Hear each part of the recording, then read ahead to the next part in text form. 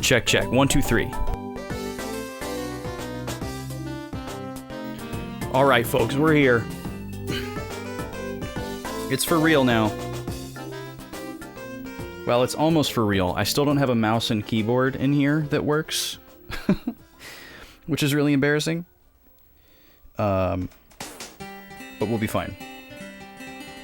I just have to leave the room if I want to engage or disengage background music.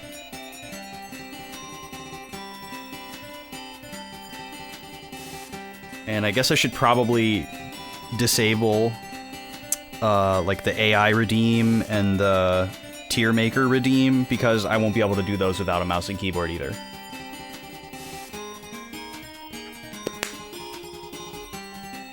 But yes, I'm here. Hello, Gooby. Luca, hello.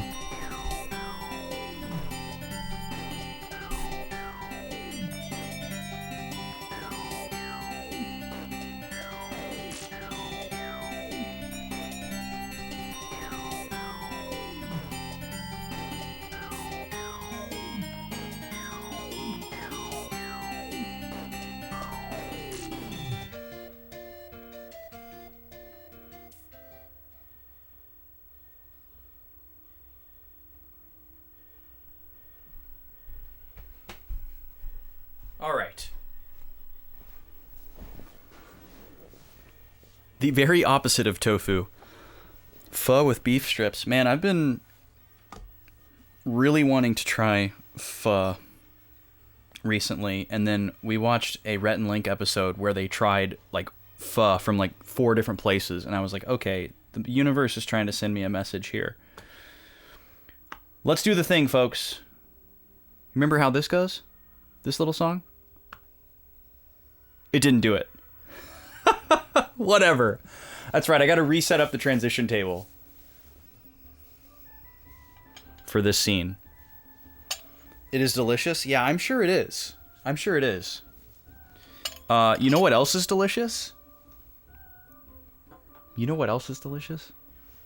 Homemade carrot cake. That's right. It's carrot cake season, y'all. I haven't shared the picture in the Discord yet, but it'll be there. Look at this. Look at this. I mean, come on. Look at that. You would eat that. I don't care who you are. You would eat that. Unless you had a debilitating pecan allergy. And that's exactly what I'm going to do. Is I'm going to eat this. I've also got a beverage here.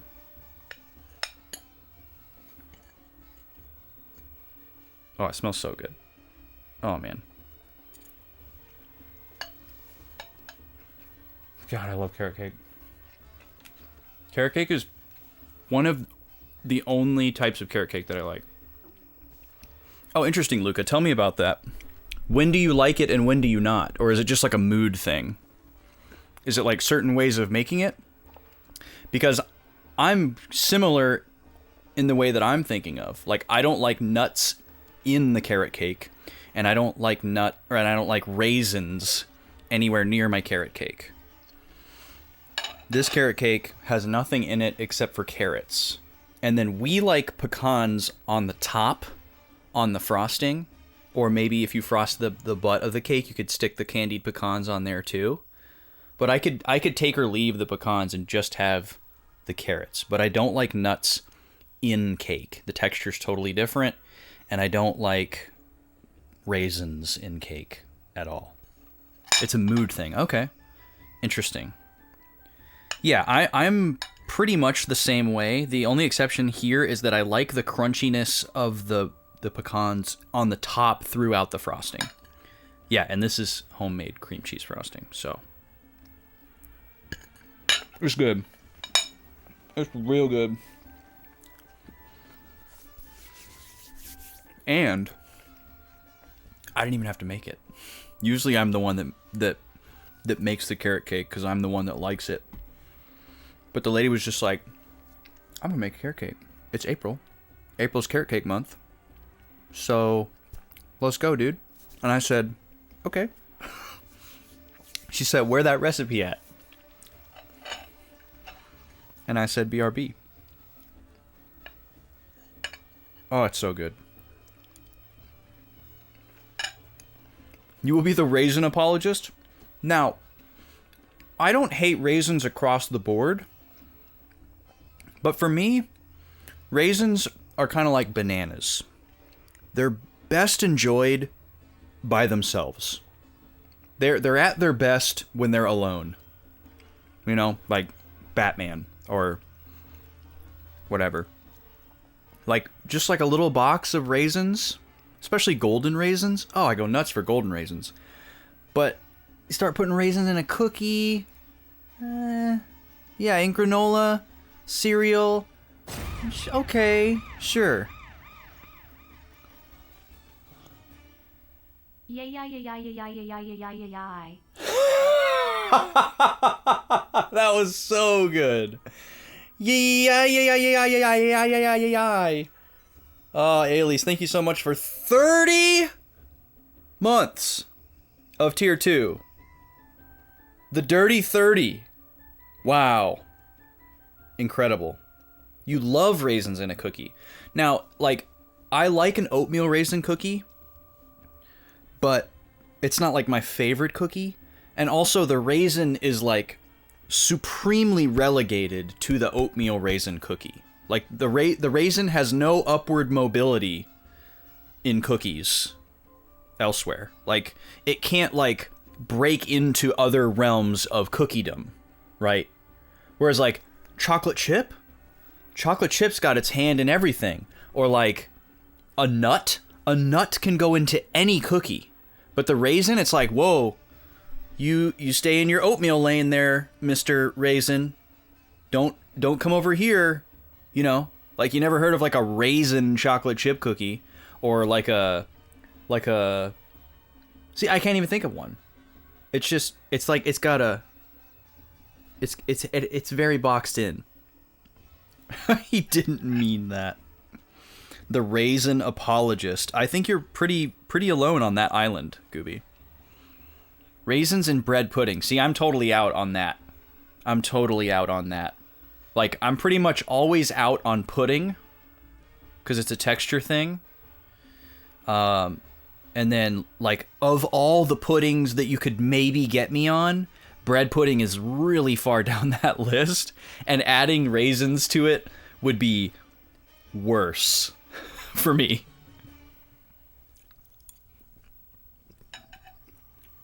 The box of raisins in my cabinet crying. Well, I don't have a box of raisins in my cabinet, but for the sake of your redeem, I'll pretend to be a little box of raisins crying in some other cabinet, like the Indian cupboard or something. So where's my little box of raisins? What can I use as a prop for my little box of raisins? Here's my little box of raisins. Alone in the cupboard, in the dark, quiet, shoved to the back, close to expiration date. Oh, no one will eat us. We're too pigeonholed. They told us to stay in our lane. There's not even enough of us in here to make a batch of oatmeal raisin cookies. We're doomed.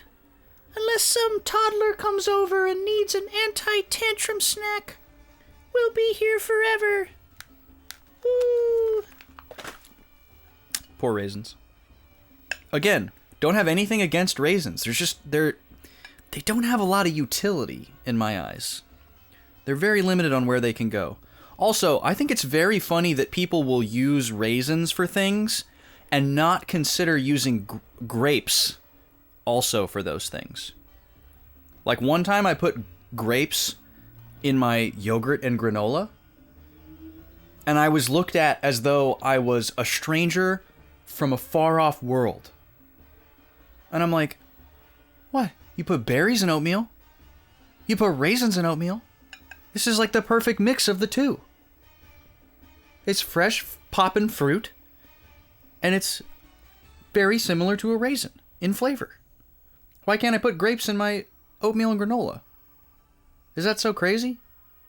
Obviously, I'm not going to put grapes in, banana bread or a cookie or something, but like, You could put grapes in your cereal instead of raisins. It's not that weird. You could put other fresh berries. I know grapes aren't berries, but like, come on. I just find that kind of funny.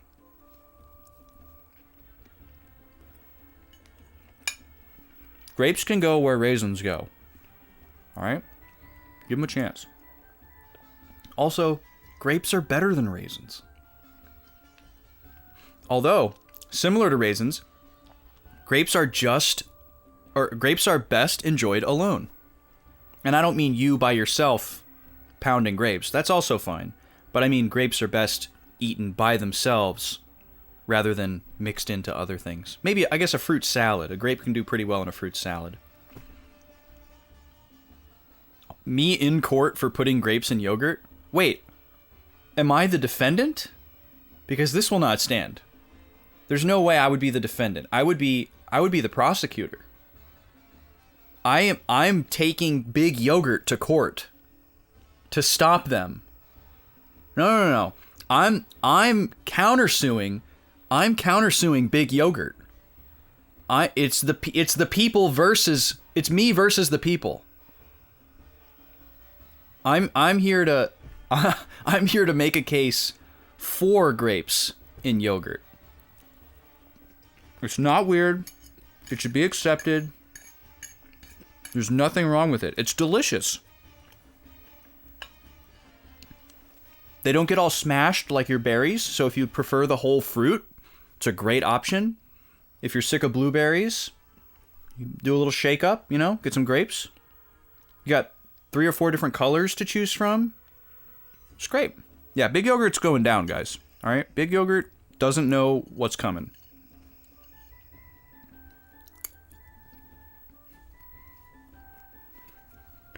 That's true. See, Gooby, this is where you come in. All the nutritional benefits of a grape are very hard to find in other fruits. Grapes are very unique. Grapes are a great addition to your diet because there's not a lot of there's a lot of stuff in grapes that's like I shouldn't say that there's stuff in grapes that you can't get from other things, but grapes are like the most convenient way.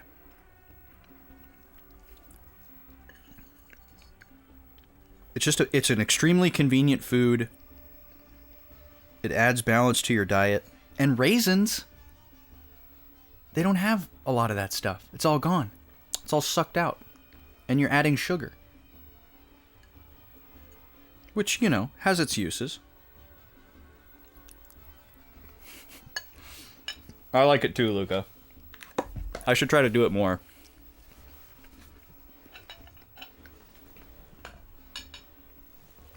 Yeah, we don't want to take down Big Yogurt. But we need to show them the way. We need to show them the light. We need to show them the grape truth. The true north of grapes. Alright. Can you guys hear the game? I know it's super quiet.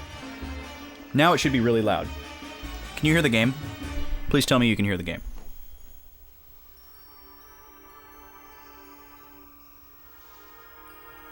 I can definitely hear the game. I had to turn it down. It was way too loud.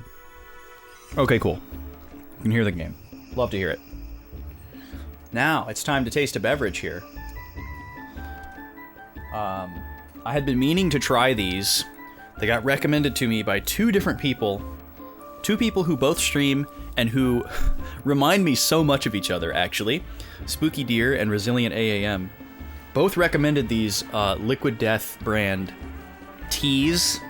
Liquid Death has really been expanding, and they have a line of teas now in these big tall boy cans. Come on, camera, please. I don't have eyes. There you go. So we're going to be tasting the Armless Palmer, and I'm very excited. I've already tasted the peach one, the plain tea one, and was there another one? I can't remember if I drank 2 or 3 on my drive home from Minnesota, but I had at least 2. And actually the plain tea one was amazing.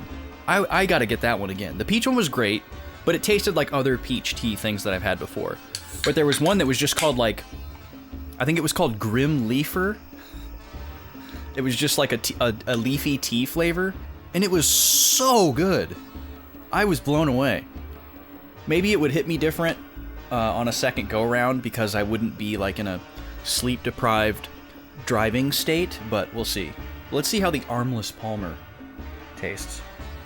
Oh, it smells so nostalgic. I remember when I discovered Arnold Palmer. Do you guys remember where you were when you first learned what an Arnold Palmer was? And that you, as a non-drinking age person, or perhaps child, could have like a more interesting drink order than water or Coke? Do you remember where you were?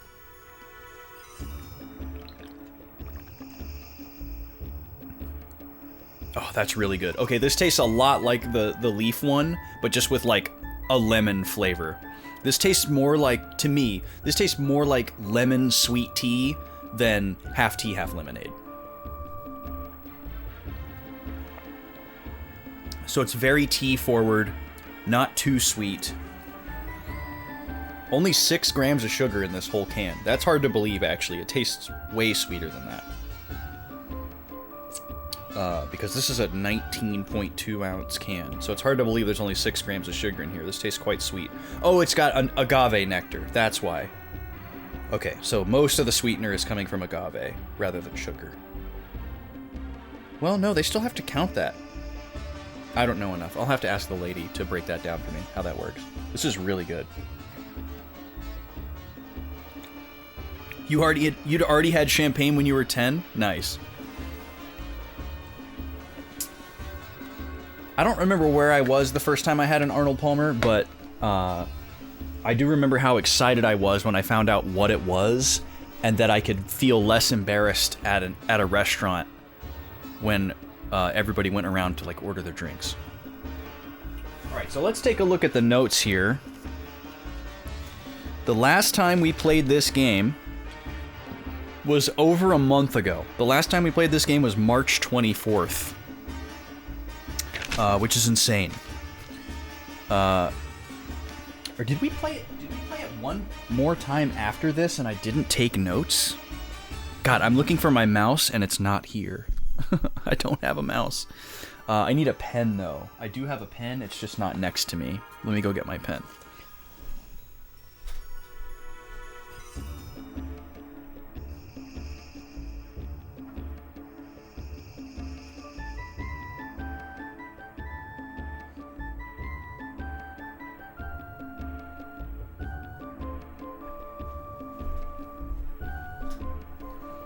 And yeah, that is right. 324 was the last stream. That's insane. That's a long time ago.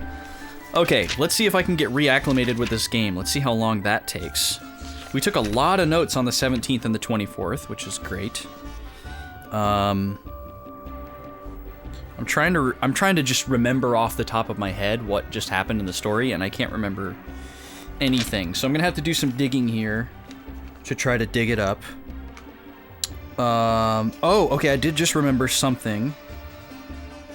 Yes. We went to some location where there was like a big gate door thing in the ground, and then Rachnum showed up, which was this giant space Moby Dick whale thing.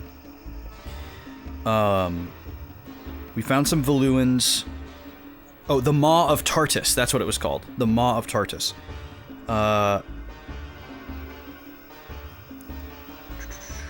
Let's see here. The Sylvites.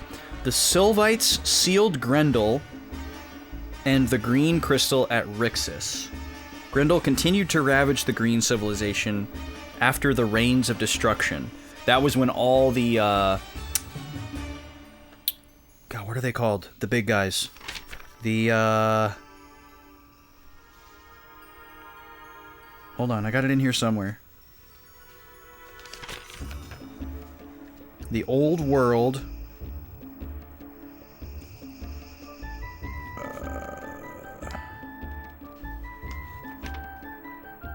I think these are way back in my notes because I was recording them towards the beginning. Here it is. Gigas. They're called the Gigas. So there are six Gigas. When all the Gigas were summoned, they brought about the Rains of Destruction. It destroyed the old world. Now we live in the new world. So let's go back to that. We went to Rixus. We learned about the green crystal. Did we get the green crystal? Can't remember if we did. I'm not entirely sure who Grendel is. Valuans retreated north. We may now be able to pass the Iron Net, which we did do. We heard rumors from Valuans on their way back from the new continent. I don't know about what, I just wrote that. And then at the Maw of Tartus, we subdued some Valuans, and they gave us a tip, and then we found Rachnum. We, like, staked him out, and he, like, came by in the middle of the night, and we tried to ambush him. We attacked Rachnum. The Valuan Admiral Ramirez attacked and destroyed the Little Jack while we were trying to fight Rachnum. That's right. Okay. Our ship got destroyed, and we got separated. So Ica and Fina got into the lifeboat, and then Vice got in the other lifeboat, and he was expecting Drachma to jump in behind him, but at the last second, he pushed us out, and Drachma stayed behind with the ship. He tried to pull a Titanic. So the jury was kind of left out as to whether or not Drachma survived. I'm guessing he did, but we'll see. And then we took the perspective of Vice. We crash landed on an island, and we played like a little mini chapter as just Vice. And then I remember the story flipping over to Fina and Ica, and we were moving through some kind of like town, and I think that's where we are now. I think that's the last thing that happened. Let me take a look at this town and see if I recognize it. Yeah. It's this little watery town. Okay, so yeah, that's the last thing that happened. We played a little mini chapter as Vice on that little tiny jungle island, and then perspective switched to Ica and Fina.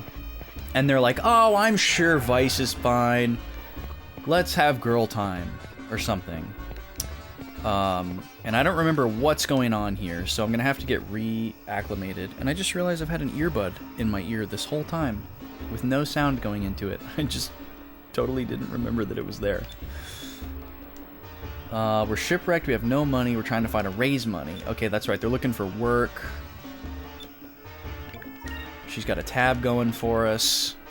I wonder if that actually happens, like if we actually have to pay this tab at some point. Like if we slept a bunch of times in a row, would we come back here and owe like 6,000, whatever the money is in this game?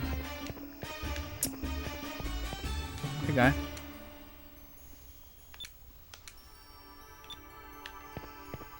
Once I get back into the swing of things here, I'll start reading dialogue again.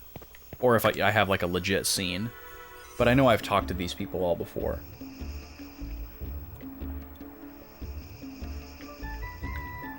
Plus I need to get caffeinated.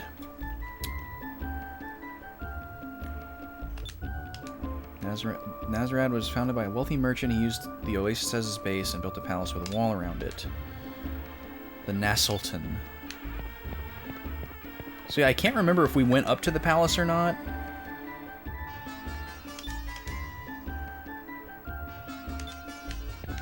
Man, it must suck to be Valuan. Nobody likes Valuans. Like, not even a little bit. Oh, I forgot this was a loading zone. Oh, yeah, I remember coming up here. We found something up here. Maybe it was just useful information or a shop.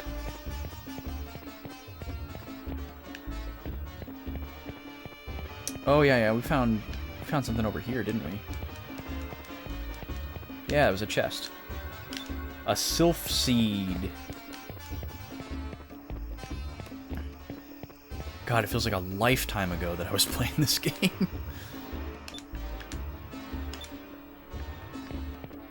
Or actually, maybe we haven't been able to shop because they tell everybody that we have no money.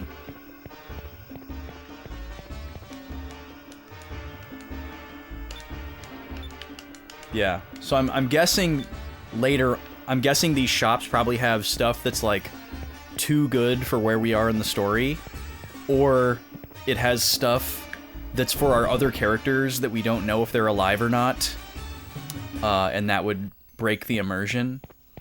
So we have to like come back later when we have everybody and when we have our money again, and then we can buy stuff. Wouldn't be surprised. Alright, what did these guys say again? This is the Sultan's palace. No unauthorized person is permitted to enter. Okay. No tourists allowed. And then I remember we went to that building right there, and there was a creepy guy in the back room. And I thought we were supposed to, like, go to work for him. But when we tried, it wouldn't let us. Let me go back over there.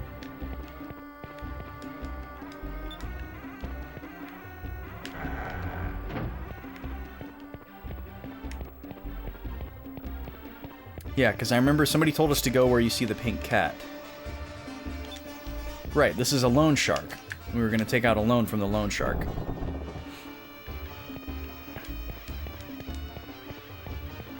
So we got this creepy dude over here. A bunch of stuff we can't steal. A safe. Oh, I do not like this guy. So he just tells us that Osmond is in the back room.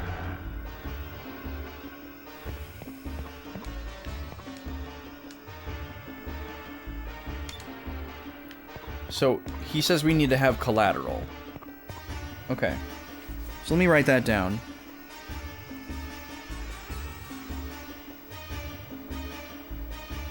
Just to help me kind of logic this out while my brain is readjusting to this game. Osmond wants collateral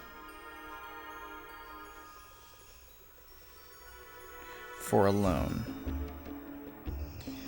And I don't remember us picking up any kind of, like, special item in the story that would be, like, the obvious choice.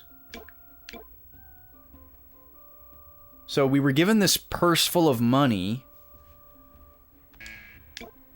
but I don't have the option to use it, so I can't, like, give it to him. And if he doesn't automatically detect it when I talk to him...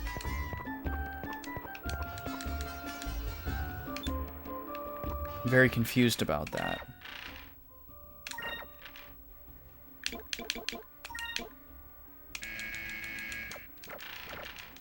That sound is hilarious. It's like a bulkhead door alarm from a submarine.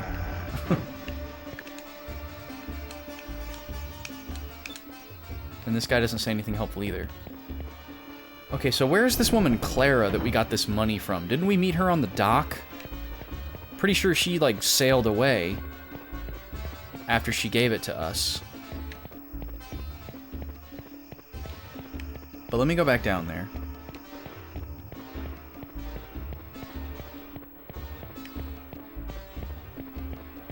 See what we can figure out.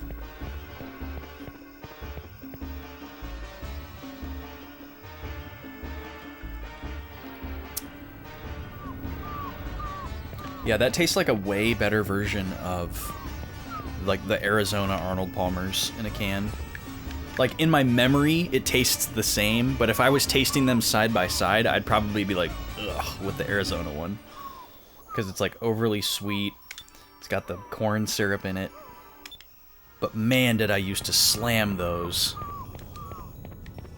That was, like, a staple activity in college. It was like walking to the gas station super late at night and getting a giant Arizona, or two, because sometimes they were 2 for $2, or 2 for $2.22, which was just a ridiculous amount of tasty drink.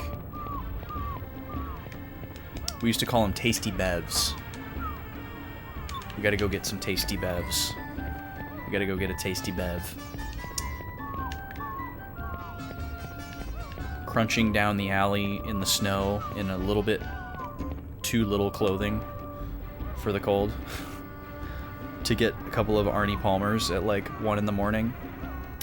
Classic college activity.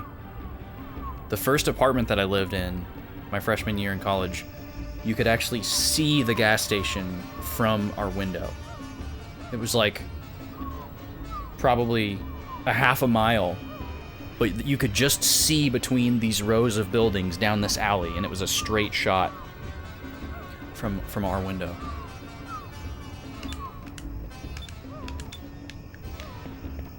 We are truly stuck here. What am I missing?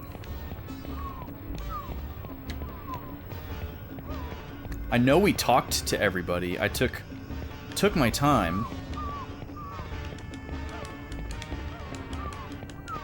This looks like the fancy ship that Clara was on. But she didn't say anything as though it were. Pretty sure we watched her leave after she gave us the money.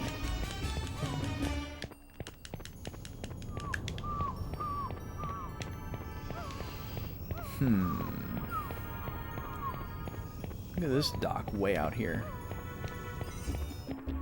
Just floating. When are we gonna have, like, floaty stuff in the sky? Are we still gonna be alive when we get to that point? I'd really like to be around for that. Floaty platforms in the sky would be pretty cool. Because there's the guy up here, I remember he has a cannon, and he's mad because there's not a war going on, which means he doesn't get to shoot his cannon, and he really wants to shoot his cannon.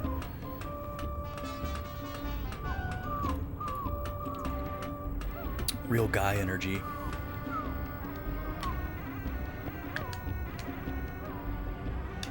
Large man. Yeah, he's the top gunner. Don't touch me with your weird whip thing, man.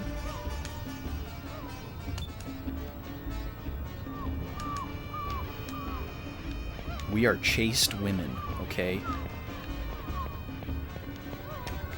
put that thing away. Stay up here and polish your gun, weirdo.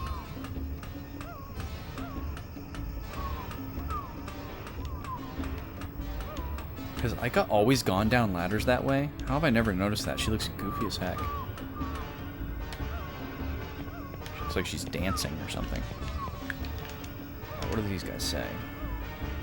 They are guarding him. Great job. Why would you guard somebody who's at the top of a parapet from the base of the wall? That makes absolutely no sense. The person who's at the top of the parapet is guarding everybody. And there's nothing you, the guy down at the base of the wall, can do for them. They would have to be at like a higher, even higher vantage point in like a guard tower in order to guard that guy. They're not even facing him. Well, okay, now that I think about it more, that's not quite right. If he was up facing outward on the parapet, looking out, he would have his back to the ladder. And if they're guarding people from going up the ladder, they could be guarding him against people that are sneaking up on him. And that way he can focus on looking outward. So I guess it does make sense. Not that it needs to make sense. I guess I'm just going to talk to everybody in this town again. I don't know what else to do. Okay, here's the slick guy. Who I imagine talking like that one character from The Simpsons. God, what's his name? Carl? Homer has the two friends that don't ever really do anything in the show other than be his friend. One of them talks like this. Hey, and the other one talks like this. And he's kind of cool. I think that's Carl. Maybe Carl is the Weasley one, and the other guy has a different name. Lenny. Carl and Lenny. Which one is it? Which one am I thinking of? Which one has the deeper voice? Lenny is the Weasel. Okay, so is it Carl? Was I right? Wow, I cannot believe I got that right. I am not a Simpsons knower. I have only seen a little bit of Sampums growing up because my dad used to really like watching it.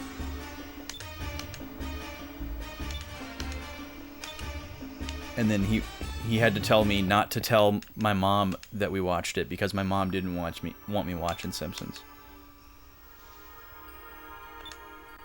Wait, what did you just say? The ship's getting ready to leave. Let me see. I already bought fuel. Oh, I know. A change of underwear. Where would they say? Oh, I thought he was saying that the weapon shop was selling underwear. I got really confused. Oh yeah, and didn't we find out there's a chest? There's a chest back there and we don't know how to get it.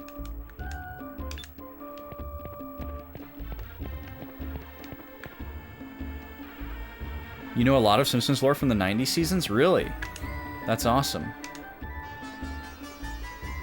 I've always been tempted to like try to go back and watch like different eras of the Simpsons that people say are like the golden era.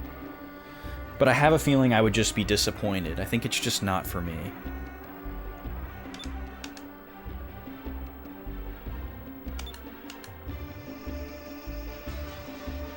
You do have a Grandpa Simpson tattoo? That's amazing. The North Dannel Strait. A ship has not been built that could make it safely through the North Dannel, so there is no need to guard it at all. Yeah, that sounds like something that's going to be a plot point later on. Somebody's going to make it through unexpectedly. The only Matt Groening show I've ever enjoyed is Futurama. For some reason, Futurama just works for me. I watched it a lot, and I always thought it was funny. But everything else Matt Groening has ever done has just been very blasé for me. Like, I've never, like, been, like, disgusted or, like, why does anyone like this? You know, I've never been, like, negative towards it. I've just always just been extremely lukewarm. Like, he did that fantasy show, medieval fantasy setting show a while back, and I was excited to check that out because that's a setting that I like. And I was like, oh, maybe this will be like medieval Futurama, and I'll like it. Nope, didn't like it. And then he did one other one. They both still may be ongoing, actually. I don't remember what that one was called. The fantasy one, I think, was called Enchanted. Is that right? I know it's one word. This is the shop I already went into, but I'm going to go up.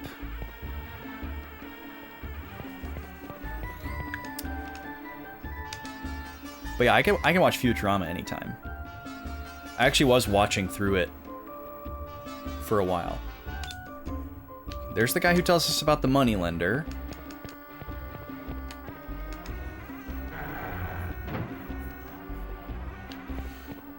Yeah, I was watching through Futurama off and on a couple of months ago before I got like really brain busy and had my blinders on. Wait, I can't even go across this room?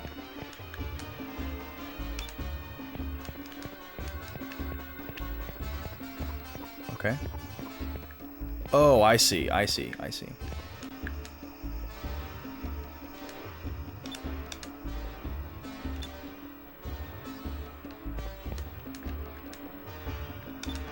Ding ding ding ding ding ding ding ding ding ding ding.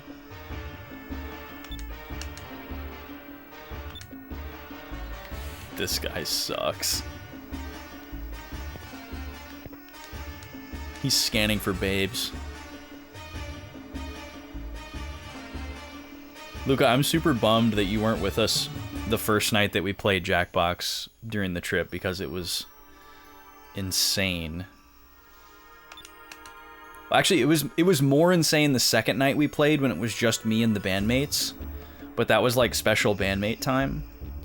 That was legitimately, I think, the hardest I've ever laughed in my whole life. I don't know if Andrew is lurking right now.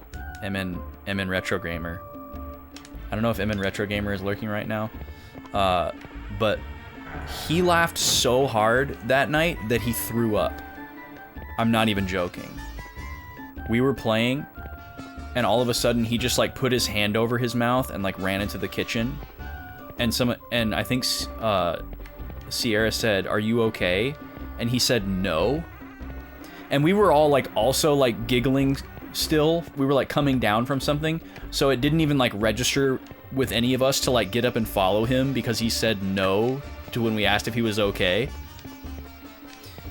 We just kind of like sat on the couch and we were just kind of like still giggling, and then he finally came back after like a couple of minutes, and he was like, "Guys, I don't know how that happened. It's never happened to me before, but I just laughed so hard that I threw up." And we laughed even harder after that. Like that was like at the beginning of the night. It was nuts. There was this one part where it wasn't even part of the game. Like we were already laughing a bunch from playing Jackbox, and Andrew passed his phone over to me because this guy, his friend, had just messaged him. And whenever this friend messages him, it's like really rare.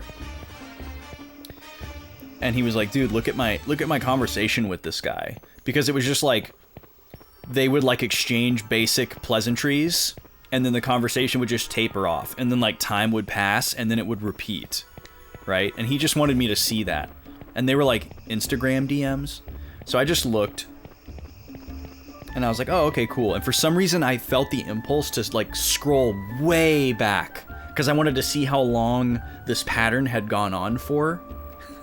And I went back like 2 or 3 years in their message history. And he didn't expect me to do that. He didn't expect me to look at it for that long. He expected me to just kind of like glance at it and like giggle. And I was like, no, I'm invested. And I ended up reading the entire message history out loud to the bandmates. And there's nothing like incriminating. Like it's nothing that this person would need to be embarrassed of at all. And we weren't disparaging the person either. It was just the context and the timing was so hilarious, because I'd be like, July 28th, hey. Andrew says, yo. Friend says, sup. You know, and I was reading it like that, but then there would be like the 3 or the 4 messages, and then it would be like 16 days later. So I was reading it like it was a dossier. Or like a crime itinerary or something. Like I was reading like a true crime. 15 days later, 4 months pass, and I just kept going, and I wasn't dramatizing it like I'm doing right now, and I just kept laughing more and more each time. And Bracky was getting so mad. He was getting so mad because it was never like resolving and going anywhere, and he was like, this is so dumb, but he kept laughing harder and harder, and we were laughing at how mad he was getting and just how funny it was in general. And by the end, I was just like, none of us could breathe. Bracky was begging me to stop, and I was just like, 2 days later, and like he was trying to take the phone away from me. We were all, I don't know. I can think of like maybe 3 or 4 times in my life that I have cried more than I cried that night. From anything, but that night it was from laughter. It was insane. It was very cathartic after an extremely challenging weekend proceeding.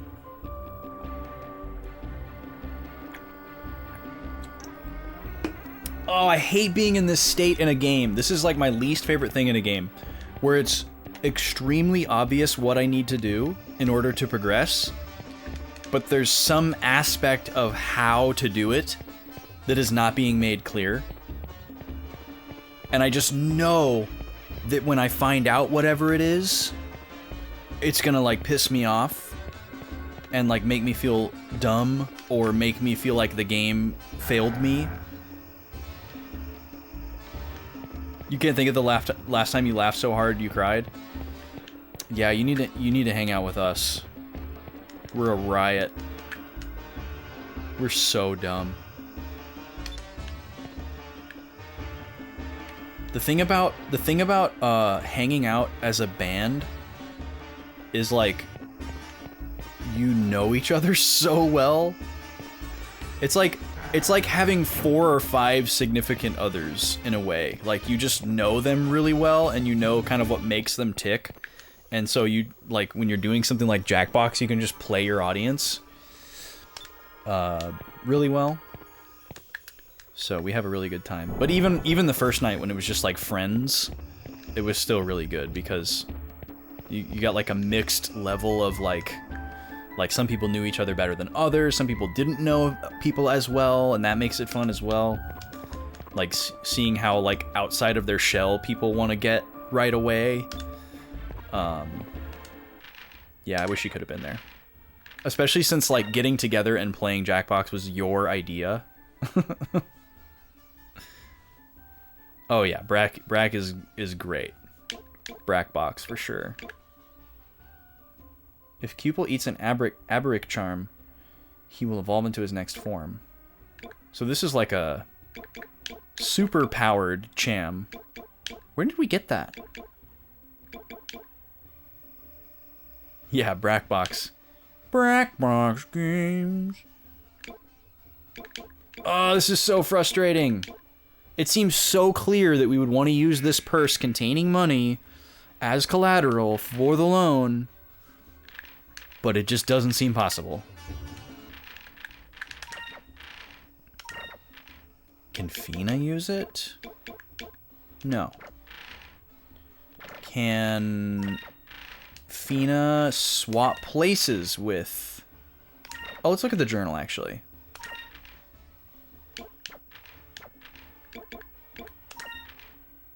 We have finally secured our second crystal, the green crystal. I began thinking I realized the geeks are nothing more than but tools. It's the hearts of the men that use the geeks for their own evil use. I must not fail in my mission. I must not let spies down. Oh. So wait, are these all of the story entries we've had so far? And there's only 2 pages? Does that mean we're almost halfway through the game? I guess it could be possible. We really have 32 hours in this game? Doesn't seem like it's been that long, but I guess it is.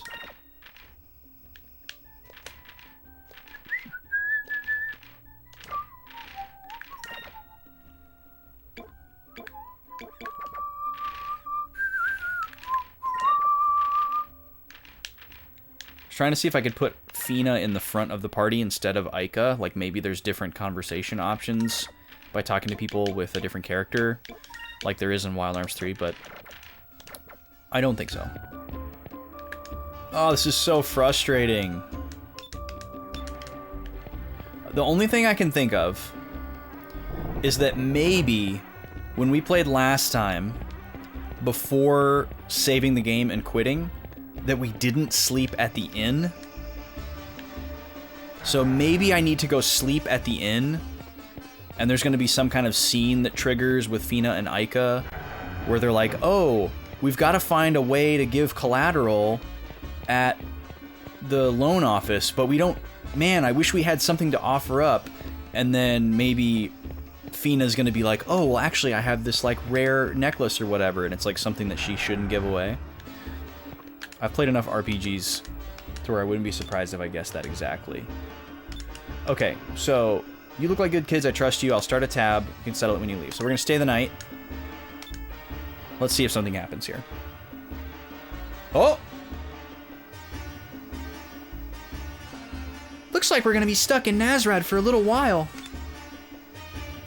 What are we going to do tomorrow? Well, I was thinking about looking for a place to work. We have to save up some gold. Let's put aside the money that we got from Clara. If we save up some more, we can buy a small ship and go looking for Vice. I feel like we already saw this scene. This seems entirely too familiar. What do you think, Fina? Yes, that sounds like a good plan. Well, tonight, let's just get some rest and hope for the best.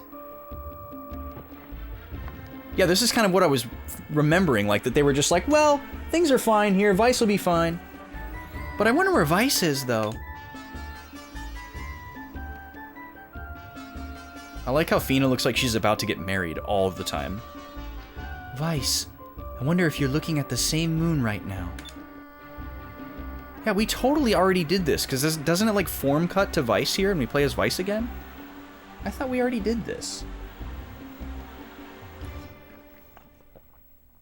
The looking at the same moon guess is not as poetic as it might be in other media, because we know for a fact that there's multiple moons in this game. So he could legitimately be looking at a different moon. Aika, Fina, are you looking at the same moon right now? I hope you're all right.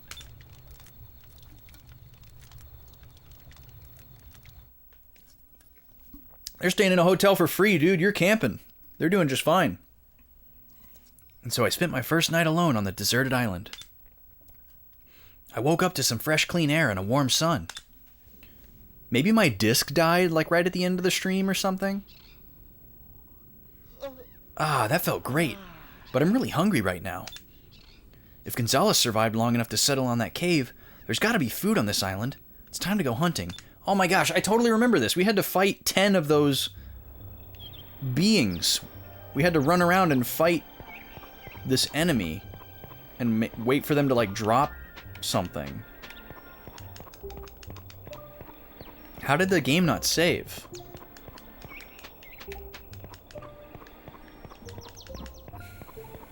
I have 2 copies of the same save, so I don't think I... Let me check something here. 3124. 3124, yeah. Same save file. Even though we only saved at the inn once just now, there's another copy of it here. Or that's the one we started the stream with. That's so weird. I can't explain that. We definitely already did this, but I don't know how I wouldn't have saved. I'm not complaining because, honestly, redoing a couple of things will probably be good for my getting reacclimated to the game, so that's fine. Oh, I forgot to send out my tweet.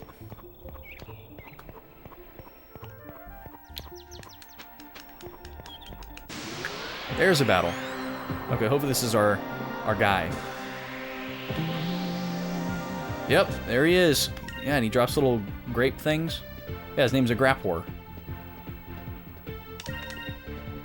Yeah. At least they die in one hit. That was easy.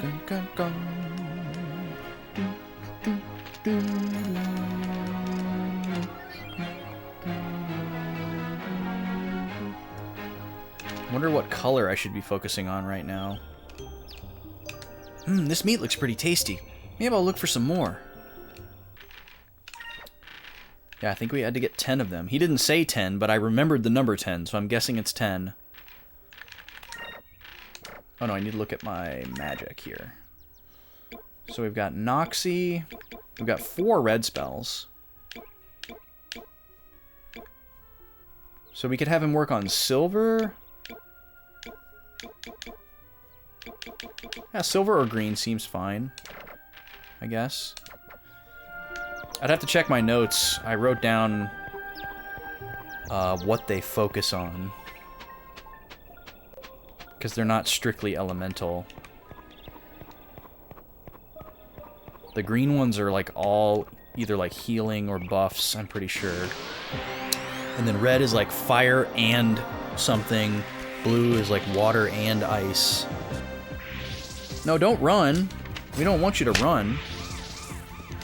Yo!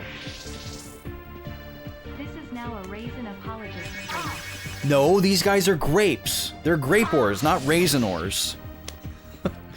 Gooby, thank you so much for 19 months. We need to spin the wheel. We need to spin the wheel twice, actually. Alias resubbed earlier, and it slipped my mind, because I was probably telling some dumb story. Oh, I was talking about Jackbox. Let's spin the wheel here. 2 times in a row. Thank you so much for those resubs, guys. We're getting closer to that sub goal, too. First spin of the night, it can be anything. Nothing's off limits. We've got lots of new snacks and sodas on deck from the trip. But we've got some shenanigans possible, too. A snack! All right, we're going to be tasting a snack. You already know you're on the perfect line. The double. 2 quick ones. Oh, you're Streets 112. Watch me take this corner. Oh, that's so good. And a soda! What more could you ask for as a boy but a snack and a soda? All right. Excellent. Let me finish grinding these grape ores. And then, only one didn't run away. Oh, we countered one, I think. That was easy. Streets 112 is so good. Margrutsu. Alright, we got 2 for that one. Excellent. Pretty sure it's 10. Look at this clutchness.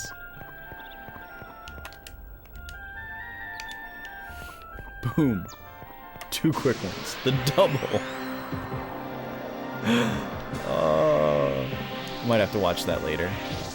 I like how he snuck up on me and then ran away. That was easy. That was easy! You didn't even know he was there, bro. Oh, you still get the magic experience when they run away? That's kind of cool, actually. I wonder if there's an easy way to exploit that. Like, maybe there's like a... Maybe there's an encounter that commonly runs away that you could easily farm, and you could just rack up magic experience super fast because you're basically battling without battling. Are there encounters up here?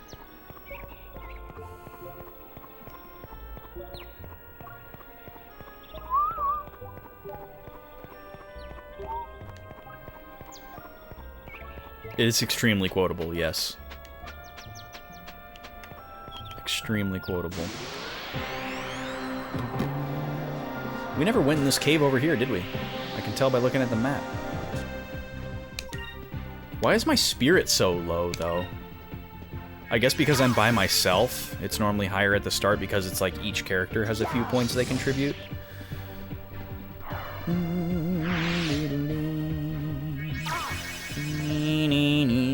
I should start figuring out what snack I want here. I think I definitely want something like candy-like, whether it's sour or fruity. I'm not feeling chocolate right now. We did cinnamon last time.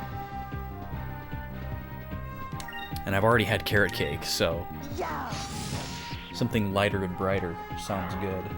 We've got a lot of choices in that vein. Is it over already?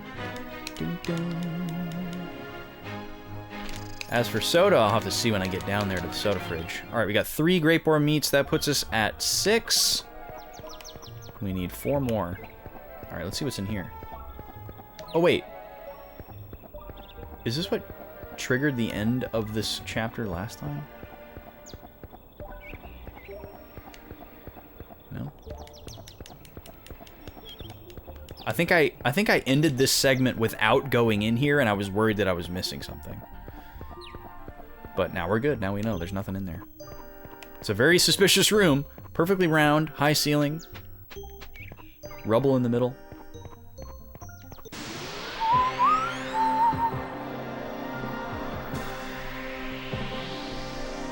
Three more grape ores. Goodbye.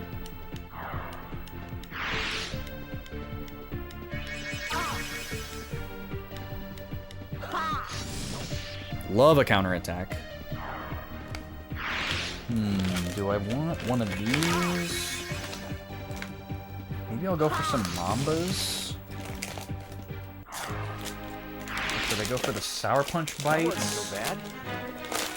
Or maybe I'll go for the Warheads. 3 more! Excellent. Okay, we only need 1 more.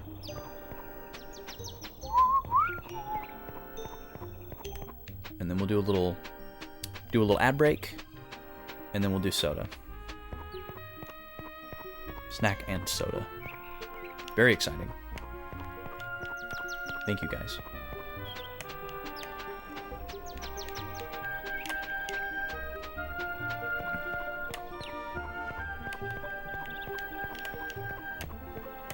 Gooby, you been playing any games? You been having any time for games lately? Look at all these great boards. Oh my god. Look at them go. Look at them wiggle.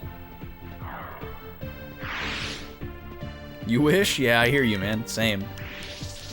Goodbye.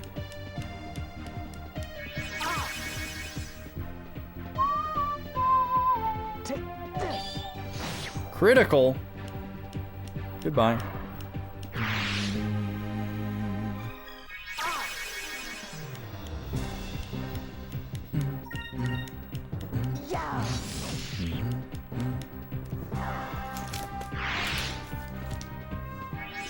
I think I'm gonna go for the Mambas.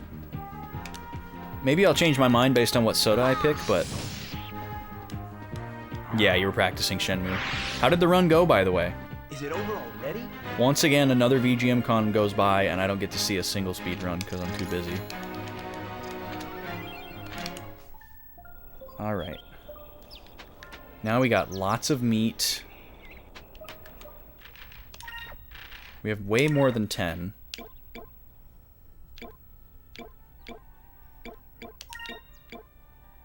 We have 13. Is that really not enough? Am I supposed to, like, go back into the hole now?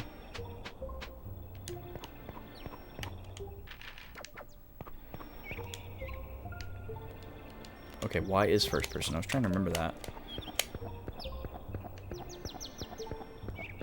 Blom, blom. Yeah, that's fine.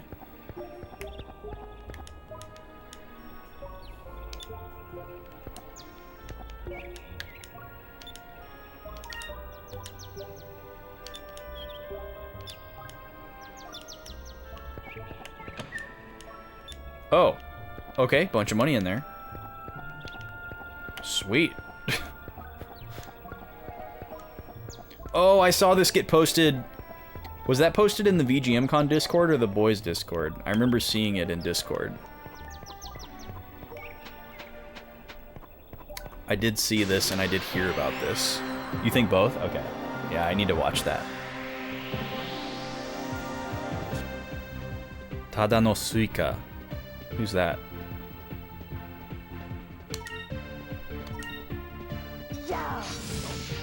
Maybe I need 15 grape ore meats. That wasn't so bad. Yo, Draconics, welcome in, dude.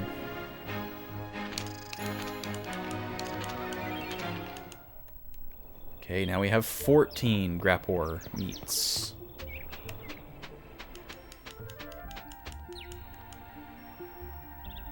Doesn't look like it's in very good shape. Yeah. You could say that.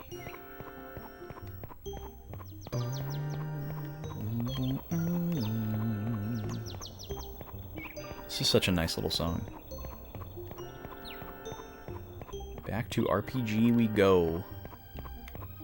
I had this pipe dream of finishing Dragon Quest III while I was on vacation. Didn't get to play it once. Didn't even get to turn on my analog pocket while I was there. It was with me. Had it ready to go. Had the charger and the dock and everything all ready. I had my notepad. It was all ready to just like settle up and play it for a couple hours during some free time. Ha! What's that? Good to hear, Gooby. I'm glad the run went well. That's awesome. You got bad RNG though? Just like across the board, or at like one specific part where it's really RNG heavy, or how RNG heavy is a Shenmue 2 run? I don't even know. Is there like a lot of RNG throughout it, or is it like one key point? You seen what free time looks like? Okay, we finally got enough. It must have been 15 that we needed instead of 10. Oh, you never seen? Oh no. Oh man, I ate so much. Those things actually taste pretty good. I should have enough food to last me for a while. I wonder if this island is near any of the trade routes. A ship has got to pass by here sooner or later. I should prepare some sort of signal fire in case I see any ships. What's the difference between the fire you got going right now and a signal fire? I spent my second day gathering food. Lucky for me that the island was inhabited by animals. I started my third day with a big breakfast. Now it was time to get to work. There's a point where you have to bet on the run on a 50% chance. Oh my gosh. You missed it you've missed it 3 times? Wait. Oh, and you have to use a backup save? Holy moly. Yeah, that sucks. Runs like that really suck.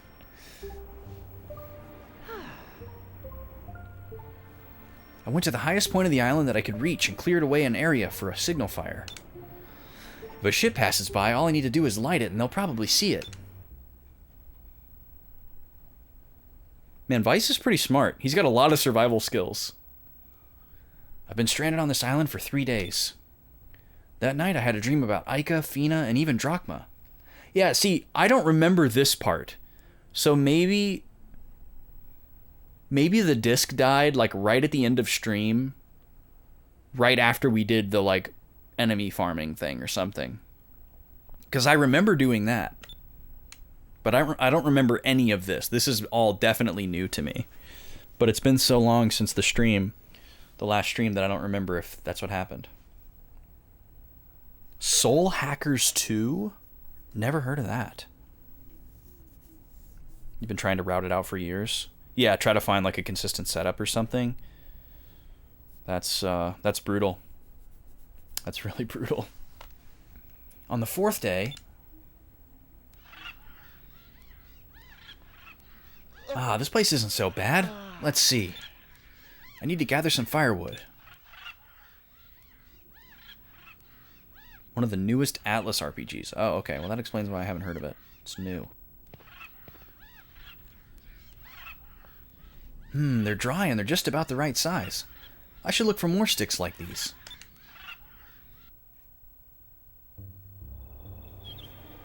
Okay, so now I have to do another thing. Now I have to gather sticks.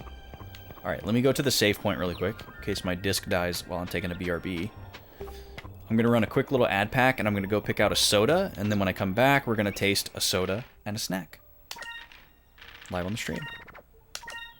And I'm very excited about it.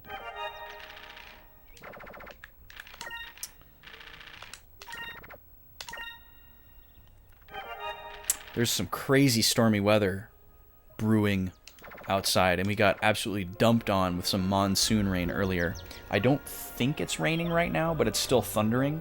So if I come back soaked, you'll know why. I'll be back in about 3 minutes. Thank you for being here. And thank you for spinning the wheel.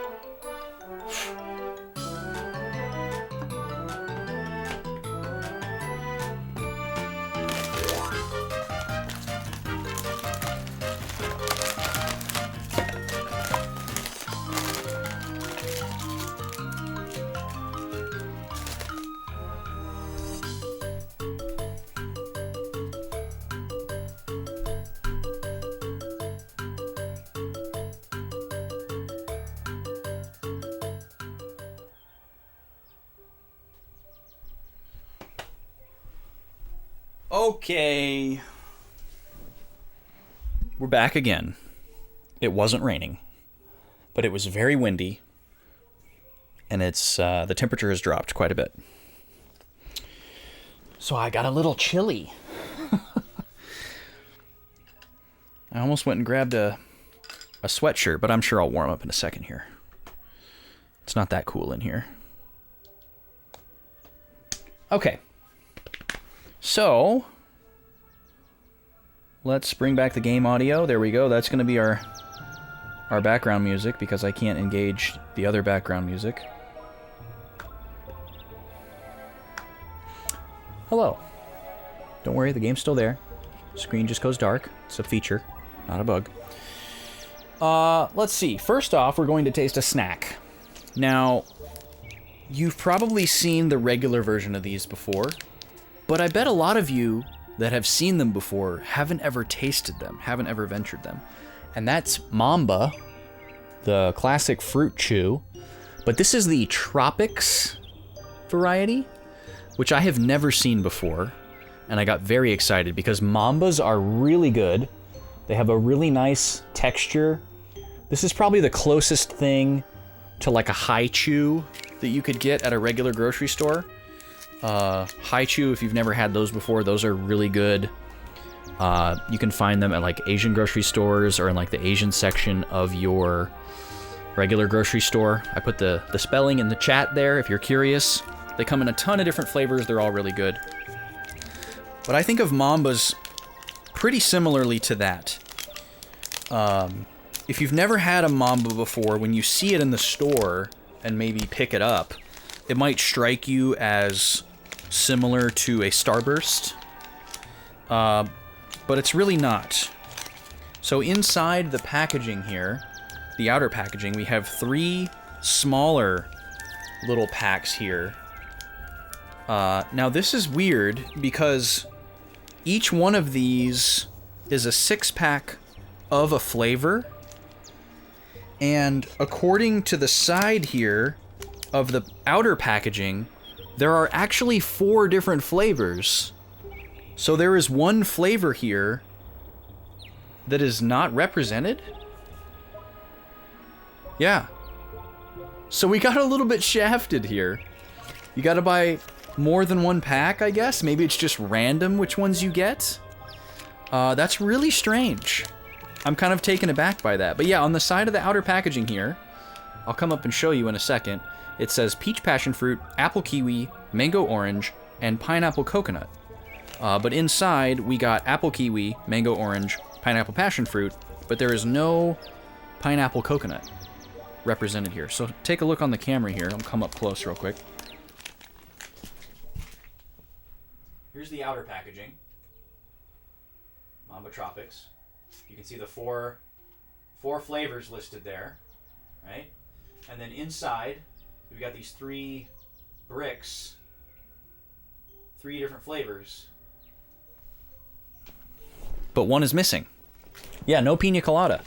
That's a little unfortunate. I'm a big fan of pineapple coconut mixed together, especially in the right ratio. But all these other ones sound really good too. It's not like I don't like these combinations. So, we're going to do this the only way a boy should, and that's meticulously and one at a time and in an organized fashion. So we're going to open up these little packages here and let out one. Oh, let me go back here so we have music. There we go.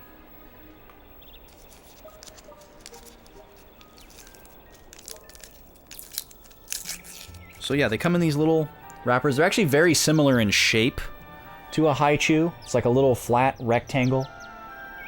Here it is.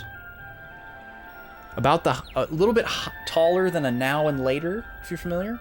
But these are soft. These are softer than a Now and Later. Not as soft as a high chew, if memory serves. But definitely softer than a Now and Later. Takes a while for a Now and Later to soften up, hence the name. But I am a big fan of those too. You guys remember Now and Laters? How long has it been since you've had a Now and Later? Is it closer to now or closer to later? I remember I had a family member. I think it was a cousin. Yesterday? Come on, Draconics, you're lying. No way you had a now and later yesterday. I don't believe you. Somebody hit the Ron Burgundy. I don't believe you. I had somebody in my family who really, really liked watermelon now and laters. Specifically. Like, that candy, that flavor was like a game changer for them. And that was my gateway into artificial watermelon. That was the first artificial watermelon thing I ever had.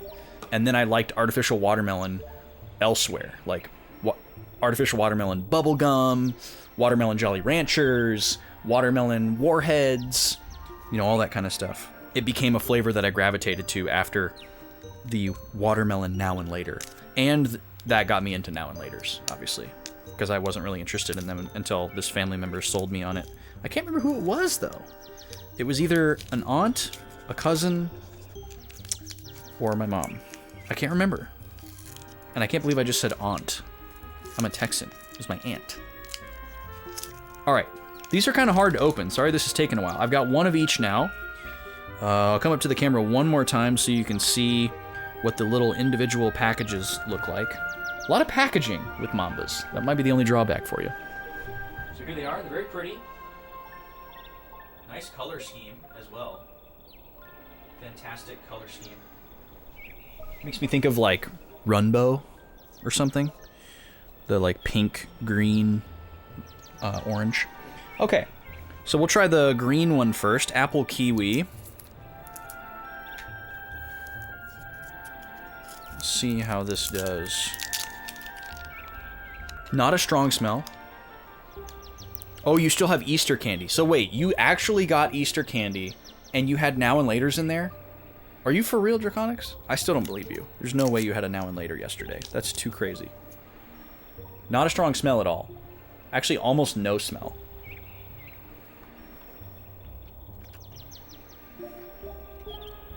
Very similar to a Haichu.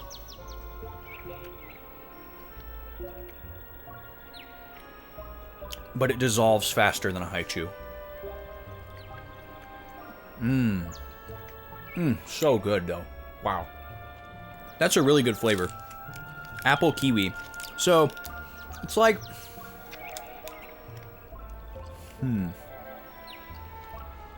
I'd say it's mostly apple. It's like a classic green apple candy flavor.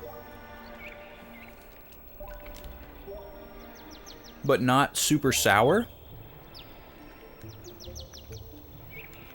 I don't know, I'm not really specifically getting kiwi, which doesn't surprise me. Most candies that have kiwi in the name, like apple kiwi or strawberry kiwi, they don't really have like a kiwi flavor. It's usually just like a more like zesty version of the preceding fruit. Like strawberry kiwi is really more like sour strawberry versus regular strawberry that might be like sweeter. And this is probably like a slightly more sour green apple. I don't know. That's my take. Very good though. Very good. Great texture. I forgot how much I like the texture of these. But we had some Haichus in the studio last week. And, or 2 weeks ago? Or last week? Yeah, last week.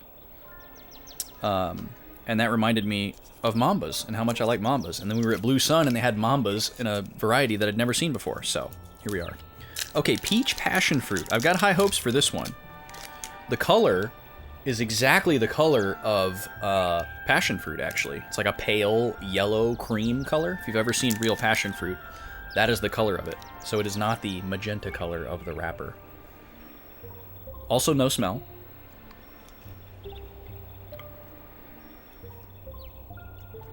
Ooh. Strong peach flavor. Oh, check Discord! Draconics has got the receipts. He's got the proof. Let me take a look right now. This one is really good. It's like a peach flavor, but there's something else in there.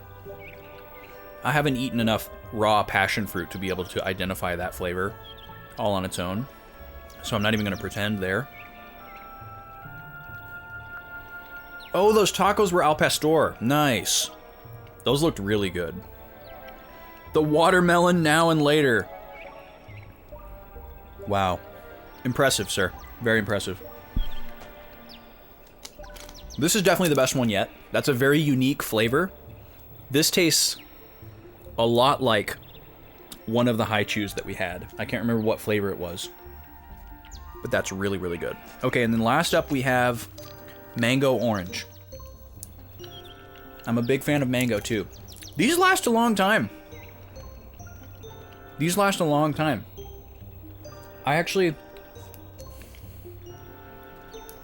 These would really give haichu a run for their money.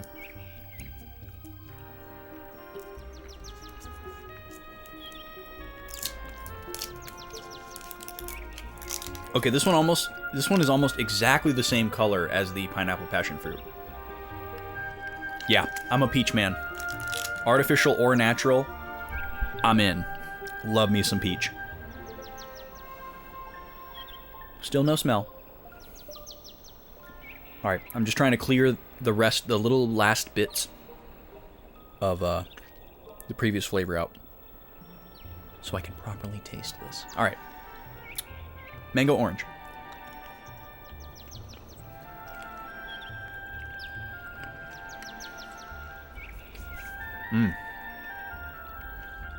You know, it's called mango orange, but it should probably be called orange mango. It's mostly orange. This tastes a lot like an orange starburst, which is a flavor that I like, but a lot of people don't like, which surprises me. I've recently discovered that a lot of people don't like the orange starburst. People are weird about the original starburst, the original 4 flavors. I'm convinced that a lot of people just don't like original starburst, because most people have like 1, 2, or maybe even 3 flavors that they hate and just avoid. And then there's like 1 or 2 that they like.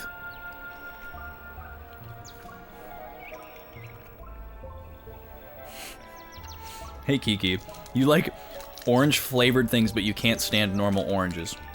I mean, that's definitely uncommon, I guess. Well, maybe it's not. Now, forgive me if I want to dig deeper on this, but this intrigues me. So just tell me to leave you alone if I'm asking too many questions.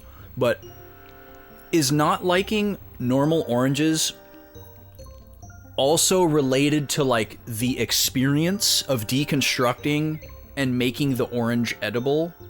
Or is it just, like, in any context, like orange juice, fruit salad, like somebody else could peel it for you, pre-peeled, pre-sliced, and, like, is it like the actual experience of eating a raw orange that's part of the distaste?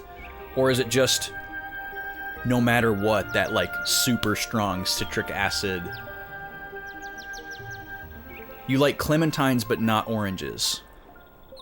In any context. Okay, so it's like a sour thing, probably. I'm guessing, because fresh oranges are pretty tart, and a clementine, it's like a little bit sweeter. Sometimes they're sour. Sometimes you get a sour one. Not a big sour person. Okay. And then artificial orange is not sour at all. It's like this nice muted flavor. Okay. Yeah, I don't think that's that weird, honestly. It might sound jarring at first, because it's like, oh, you're an imposter. Like, how could you like fake orange without liking real orange? But it's like, well, it's a different flavor. I've met people who like artificial banana flavoring, but they don't eat bananas, and they think bananas are gross. That one I think is even more valid, because they're just so different.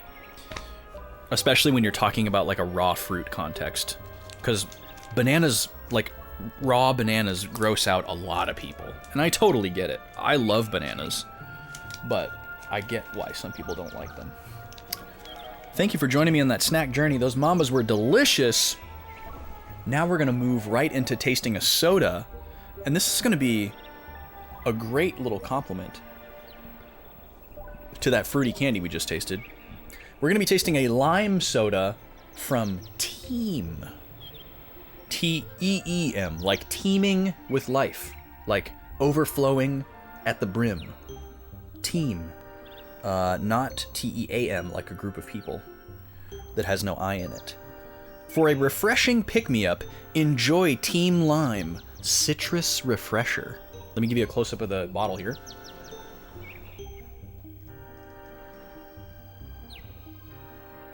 Come on, camera. I gotta cover my face.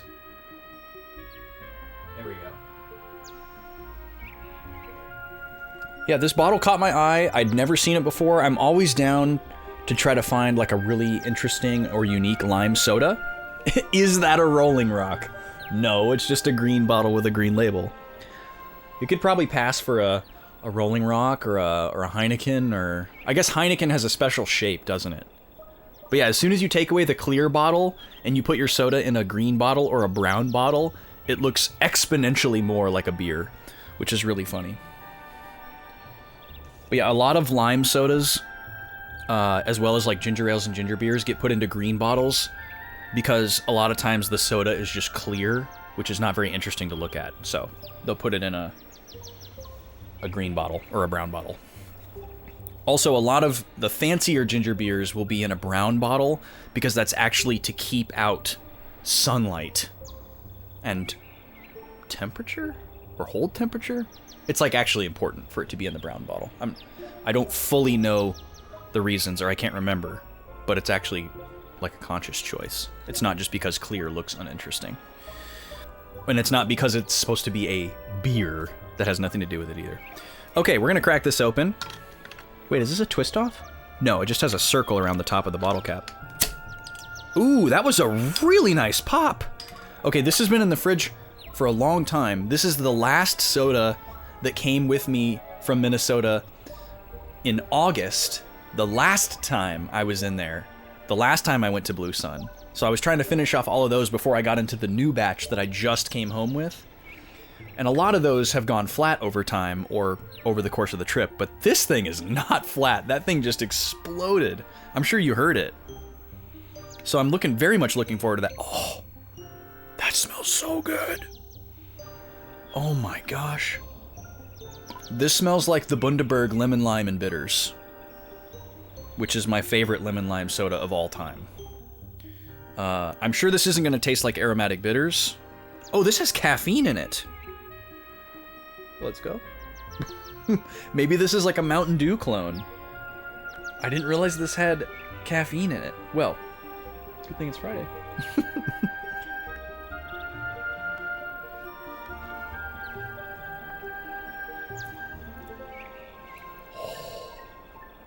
That's so good!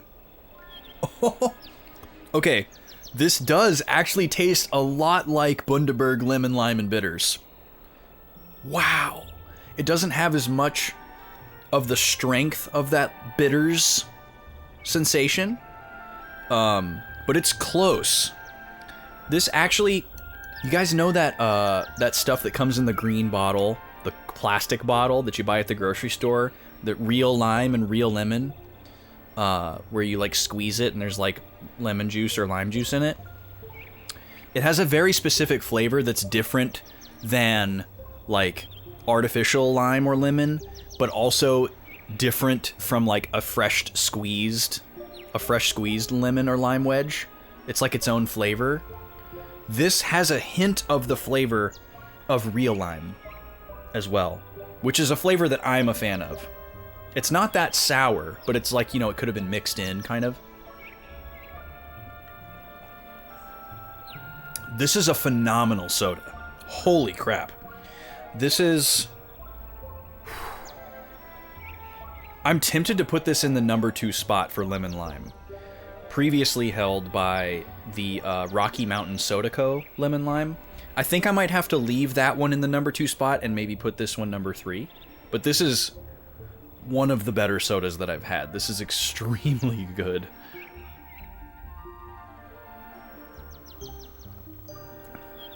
This is probably the best new to me soda that I've tasted. Definitely in 2023. And possibly in quite a bit longer than that. This is like, in that whole last round of sodas that we've been working our way through since August, there's been some amazing ones. There's just been some okays. You know, there's been a lot of middle of the road. sodas and a couple of standouts. But this is definitely on another level. This might be the best one of the whole bunch. Obviously, it's easy for me to say when this is like right in front of me and I can't remember what most of those were. But just based on the visceral reaction here and everything, this is a top tier fizzy drink. Holy moly. Yeah, I don't know if it's the best soda that I had in 2022 because I had a lot of sodas in 2022. So that might be a hasty title for me to throw out. But this is definitely the best soda so far of 2023. People have been bugging me for a long time to have some kind of more tangible, concrete ranking system for the sodas that I taste. And I've never been able to figure out what to do because it's too hard to like rank them individually. I think what I need to do is create categories like lemon lime, root beer, cola, etc. and then rank them amongst the category because I know I could do that. I've already got like a very concrete ranking for some of those categories, so I would just have to sit down and actually like type out the information. So maybe that's what I'll do. Maybe that's a project I can work on sometime in the medium future. Man, that's good. So yeah, go get you one, folks. If there ever was a go get you one, look for Team Lime. I don't know where you're going to find it. It's bottled in Washington, so the closer you are to the Pacific Northwest, the more likely you are to find it. Obviously, if you're not a caffeine person, you should avoid it because it does have caffeine in it. But man, this is good. Holy moly. So it's like a carbonated Bundaberg lemon, lime, and bitters, but with less bitters. But some. Definitely some. Similar sensation. Wow. Bundaberg Peach, yeah. Shout outs. Bundaberg Peach is 1000% the best peach soda to ever exist. And any other peach soda is in a distant miles away second place. Here's some firewood. This looks like it's about the right size for making a fire. Excuse me. Thank you for joining me on that tangent. Thank you for sending me on that tangent. Appreciate you all very much for your continued support. Subs and bits and whatnot. Things that spin the wheel. Really do appreciate you. We're gonna get back to the game now. This one's nice and dry. There's more here than I thought. How have we been here 3 days and there's still just like piles of firewood? Okay, this is the third one. If I can find just 2 more, I'll be able to start a fire. But what are you using to light the fire, Vice? What do you... I guess he has a sword and there's rocks around. So you can probably make some sparks that way. Have you guys ever used like a flint and steel fire starter kit? Where like you have the little tinder box and you just like scrape it and make sparks?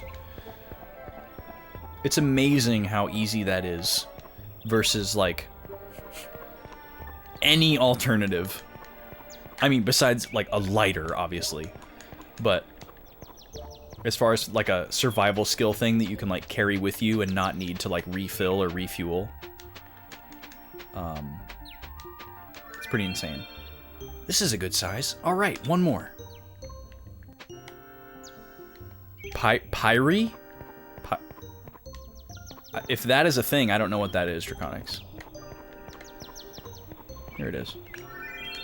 This should be enough to build a decent-sized fire. Well, I have enough firewood to last me a while. It looks like it's going to rain soon. I should call it quits for today. Well, it was my 4th day on this island, and I'm really starting to miss sailing. I suppose I just have to think of this as some sort of vacation and deal with it. Boy, these people are so good at going with the flow, it's kind of sickening. On the 5th day...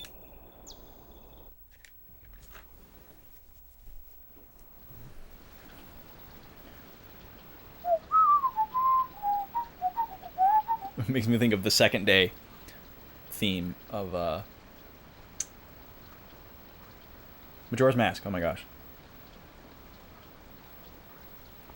Couldn't think of it. Oh, it's the fire magic spell. Gotcha.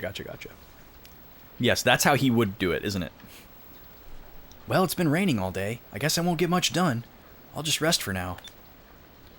I don't just want to sit around all day, hoping for a ship to pass by. I wonder if I can fix the lifeboat from the Little Jack. It rained all day. I spent most of the day resting in the cave. This is my 5th night on this island. First thing tomorrow, I'll try to fix the lifeboat. Another good night's rest. It actually does feel good to take a break from fighting monsters. Well, I better get started on fixing the boat.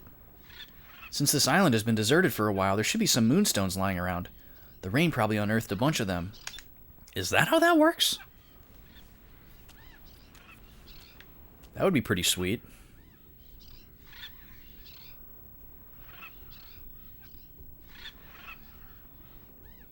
Oh, that's a pretty big one. Here's one, but I'll need more than one to fly to the next island. Time to look for some more. Can you imagine if it rained and just like, oh look, there's a gemstone in the ground. Hey, found one.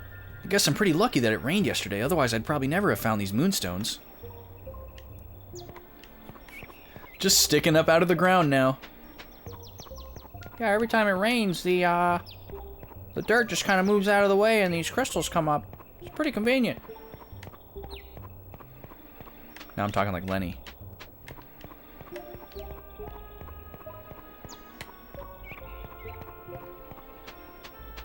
There's one. Here's another one. I'm lucky this is a deserted island, or else these moonstones would probably have been found a long time ago. Yeah, I guess it never rained when that other guy was here. He was here for what, like 1,000 days or something like that? It never rained? Or he just never left the cave? He was too sad. Oh! Oh, here's one. It's a red moonstone, which means I'm probably near Nasser. Well, yeah, you were looking at the red moon last night. That's pretty, indicative, isn't it? I don't think so, sir. How do you know that? Things he said. Like being able to spot a phony ID. Jesus Christ, pal! I don't think so, sir. Another one. Yep, that's right. There we go. Huh, found another one. One more would probably be enough. I like how his intuition is always right. I need about 2 more of these. Yep, it was 2. I need about 1 more of these. Yep, it was 1. I'm gonna need about 15 of these bad boys. Yep, it was 15. Incredible sense of awareness on this kid. He's got survival skills, taking everything in stride, stranded on a deserted island, no problem. It's like a vacation. He's enjoying it. Maybe there's one up here. Oh, yep, I see it. By my signal fire. Last one. Man, I'm so lucky that there were plenty of moonstones on this island. Yeah, I'm so lucky that there were exactly as many as it would take. These moonstones haven't been processed yet. They may not give off much power, but it should be enough to power this little lifeboat. It looks like I'll finally make it off this island. Will you? I started working on the boat. This island is full of trees, so I won't have to worry about running out of materials. What about tools, though? Where are your tools? I know you have a sword, but, like, you can't build a boat with a sword. Eating the food that I saved up, I spent the next few days hard at work on the boat. 1 week passed.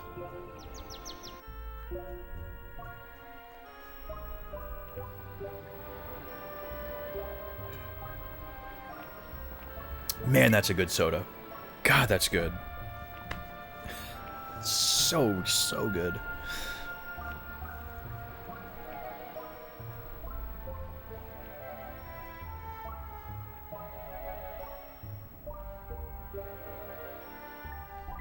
I wish I would have known. I would have bought more while I was just up there. But I've got almost all new stuff. I bought an entire case of all new stuff. So 24 sodas. And then I bought another half case of some staples and a few more new ones. So we have about 25 plus brand new sodas in the tank, ready to be tasted over the course of however long. Does Vice ever grow a beard? How old is Vice? I don't have the manual, but he strikes me as like a typical, you know, 16, 17, 18-year-old RPG protagonist. He sure is savvy, though. His dad taught him well. Or maybe his mom, I don't know.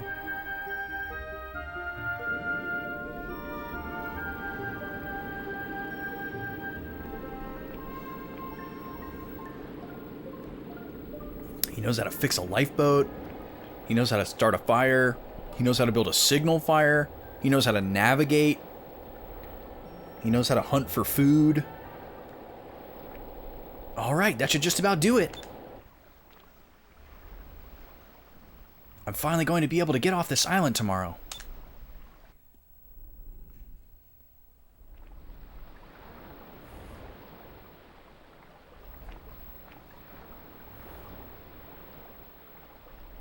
Yep, fixed. Just like that.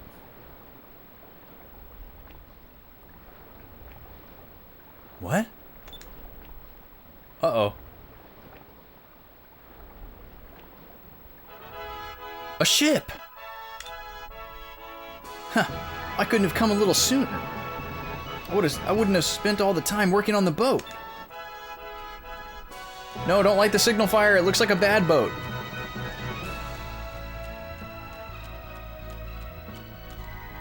Just take your boat and go.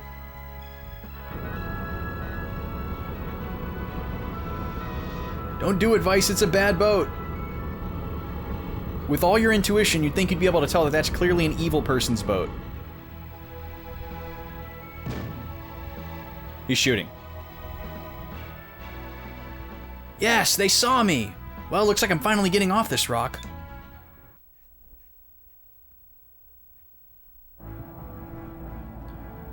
Whoa, he's got pinups.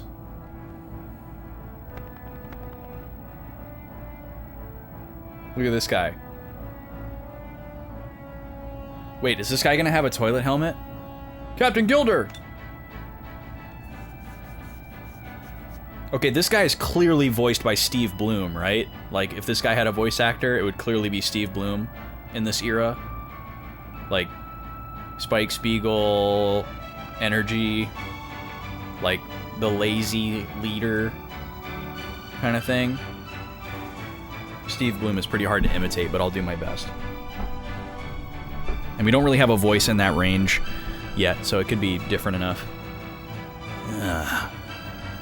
Not again, Lola. Let me sleep a little longer. Captain! Captain! You need to wake up! Huh?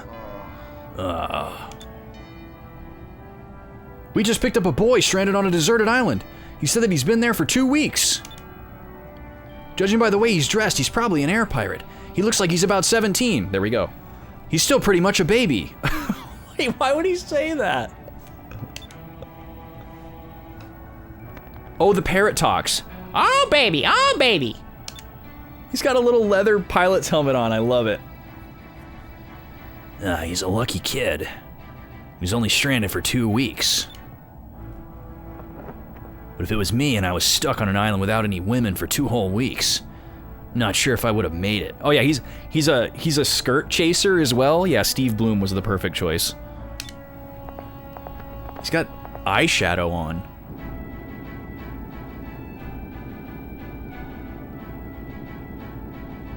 Oh, we got more non-NPC looking characters here too.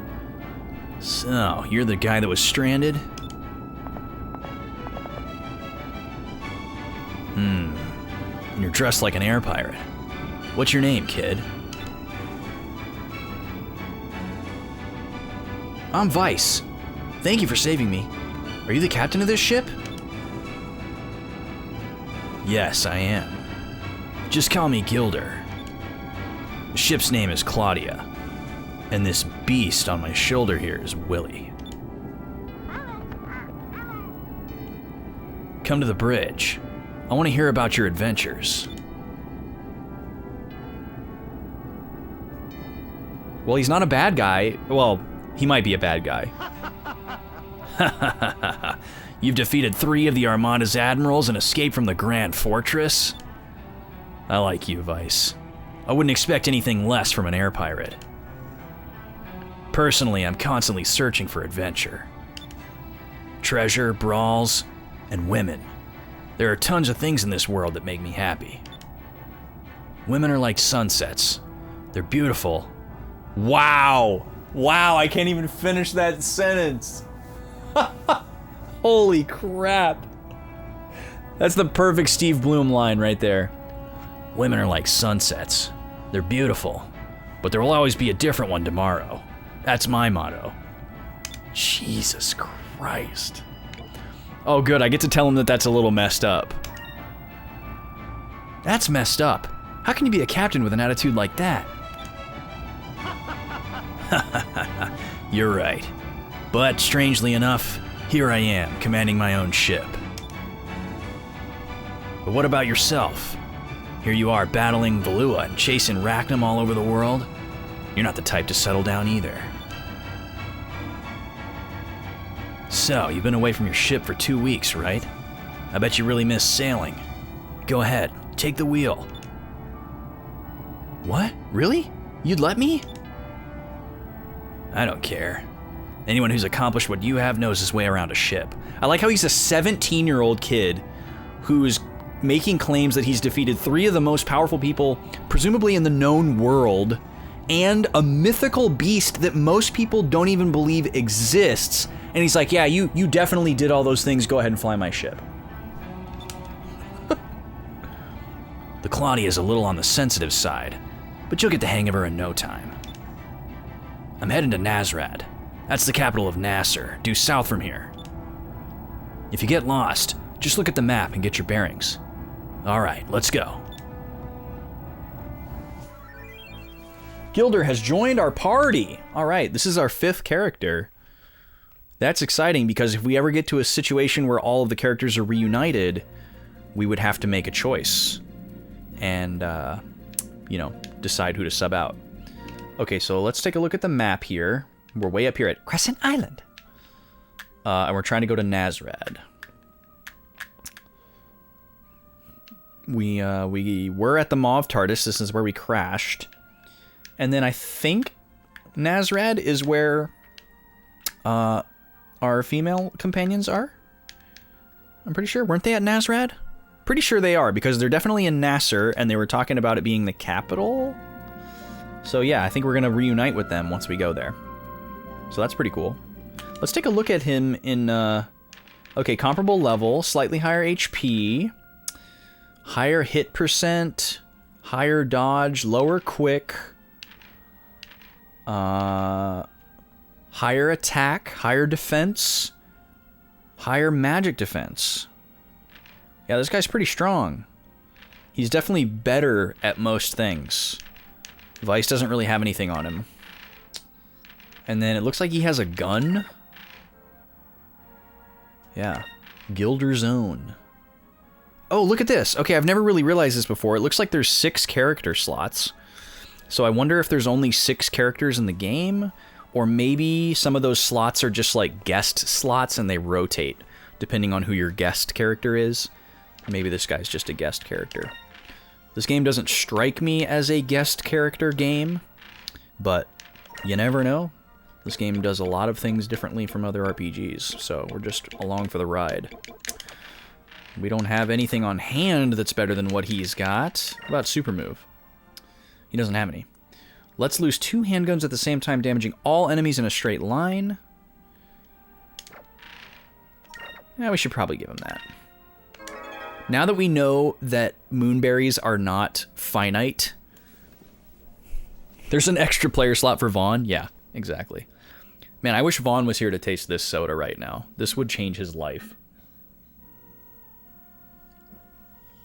I wish all of you were here to taste this soda.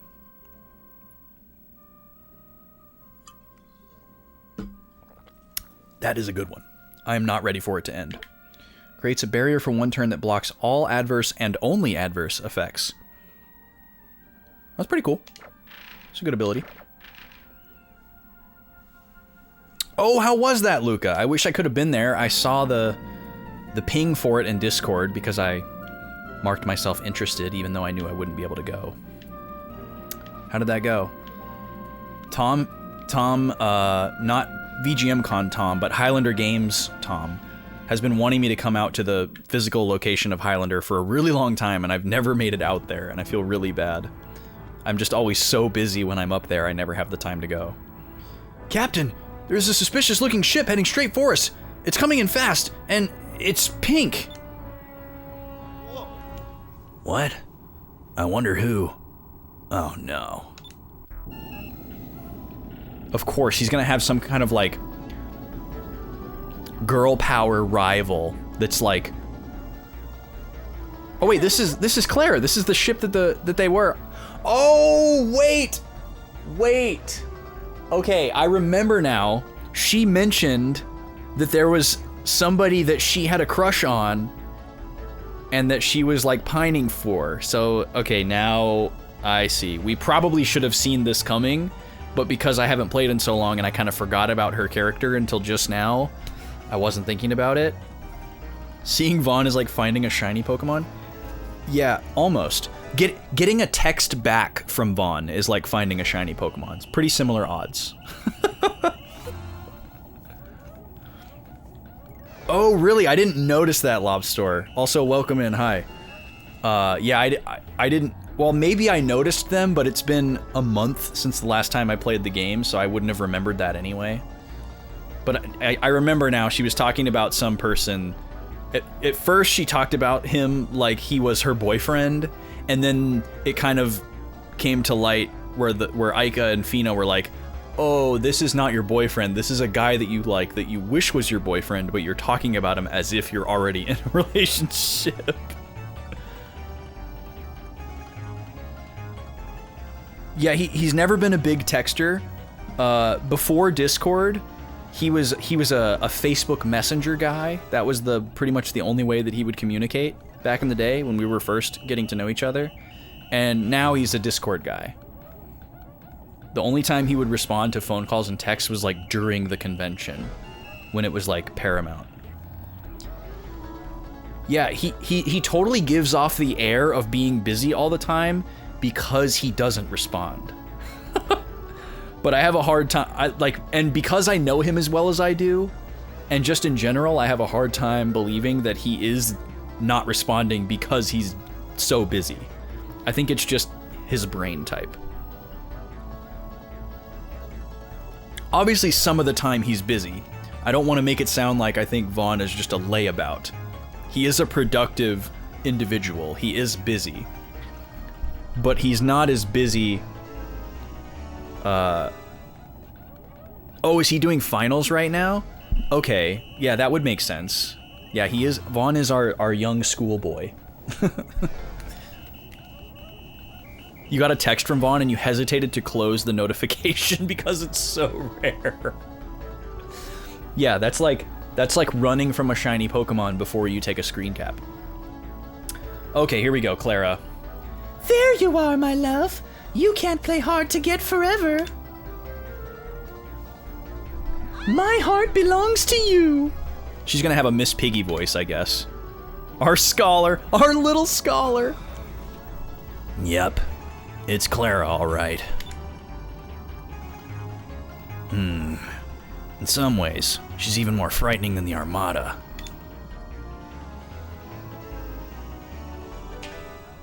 Okay, here's the plan. Vice, you and I are gonna take a lifeboat to Nazrad, and my crew will sail my ship in the opposite direction as a decoy. What do you say? Sounds like a plan? Okay. But you're the captain. Is it alright for you to... Oh, but you're the captain. Is it alright for you to leave your ship? Don't worry about it. Titles mean nothing to me. Yeah, that doesn't come as a surprise. And I told you earlier, didn't I? I'm always searching for adventure. He's a bad influence on Vice. I don't like him. Alright, everyone. Time for Operation Clara. You know the routine. Catch up with us later. So he's done this before. Aye, aye. I want to meet these other two people. They look cool. They remind me of Fujin and Raijin from Final Fantasy VIII.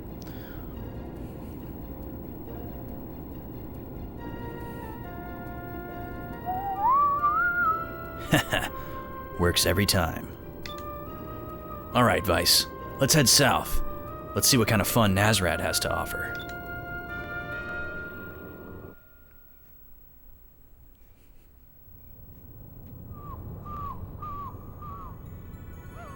I have some personal stuff to take care of first. You go on to the inn and rest up. I'll catch up with you a little later. I don't mind traveling separately, but what is it you need to do exactly? I need to stop by the tavern for a bit. There's a few women there that will be happy to see me. Don't wait up. God, this guy is horrible. See ya. Killer coat, though. I could rock the heck out of a coat like that. Long waistcoat. Okay, so this is basically 2 weeks after Aika and Fina got here. We almost had a disc death there. That was scary. Get a save in real quick.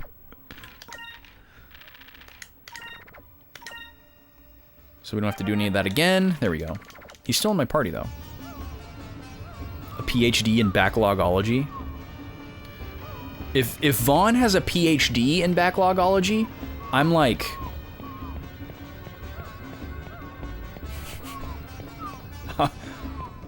I'm like the whole college. I can't think of the right analogy for what would be that far above a PhD. If Vaughn's writing a book on Backlogology, I'm the library.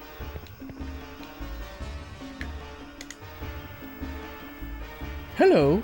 A long time ago, this town was a huge oasis known as the City in the Sand. Okay, they're saying the same things that they said to Aika and Fina, so I'm not gonna talk to everybody again and read it all. He told me to sleep at the inn, but I'm gonna walk around a little bit. I still want to figure out how to get this chest. JRPG character with a red duster. Yeah, is that a common trope? Maybe it is. It's down here, right? Yeah, we gotta figure out how to get that. Can I climb this, maybe? Didn't think about that. No, you can't climb the ivy. Like, it seems like you would need to move these boxes, but we don't have anything that moves boxes, so just have to keep an eye out for it. Maybe there'll be some kind of event later on. Let's see if they'll let me into the, I'm the I'm the wait. Hippocrates? Yeah, Hippocrates. I was about to say Hippocrates, and I know that ain't right. I was like, wait, what's the proper pronunciation of that? Yeah, I'm the Hippocrates of Backlogology. The father of modern Backlogology. That might be going a little bit too far. Obviously, there are people with larger collections and backlogs than me. Which, by the way, the backlog cam should be working again. I did get that fixed. If anyone's new and they would like to take a better look at what's behind me, I'm pretty sure the backlog command is fixed. Yeah, this guy says the same thing. Oh, I need to turn off that command. You are not watching that. Hey, it's working. There's the backlog. Hello from the backlog. Ding ding ding ding ding ding ding ding ding. I still have the Thursday Theater command on, but I don't have my mouse in here, so I can't like easily go in and change it. I can't do it from my laptop here. I don't think. There's probably some type of text command you could type into the chat to like disable a command, but I don't know what it is. All right, I'm just gonna sleep at the inn. I don't think I'm missing out on anything by exploring this town as Vice versus Aika and Fina. Well, I guess I could probably go to the shops because I have money. That might be worth a look. I'm sure I'll get a chance to shop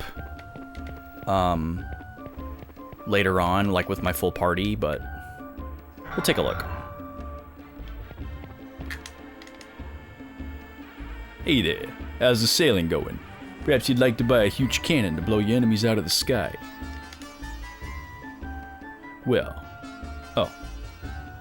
Well, we actually don't have our own ship right now, so there's really no point in us buying anything. Flutiful is here! Hello to you! How are you? What's going on? So what are you doing here? Window shopping? I don't like window shoppers. Okay, I can't buy ship parts. Can I buy bounties? Welcome to the Sailors Guild. We pay very well for information on discoveries. I hear that you defeated one of the bounties. Well done. Here's your reward. You earned it. 4,000 gold? Wait, we beat Gordo? I don't remember beating Gordo. You're alright? It was a heck of a week. Yes, the award-winning Flutiful is joining us. Big clap energy. I really enjoyed this week because it was the least eventful week I've had in like 3 months. I was just at work, nothing going on at work, not much of anything going on outside of work, just like getting back to the normal stuff. So I'm sorry that you had a hectic week, Flutiful. I hope you can have a simmered, zen-like weekend. I hope you can become a tetrahedron of peace and solace over these next couple days and get recharged for a better week. Alright, so I can use this shop. Excellent. What do we got here? Oh my god, look at all these. Wow. Oh, and these have already been found by Domingo. Interesting. I kind of don't want to track these anymore. These are really annoying to track in my notes because the name of them changes after they get found. I kind of want to just buy them and then I find what I find. If I really decide that I want to go back and 100% this game, I'll just grin and bear it. And maybe I'll regret it. But I don't think I will. Now that I know a little bit more about how these work, I'm not that worried about it. And then we got a couple we can sell here. We got a lot of money. Lot of money. Okay, so we beat Baltor. We got absolutely whooped by Rupee. And then we beat Gordo. And then Loose Cannon Lappin is new. Using Gunarm, a machine of his own creation, this pirate seems to enjoy wanton destruction of property, but even his machine is capable of producing a multitude of smaller drones, as well as having a large arsenal of weaponry stored inside. Wait, a machine gun with a large arsenal of weaponry stored inside it? That makes no sense. You love that for you? Well, I hope it works out. That was a strange analogy for me to choose, but that's what came out of my brain at this very time, so I'm glad you like it.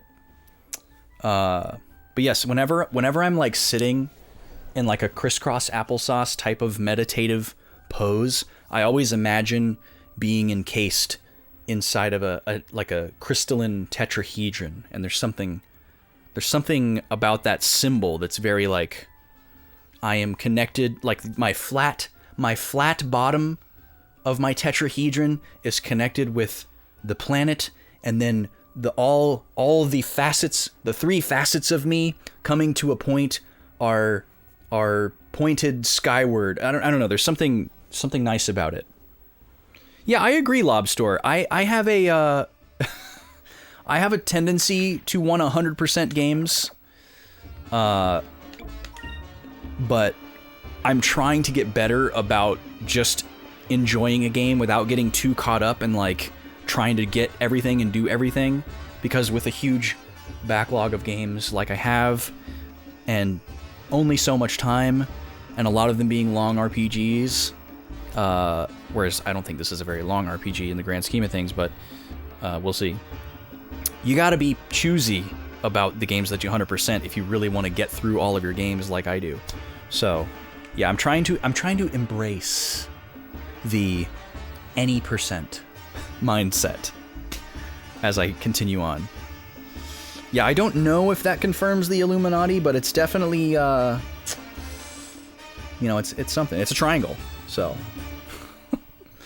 Can't see a triangle without thinking of the Illuminati and hearing air horns and other MLG memes.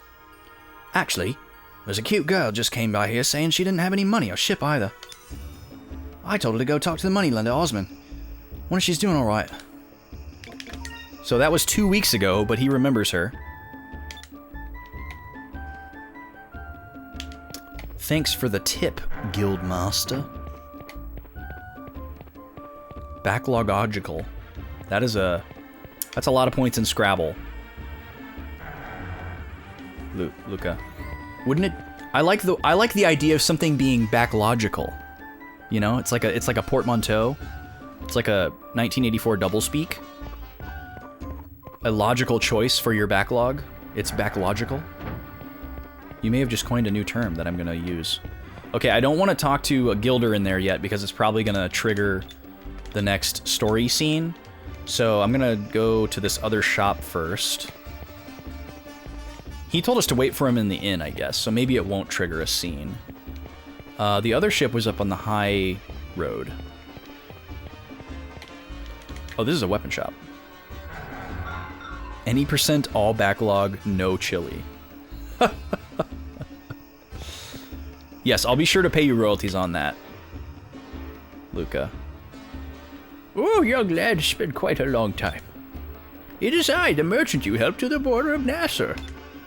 Well, I see you're still not traveling with your female friends. Perhaps you still have not made up. Oh, you made up? What are you talking? Oh, this is Vice, sorry. Huh? Made up? What are you talking about? Do not worry, I know. There's no need to hide a thing. Just be sure to make up. His dismissive hand wave. Can I talk to the shop owner? No, I don't want. I want to buy. Welcome to Nasser's weapon store. We offer the same mighty weapons that Nasser's soldiers use. All right, what do you got? All right, so he's got something for both of us, and a holy robe. I bet that's for Fina. Well, actually, they don't have any armor for Gilder that's worth buying. And this is barely worth... Well, actually, magic defense, yeah, that's really good. So, we'll probably get that Nasser uniform. And even though these are pretty minor upgrades, we'll probably get them just because we have so much money. Boost defense and resistance to adverse effects. Resistance to all adverse effects? Because... Wow. Cannot be equipped by Vice. Interesting. I didn't know that there were any character-specific accessories. I don't know that we've seen that before. Do we have anything worth selling? Probably, but since we don't need money, I'm not going to worry about that right now. Let's talk about various things. You say Valua will attack?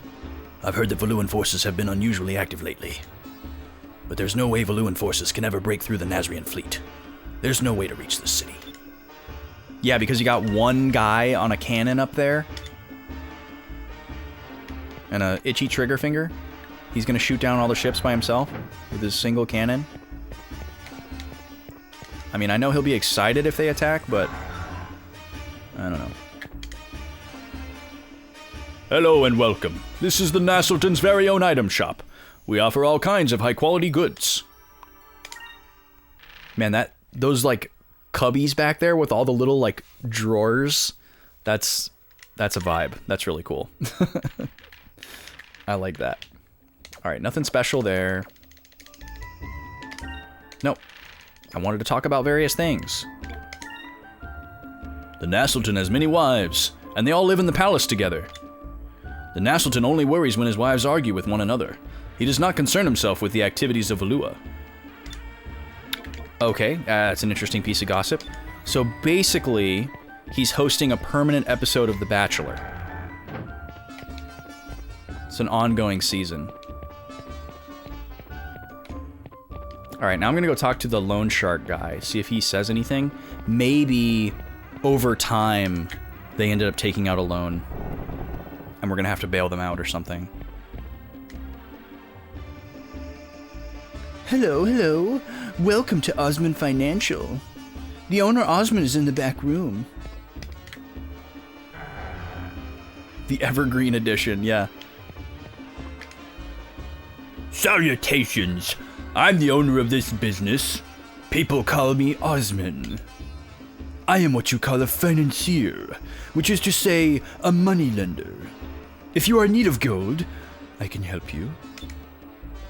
Really? You say you'll lend money? I could sure use a new pirate ship. Pirate? Clerk, please show this lad to the door.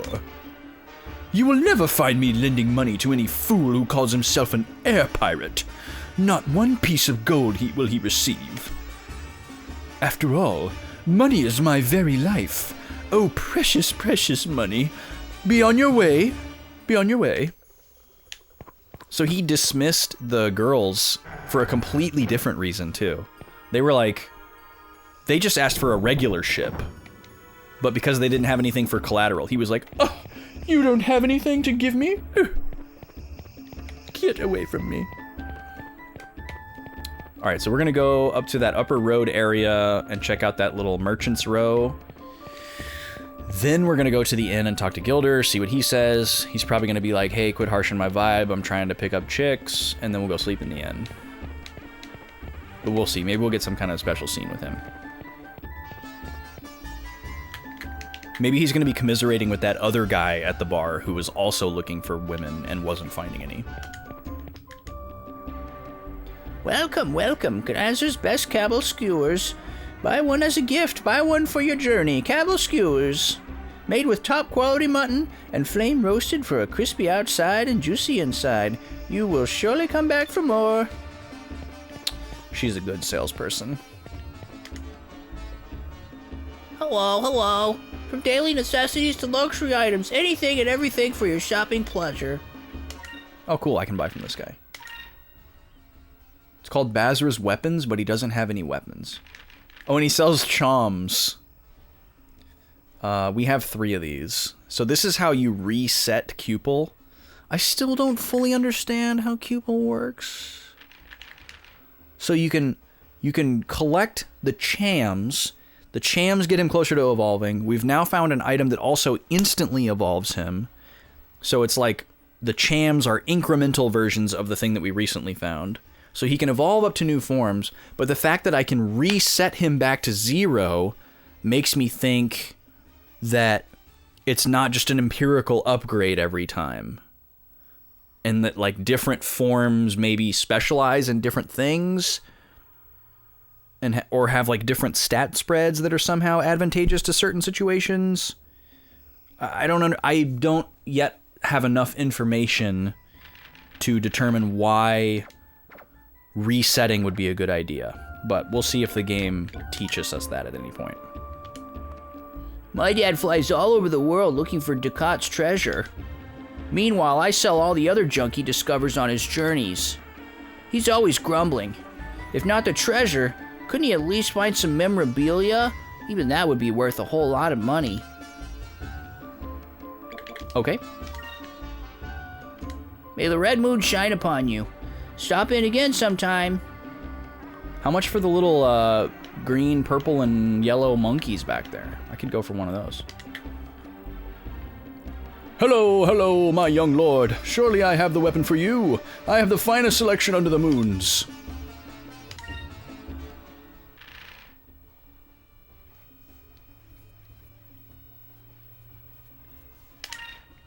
You like the Stall Kid voice? Yeah, Lobster, that's probably more than I want to know. I basically don't want to know anything unless the game, like, explains it to me. I've been meaning to look up the manual for this game because I don't have a copy of it and see what kind of stuff is in there. I could see something like that being in there. But yeah, I'm just kind of like figuring stuff out as I go. I mean, I mainly don't want story spoilers. Obviously, that's like first and foremost. Like I don't want to know like, oh, there's a cool part coming up, or like, oh, I love this part, or like, oh, have you gotten to the part where happens? And then I haven't, you know, and then I know that happens. That's the main thing I'm trying to avoid. But sometimes like mechanical stuff, I don't know. It's hard to say. Like I usually just say, don't tell me anything mechanical, because even though there are some things that I wouldn't mind knowing, it's hard to parse, you know? So totally not a big deal. Not worried about it. But I for one, I enjoy speculating, I guess. So yeah, learning a game systems is part of the journey for sure. But it also gets weird because sometimes I will, like at the beginning of a game, I'm just totally okay with not knowing stuff and not understanding stuff. And I'm like, well, you know, we got time, we'll figure it out. But then as I get further into this game, like there's certain things that are starting to indicate that I might be like close to halfway or around halfway through this game. And then you start to kind of change your perspective. And it's like, well, wait a second. If I'm almost halfway through this game and I still don't know how this works, am I ever going to understand it, or is it just going to be the same level of explanation from here on? Like, are we past all the tutorials? So sometimes the result is I go all the way through a game and just never find out the answer to something, but that's okay. I should make a note for myself to look up the manual for next stream, because there probably are some good little nuggets in there. Some people are really hardcore about it and they don't even look at manuals. I like to look at the manual. Sometimes manuals have mild spoilers, but I usually assume that if it's in the manual, it's not that big of a deal. It's not that big of a spoiler. Like seeing a character and the bio of a character before I meet them in the game, that doesn't upset me too much. I guess it could potentially depend on the game, but we'll see. Okay, let me actually look at these items now. Improves hit. Oh, and improves chance for first strike. That's kind of cool. Improves agile and dodge.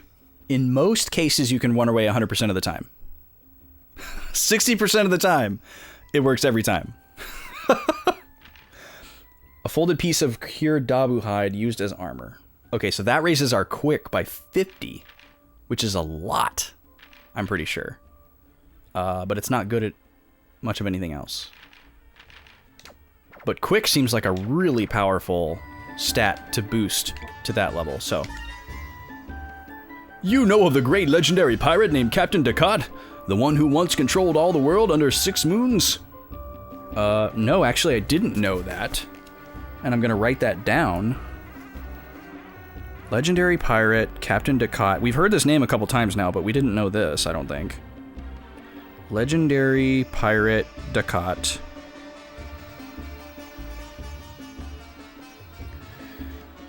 Once controlled all the world? What the heck? So is this the guy who brought about the Reigns of Destruction?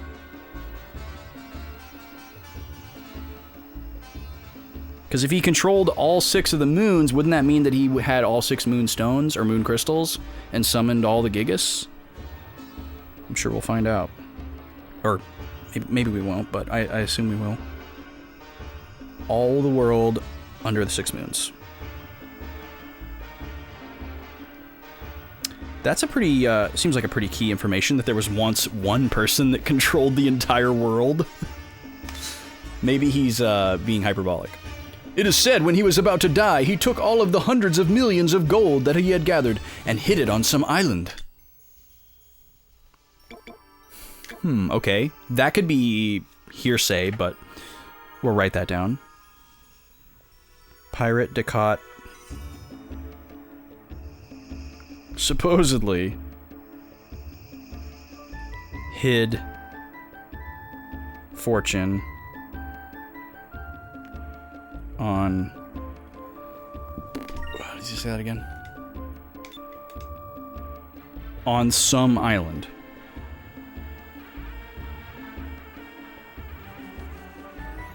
What if it's the island that we just came from? We just needed to wait till it rained like 60 more times and all of the treasure would have just... like the moonstones. His treasure was all... his hundreds and millions of gold was actually all tied up in moonstones. The whole island was made out of moonstones. Okay, and was there one more vendor over here? Maramba. We went to Maramba. Oh yeah, this guy with the puppet on his head. Good day, good day. How about some nice fresh fruit? How about some luscious juicy fruit to quench your thirst? Buy some now before the monkey eats it all. Scrumptiously delicious fruit. The monkey was going like this. That was great. Yeah, heavily invested in those U.S. Treasury moonstones. Moonstone bonds. Okay, I think we're done exploring now. We're gonna go talk to Gilder in the inn. Or the tavern. He's probably gonna tell us to buzz off. And then we'll eventually end up at the inn. Or maybe he's gonna be trying to flirt with Aika and Fina, and then we're gonna have to pull him off each other. Because he's gonna get handsy, and then Aika's gonna get bitey. Hey there, Vice. I'm going to have a few more drinks. So go on back to the inn by yourself. Okay, yeah, he just tells you to buzz off. Alright, here we go. So, we gotta assume that Aika and Fina are still staying at the inn, right? So are we gonna, like, bump into each other?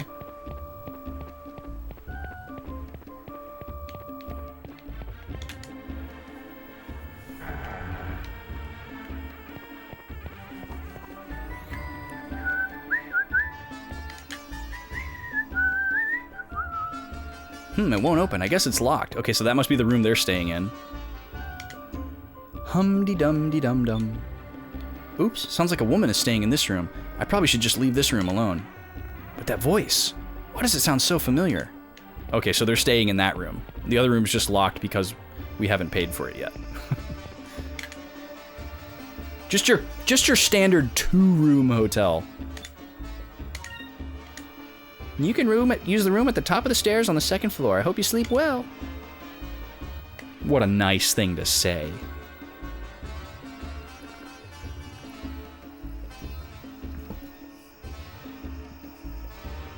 This looks like the room.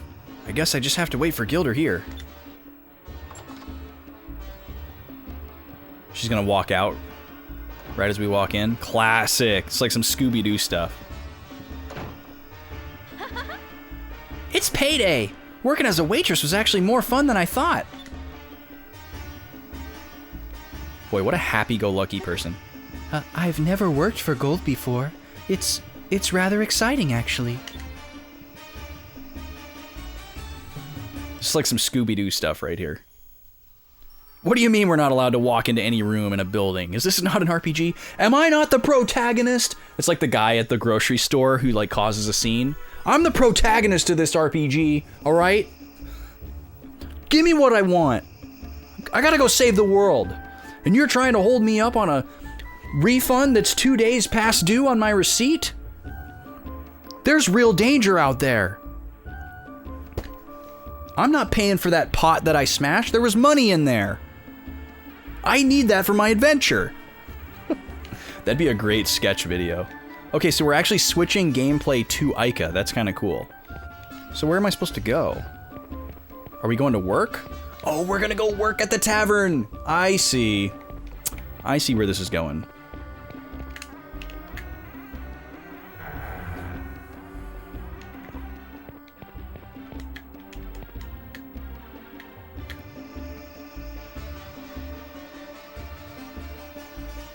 Oh, it's you. Here you are. This is your pay. You earned it. You both worked very hard, so I decided to help you out with a little extra bonus. Thank you for everything. You received your wages. Why is it in quotations? Is it in quotations because they're women? Come on, game. Give us real wages. We also received 4 Sacris Crystal and 1 Cham. Yeah. Wages. Come on now. I guess, to be fair, all items are in quotation marks in this game, so maybe that just means that it's a legit item. But it's just funny to see that sentence. The bonus is actually just enough money to make it the same as everyone else's wage. Why am I feeling like I want to write this down? I don't need to write this down. Wow, thanks. With this, we finally have the 10,000 gold that we need to buy a ship. Well, well. I didn't know you had such pretty girls working here. Gilda, you scoundrel. Keep your hands off the help, okay? They just stopped working here, right? You don't need to get so protective. Some things never change. Gilda, you never were one to resist a pretty face.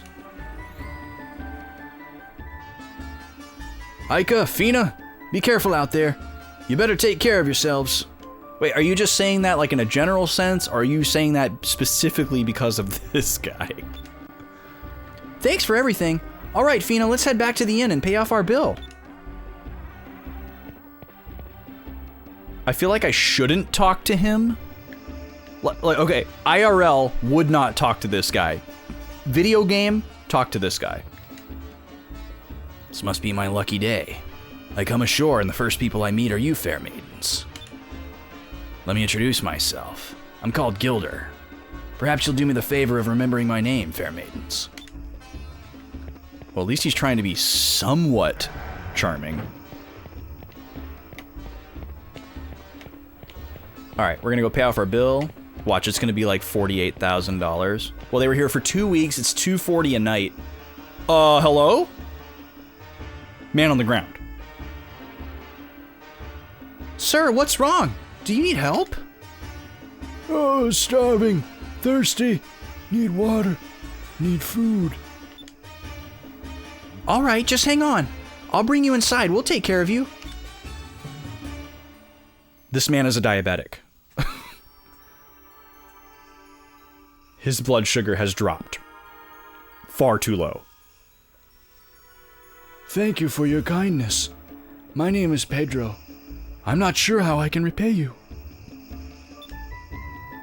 That's quite alright. Don't give it another thought. Helping people in distress is what we blue rogues live for. Oh, you're an air pirate? I can't do much to repay you, but please accept this. What is that? This is a Kleenex I used to blow my nose 4 hours ago. What's this? It looks like an old map. I used to be a sailor. I used to travel with my friend Gonzalez. Wait, wasn't Gonzalez the dead guy who was on Vice's little island? One day, we were lucky enough to find this. Ducat's map. Ducat's map?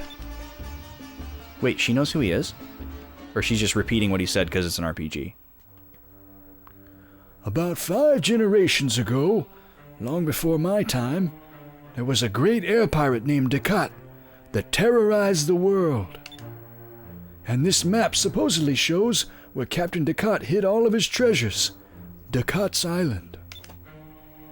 But half of the map is missing. Well, Gonzalez and I promised each other to look for it together someday. We tore the map in half, and we each carried a piece with us. Right after we found the map, we were attacked by black pirates. We had to abandon ship. I don't know what happened to Gonzalez, but I ended up here in Nazrad.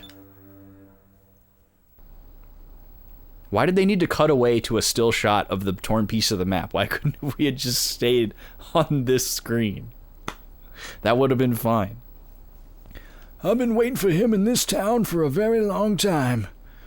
I don't think I'll ever see him again. That's very sad. Now I'm too old to be going off looking for buried treasure. I'm sure that Gonzalez would have been happy if you found the treasure. We received Pedro's map. Thank you for saving me. Good luck finding that treasure. Good luck managing your insulin. Fina, what do you think? Do you think this map is worth anything? He didn't appear to be the kind of person that would lie. What are you talking about, Fina? Old people lie all the time. It's just that no one suspects them. Yeah, that story did seem a little far-fetched, but it might be worth checking out. Hey, do you want to go searching for the treasure? They've just completely forgotten about Vice at this point. It's been 2 weeks. They've got a job. They started a new life together. They've moved on. Vice is in the rearview mirror. Drachma, rearview mirror. Valuan Empire, rearview mirror. Girl power. Sure, I would like that very much. It sounds interesting. Sounds like a plan. Let's pay the innkeeper and get going. They got their own money. Hey, Why, hello there. Do you want to grab a bite to eat? I have a friend that can come along too. We'd love to, but we're about to go on a trip. Maybe some other time. I see. Well, that's too bad. Safe travels. Thank you. Maybe we'll run into you later. She's just like, no idea that he's trying to like pick her up. Just thinks she's some random nice person. Or maybe she knows exactly what he's doing and she's just playing it aloof because she knows the move. Hey, we just got into town, and you've got your face buried in that map. Have a little fun, will ya? I love these, like, missed connections. Hey, where'd you get that map? I found it on that deserted island I was on. It was Gonzalez, I was right. Yeah, you're right, Lobster. She's got her... Women only care about one thing, and it's disgusting. I forgot. That meme needs to come back. That was a good meme. It was usually men only care about one thing, but you could use it for anybody. Obviously, I'm joking. But I'm implying that it was treasure.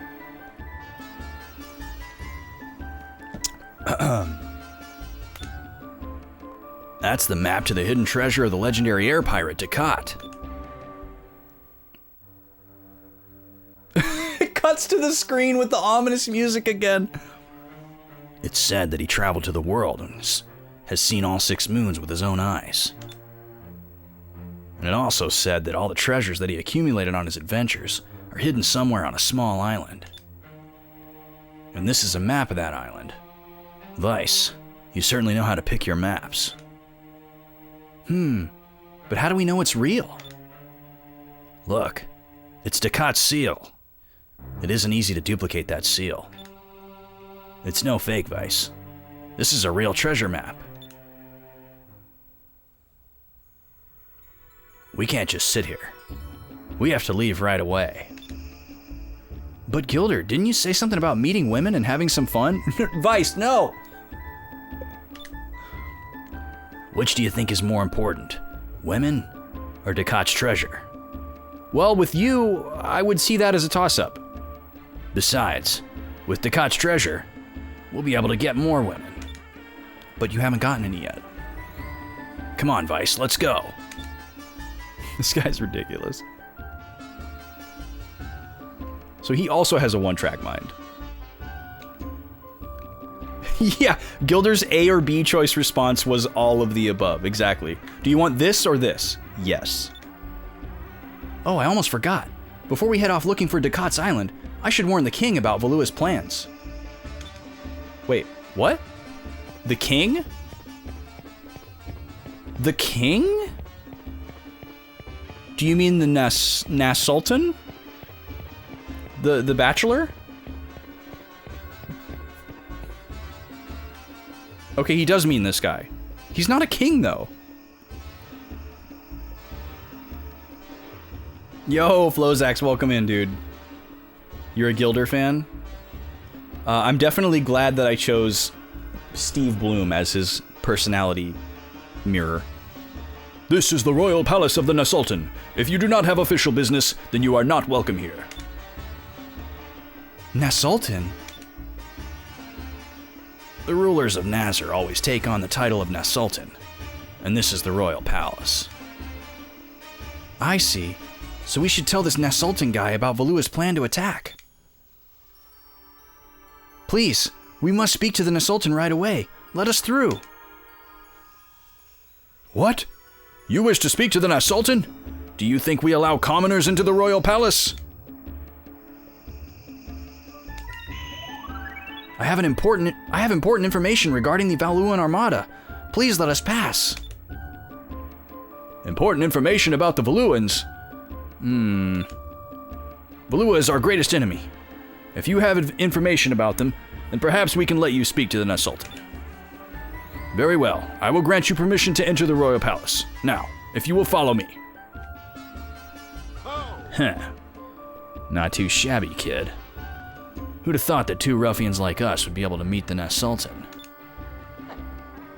Well, I just figured that if they knew we were doing them a favor, they'd let us in. Vice is so much cooler than Gilder that it's kind of pathetic. Look at this guy. What are his clothes? He's dressed like a roll of cookie dough. So you're the air pirate who escaped from the Grand Fortress, eh? I am the Nasultan of the Nasser Kingdom. What is it that you want from me? Valua is planning an attack on Nazrad. They're already organizing their forces. You should warn your people and assemble your fleet right away. Ha ha ha ha! You came all this way to tell me this? Do not fear. Our navy is powerful enough to crush the Valuan Armada. But, Your Majesty, you shouldn't underestimate them. You need to assemble your fleet or many innocent lives may be lost. Ha ha ha ha! You seem very concerned about Nasser for an air pirate. Nazrad is shielded by mountains in the south and sky rifts to the east. It's impossible for them to invade. If they were to try and invade us, it would have to be from the north, and that is where our fleet is located. The South Daniel Strait is properly guarded, and the Maelstrom blocks off the North Daniel Strait. In other words, it would be impossible for anyone to invade us. But do not worry. Nasser is protected by the Red Moon. Valua cannot touch us. And besides, if someone as young as you can get past the Armada, perhaps they're losing their edge. Wait, how does he know about us? Imagine that! The once mighty Valuan Armada fooled by a boy! It's no use, Vice. I don't think he'll listen to anything we have to say. Let's stop wasting our time and go looking for Ducat's Island. I don't know. He seems way too overconfident, but I hope for his sake that he's right. Come on, let's go. Typical royalty, laughing on their throne, fearing nothing.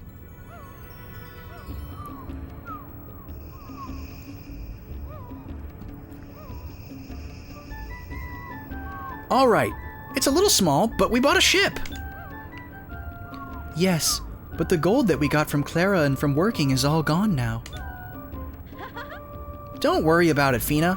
All we need to do is find Ducat's treasure and we'll be fine. Let me see. Did the map say where the island was located? The dead will always watch over my treasure. It is located... Well, where is it? Oh no, it's torn off! I can't see what it says! She didn't even look at it. Looks like the only way we'll be able to find the island is by this clue. I think the skull on the map has something to do with it. Well, it's not going to do us any good just sitting around and doing nothing. We might as well start searching. Yes. I like how... this is like the blind leading the blind. Like, Aika is just like super spontaneous. Don't overthink anything. No need to plan ahead. And then Fina has just like never been in the real world before, so she just doesn't even know like what's normal. So she's just along for the ride. And no one's there to be like, wait, maybe you should like make some more money before you go out into the world first instead of being completely broke on your new ship. Or, hey, maybe you should go look for Vice first. Or, hey, maybe you could ask around in town about Ducat's treasure and find, like... Fina's just like, yes, you're right, we should just go.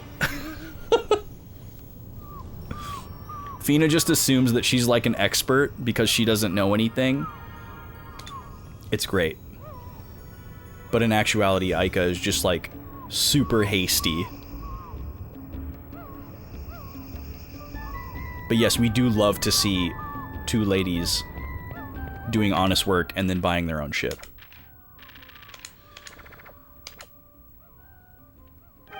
And dodging creepy bar flies.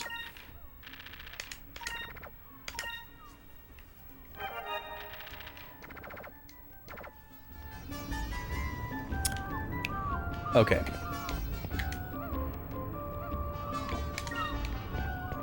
Okay, so if I choose to stay here, can I, like, force myself to run into them? I'm sure I can't, but... Oh, nice, Lobster. I didn't know that. That definitely explains... that explains some things in this game, but it also makes a couple other things a little bit more confusing. Well, maybe not. Maybe not. Maybe it actually makes more sense now that I think about it more, because there's been a lot of like male characters in the game that have had like very archetypical, like borderline problematic behavior. But I guess maybe they're trying to illustrate that intentionally. But that does explain why there's a strong and well-written female cast, so kudos on that. Okay, well, they were in here, they were upstairs talking. I'm assuming that they're gonna be like locked in their room, and we can't just be like, hello? Dang it. It'd be cool if you could like rotate the camera and just see them like sitting in there. Alright, well, I guess we have no other choice here. This is an interesting storytelling device, too, where, like, they give you, the player, the, like, omniscient narrator perspective, where you get to see the missed connections happening, and they're, like, as a writer, like, intentionally trying to kind of frustrate you, like, no, go back in there, you know? And it kind of, like, forces you to get invested in the story and react a little bit. It's very smart. It's fun. Okay, this isn't our ship. Is this our ship? Oh no, it's this little dinky one. Alright, we're gonna set sail for Ducat's Island, even though we don't know where it is. Classic Aika. We're just gonna find it! On the treasure map it says, the dead will always watch over my treasure. And there's a skull here on the eastern part of the Valuan continent. I wonder if that has to do with anything. Okay. So on the eastern part of the Valuan continent, that's like right over here. So is it this right here?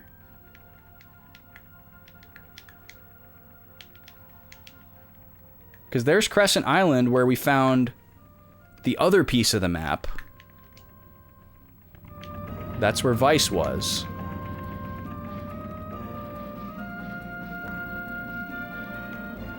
Just start heading this way. Hello there! Are you friend?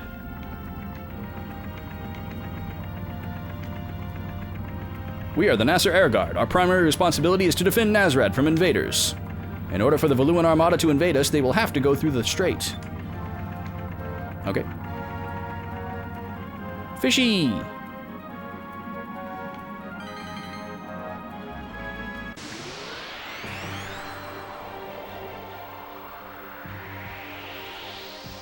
This is our first regular random encounter of the day, which is wild. Scorpon, Thrillac, and Baraka. Are these all new? I think we've seen this guy before. Excuse me? This guy has a lot of HP, or defense. Alright, let's just hit him with the Lambda Burst. Hit this thing that looks like a rambutan.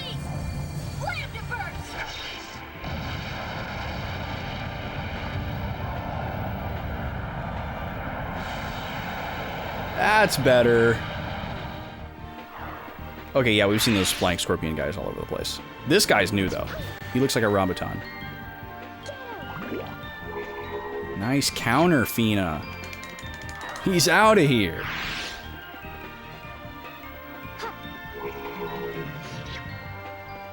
Okay, that was terrible. Nice dodge.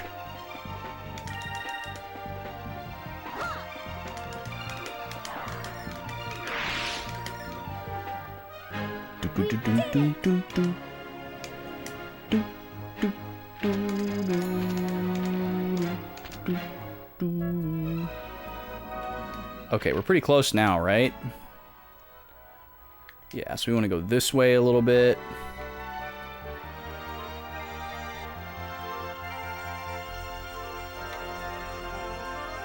Here's a little island. Hello. Start mashing the A button. Oh, there's a bunch of them. I see. We got a little archipelago of tiny islands.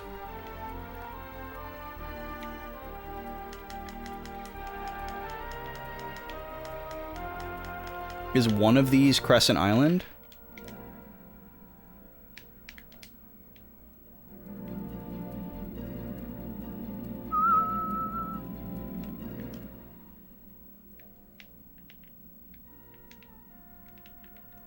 Okay, this could be something. I'll try to stick to the eastern edge of the Valuan continent first. Uh-oh, back attack. That's pretty good damage. We would not want to get hit by that 4 times. It's a lurker! Yo! Shoutouts to the lurkers. Any lurkers in chat? That's a joke.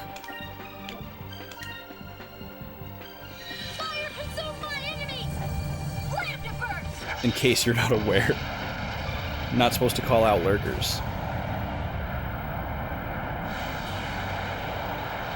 But the any insert word in chat. Sylvite! Hello! Nice to have you. You must be a fan of this game with a username like Sylvite.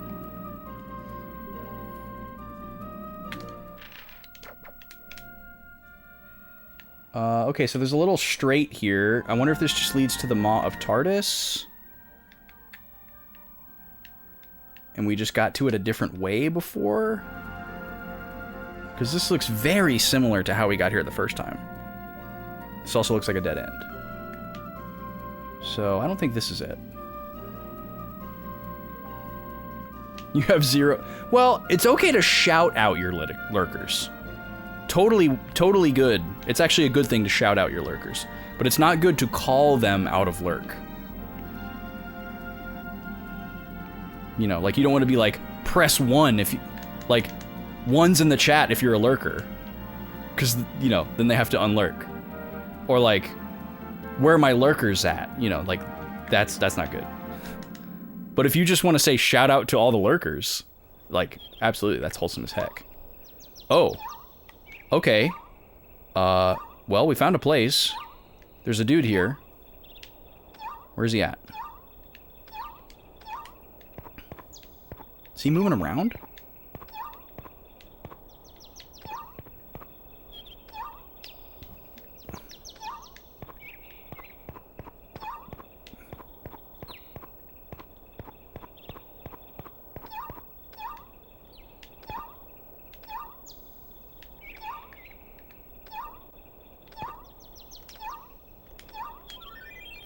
Oh, it's a cham. Okay. Not a other thing. Okay, so we found one cham here. I gotta check my format for how I track these because it's been so long. Okay, yep. We draw a little gemstone in the margin here. For anyone that has no idea what's going on here, I take notes on paper. We don't know what the name of this place is, though. I need to know the name of this place. I'm sure we'll find out shortly. And I'll put it on there. So look at this big old scorpion mural. Hey, why won't this door open? It won't even budge. How do you even know that's a door? There's something written here. It's an old language, but I think I can read it. When the two become one, the path will reveal itself to you. What's that supposed to mean? Why is Ducat being so stingy? It's not like any of his gold means anything to him anymore. Is he referring to the two pieces of the map? Because that wouldn't make sense. When he made the map, it was one piece. The logical paradox of response may break reality. Well then, let's go find us some treasure. Okay, there are some directions on the map. To the north of the City of the Sands, when the two pieces become whole, the way to the treasure will be known. I can't read anything before that. It's torn off. That's all it says. The City of the Sands probably refers to the city that was here before Nazrad. I think it was called Oasis. So, it's to the north of here, huh? We can get there in no time with my ship. I'm a sailor without a ship at this point. There's no way I'll be able to search for my friends now. If we do find the treasure, I'd like to use my share to buy a ship. Haha, I like you, Vice. You never give up. Very well. Off we go.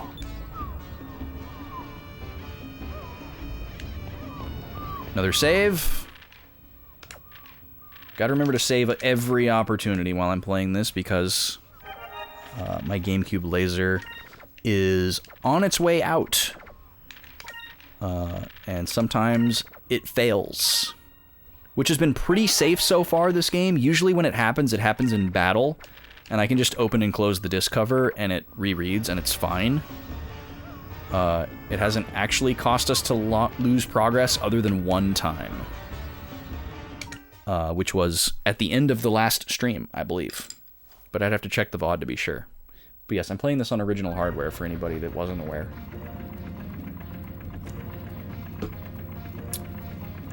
Play pretty much everything on original hardware. Very rare that we make an exception. Unless it's something that I can't play on original hardware. I play everything on original hardware. Oh, it's already pinned on our map. Because we found it. Okay, so now we can just label... We can label where we got this cham here. That's Ducat's Island. There we go. Boom shakalaka. Bob's your uncle. So it's in the very northeast corner of the map. It's in the same spot as the Knights of the Round Island in Final Fantasy VII. Or maybe that one's southeast? Come on. Come on. Alright, fine. We'll go around. We finally get to see Gilder battle.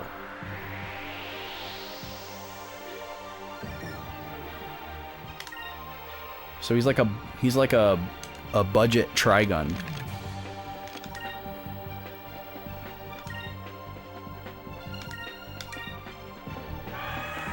Oh no, we don't need more people. That's fine.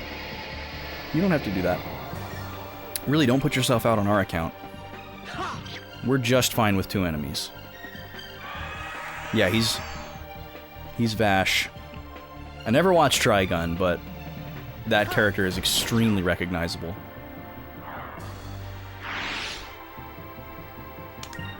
I mean, they didn't have to give this guy a gun. They could have given him something else and it wouldn't have been as noticeable. Although, he even has the little glasses, too.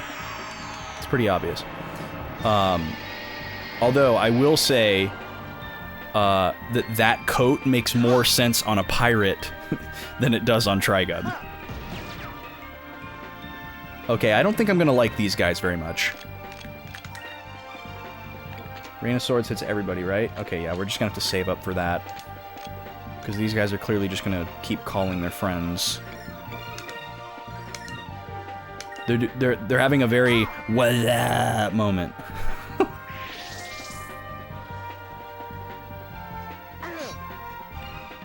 Oh, Vash's character was ridiculous? I'm not familiar with Vash's character at all. Did we just miss 2 more times? Oh no, we killed something.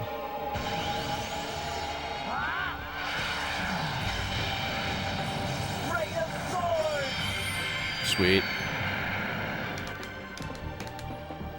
I don't know if this is just my imagination or because we're fighting new enemies, but it seems like we were doing more damage when all of our party members were together.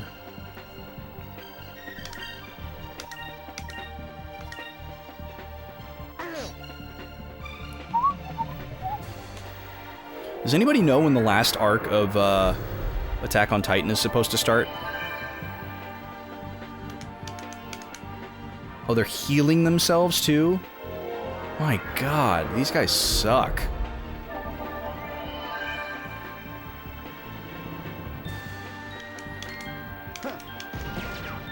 Wasn't there a release date for it in the trailer, the most recent trailer that they did?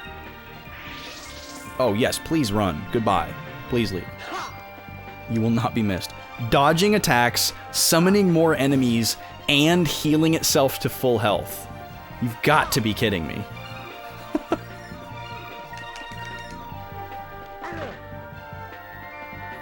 And it has really high defense. Take that.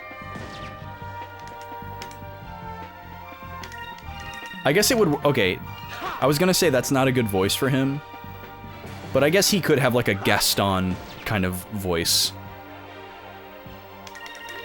That also works for the like sleazy creeper character. But I like this budget Steve Bloom better. Oh my god, now we got another one. Ugh. This is so ridiculous. Who designed this enemy? Like, what is the point?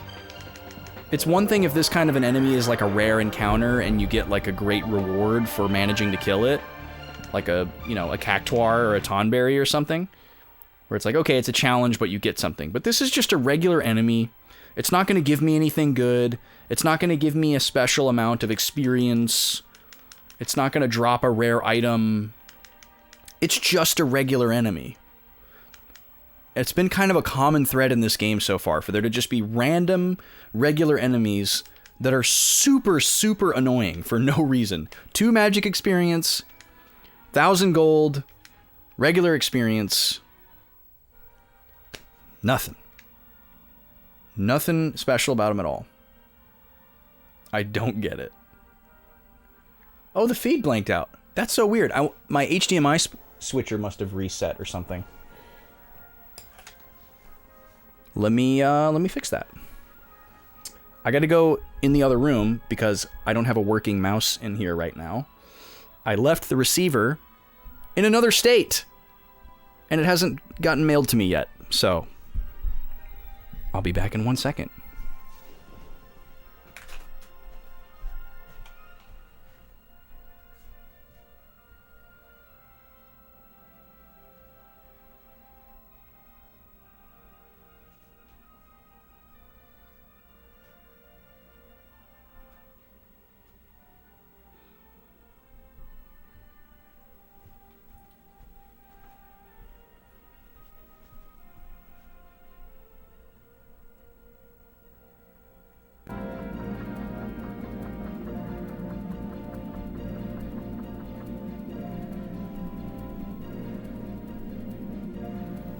Alright. Capture card just needed to be reset. Doesn't happen very often, luckily, but still weird that it happened. Why am I not moving?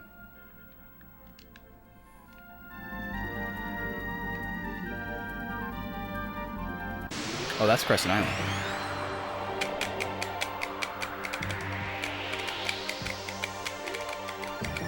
these guys. Thunderstorm.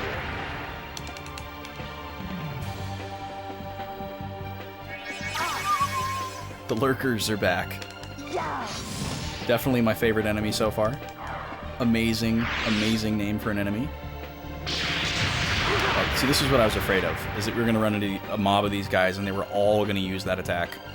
Okay, good. That's one not. Hopefully the last guy doesn't either.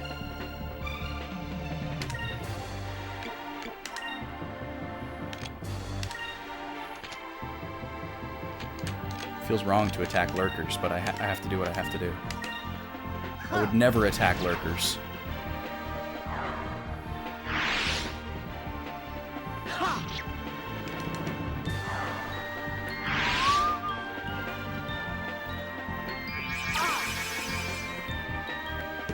I'm drinking a pineapple seltzer, by the way, for anyone who was wondering.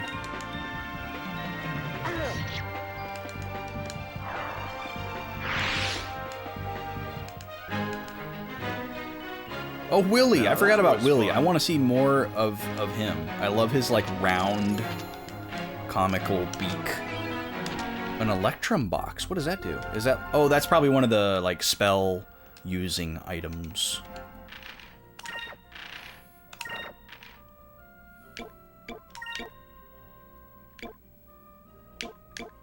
We have an Electree box.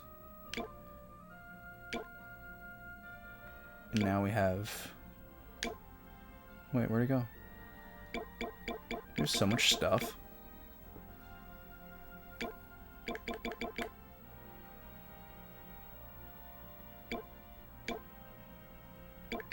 Electree. Electrum, there it is. So Electree and Electrum, two different spells. One has a few charges, this one has 5 or 6. I think this one is better. Increases power by 3. That's right, we have some base stat increase items, which is like the bane of my existence in RPGs. Like, I always just hang on to these forever.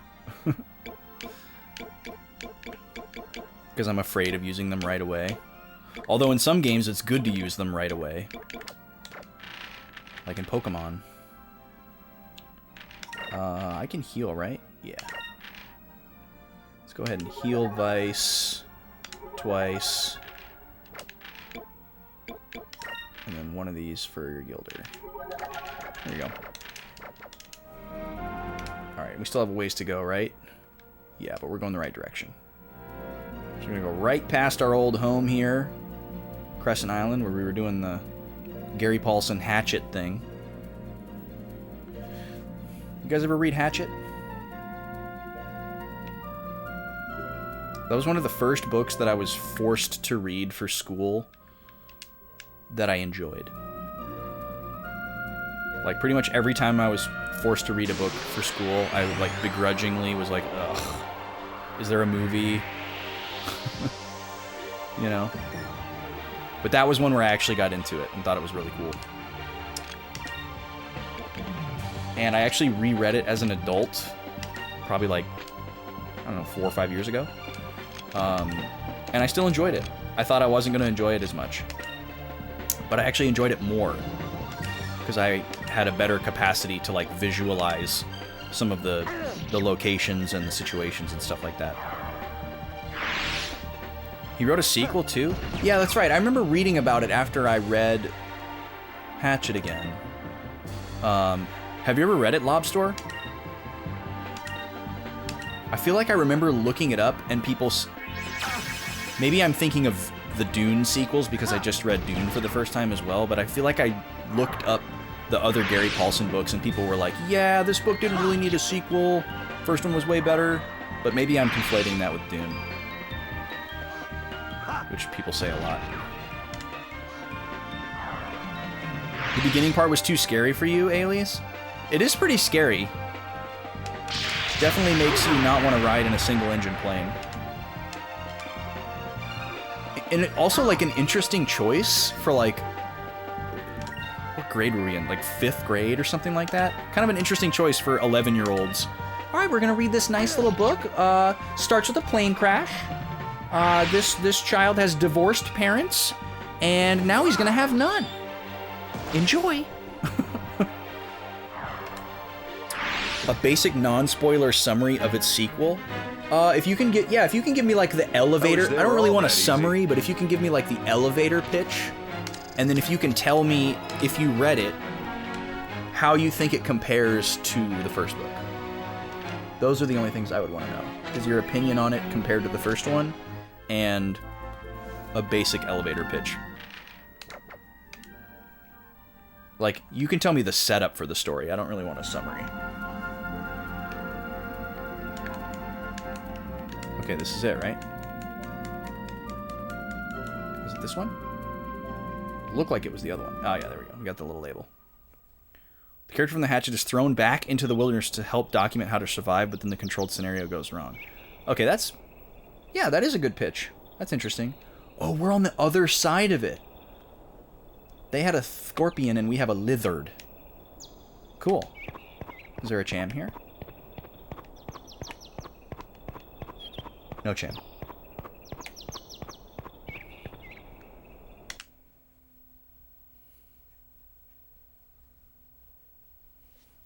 Yeah, that's a decent setup. That has me interested enough to possibly check it out.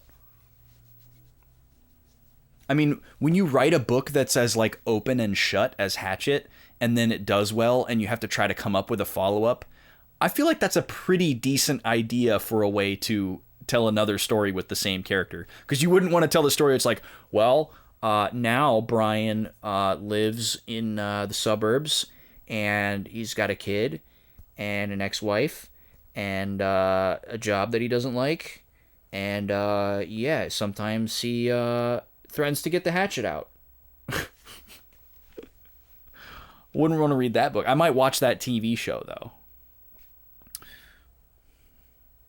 Kind of like that with Holes. Oh, yes, let's read this book that has murder and racism in it. Yeah, I never read Holes. I remember a lot of kids were really into it. And that was probably what pushed me away from it, because I was like super contrarian when I was a little kid, even though I didn't know what that meant. And I didn't really know that I was, but I was. Mob Justice in Racist America is a heck of a thing for kids to read. Yeah, I mean, it's weird, right? Like, part of you wants to be like, oh, that's such a bad thing. I don't want to expose them to that at such a young age. But then on this other side of the coin, it's like, well, it's a real thing that's probably not going away, and they're going to have to learn about it at some point. So then the question becomes, like, when is the right time to teach it to them? Because they're going to have to learn about it at some point. So, like, do we teach it to them earlier on so that they can, like, be aware of it and know that it's not good when they have their, like, black and white child brain? And they can, like, easily discern, like, oh, this is bad. And then they have that, like, set as they go forward? Or do we wait to teach it to them when they have, like, more mental capacities and they can see, like, the gray and the nuance to, like, better fully understand the issue? But then they might have more of a tendency to, like, lean and want, or like ride the fence. Yeah, that's an interesting question for sure. This door is huge. I don't know how the two of us can open it. Again, how do you know that's a door? That looks like a wall to me. Flutival says you got to talk about issues early. Well, I would probably tend to agree, because you got that spongier brain. You got that less. What's the word I'm looking for? Like, you bring it up in kindergarten. Yeah, that's early. But yeah, there's the malleability of the mind, and then there's also, like, I guess just like trust is the word I'm looking for. Like, I mean, I'm sure it varies from kid to kid, obviously. You would know this better than I would because you work with kids. But I feel like they're more likely to blindly trust a parent or a teacher at a younger age, you know, than they are, like, as they get older and older. They're going to become more and more, they're just going to become more and more independent and try to be more and more self-made. So it's going to be harder to, like, impart things like that. It's going to be harder to, like, you know, get them to listen. So yeah, I get the logic. Maybe that's not your reasoning for the logic, but that justifies it in my mind. If you just watch the whole movie, it's pretty. It's basically one of the best book to movie adaptations. Oh, interesting. Well, I have seen the movie. If one of your biggest complaints about the main actor wasn't chubby like the book, you know there are no major errors in adapting it. Oh, interesting. Yeah, I didn't know about that. I did see that movie. I remember it was a movie that was shown. It's a movie that I've seen multiple times, which means that there was a very specific reason for that. So it must have been shown like on a rotation, either like on a channel that I watched frequently or at like a daycare after school care that I went to, because it's definitely not a movie that I owned, and I did not watch movies over and over and over willingly after like age 4. And I was like, God, when did that movie come out? I was probably like 11 or 12 or something like that. I don't know. The year obviously would decide it, but I don't remember when it came out. There's probably some sort of trick to opening it. Or we just stand on it. What? What was that? Ah. Oh, it's because we're both standing on it at the same time. What was that? The door had opened. Whatever it was, it just opened the door. I don't know if that's good or bad.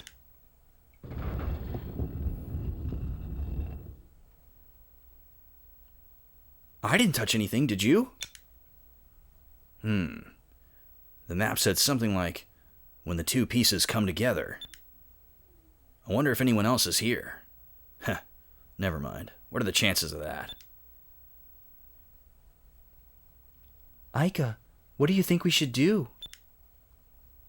I'm not sure now. I'm not sure how, but the door opened, and there's treasure inside. We should go. If Aika was a cat, she would be in the box every time. Pull that string, in the box every time. There's catnip in that box. It's open. Obviously, I'm going in. So this is like a very like Star Wars scenario that's happening right now.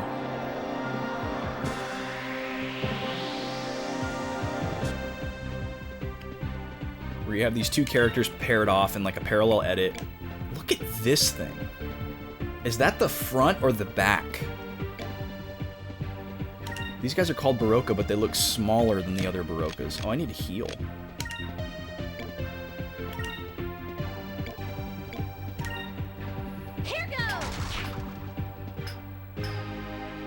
Why are we doing such crappy damage? Move. Give me strength. Feline to human psych profiling. It's the new science.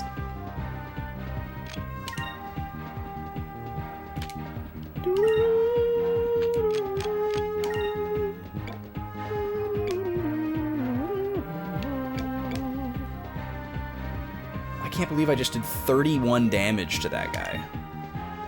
That's horrendous. How am I supposed to deal with this guy without my specials? How is Fina doing more damage? Are we finally getting to a part of the game where the color of my weapon matters for my regular attack? Because that has not been a thing thus far. Let me try switching Aika to purple and see what happens. See if she does more damage. This would actually be great if we could find a scenario where this matters, because we have not seen one thus far. Because Fina's physical attack is pathetic compared to Aika's. So let's switch her to purple. Wait, that is purple, right? Yeah, because blue is light blue. They were smart. Alright, let's see how much damage that does. Or actually, wait. Let's do it to the one with full health, because I can't remember if there's overkill in this game. I want to say there's not. Here goes. Okay, yeah, that did twice as much damage. Over there. But it still did less than Fina, which does not make sense.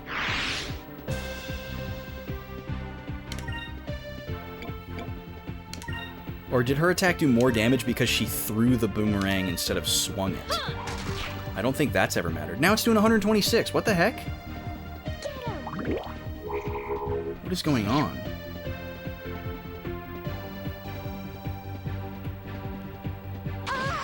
Ow. Okay, so now we know which side is the front. We finally see its face. Nice counter. Love to see it.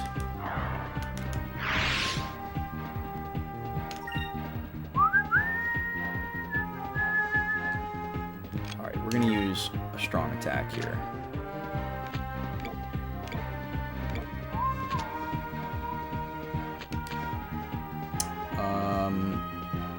What are Fina's specials again? Lunar Glyph. Damage and possibly stone. Blesses each party with regeneration. All adverse effects. I don't think we've ever used any of these, actually. Screw it, let's use two special moves. We use Lambda Burst, and then we'll use Lunar Glyph. We may have used Lunar Glyph, but I don't know if we've used any of the other ones. Oh, yeah, the enemy defending. I hadn't considered that. I don't know if that's a possibility or not. That's a good guess, though. Oh, sorry, Fina. We did it! You didn't even need to attack.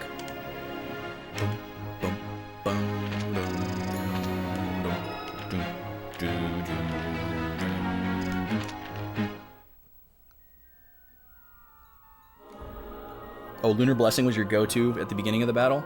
Yeah. Well, it's hard, right? Because... Oh, this isn't a save point. This is switch characters.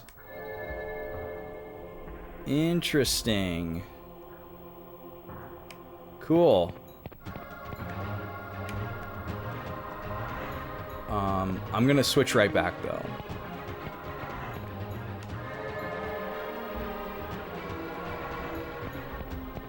And I'm gonna go explore this side hallway.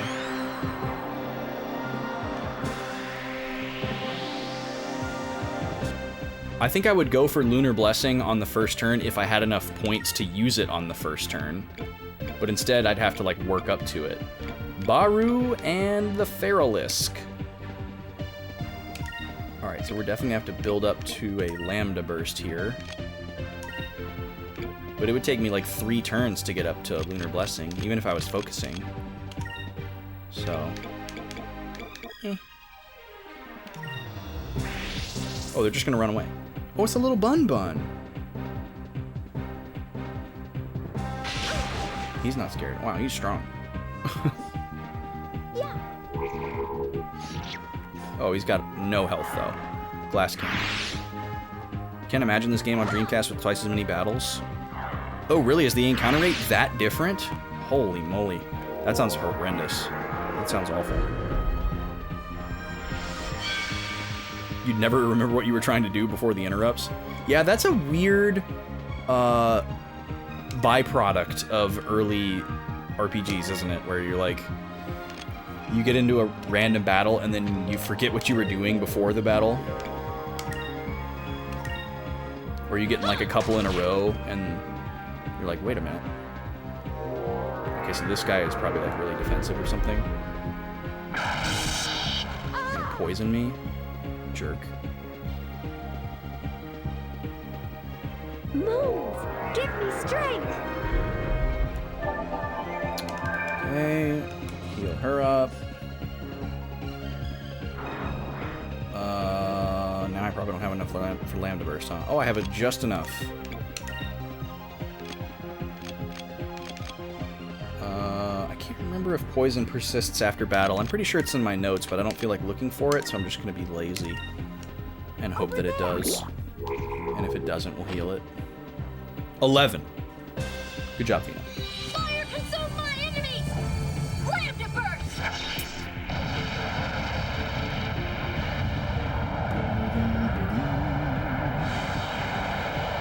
There we go.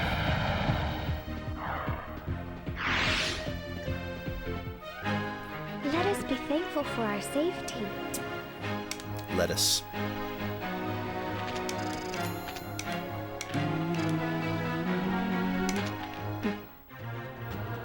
I'm gonna change my colors soon here. Alright, we can do some healies. Poison does go away. Let's use items, I guess. Or wait. No, we didn't buy any items. Do we have oh, we have separate inventory. Interesting. Okay, I guess that makes sense. It's just usually the other way around for RPGs. There's usually like omniscient inventory, even though that doesn't make any sense. Alright, so we gotta use magic to heal. Fine.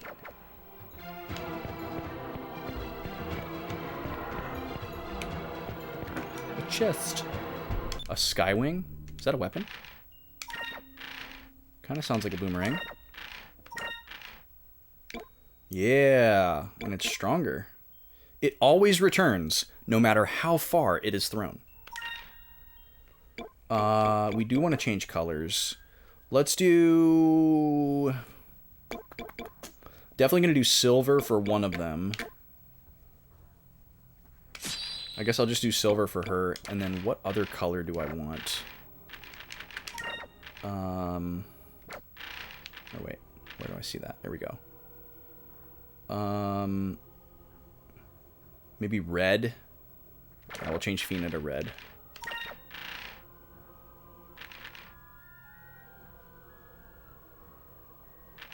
Or wait. Yeah, we'll go red.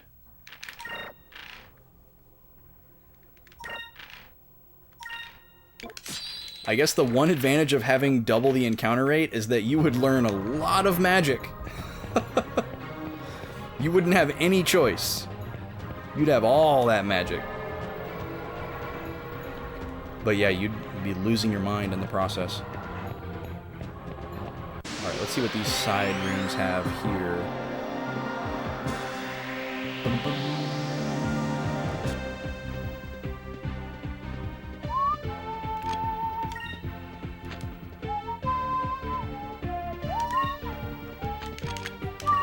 Oh, not guard.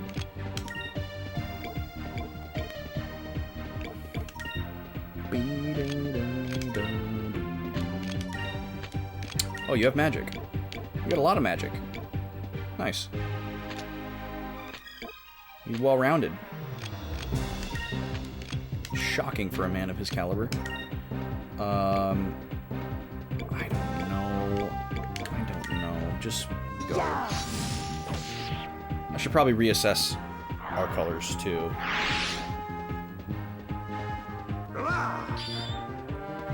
Point blank, right to the face.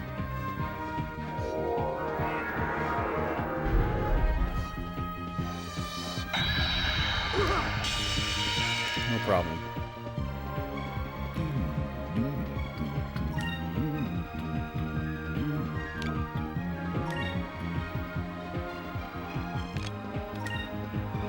I want to try out his special move, so I'm going to save up for that.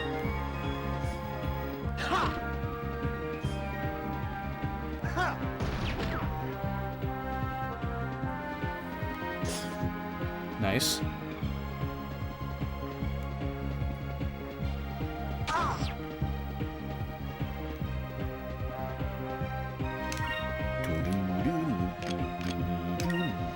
Man, I am so excited to sleep in tomorrow. I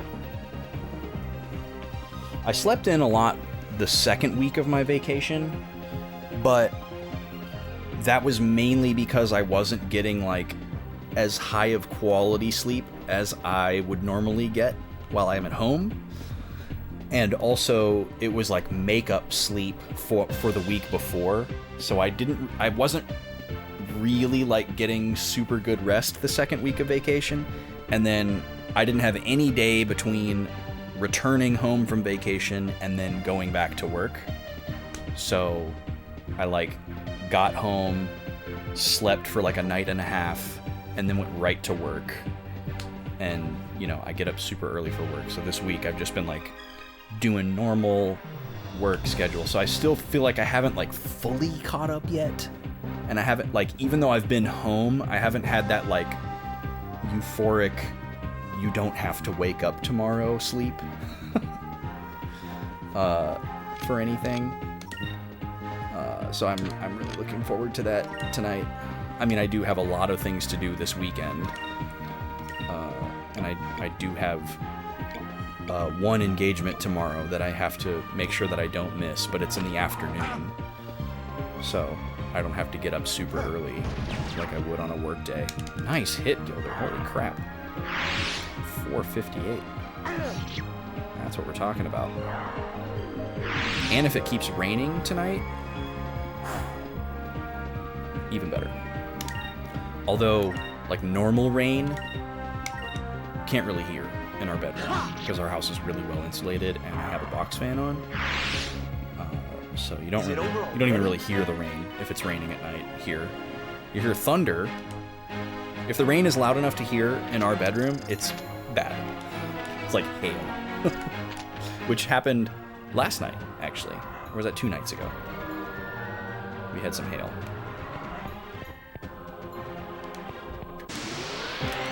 And there probably was some more today, because we've been having some like tornado weather the last couple days. It's that time of year where there's like a lot of mixture of like hot and cold systems running into each other. Oh, it's one of these guys. These guys are really strong. And they have a lot of health. So let's see here. Let me Incrum myself. And then Gilder, why don't you... Yeah, we've got all the Healy items here. Holy crap, we have so many of these. We got that good inventory over here. And then why don't you heal Vice? Moons, give me strength.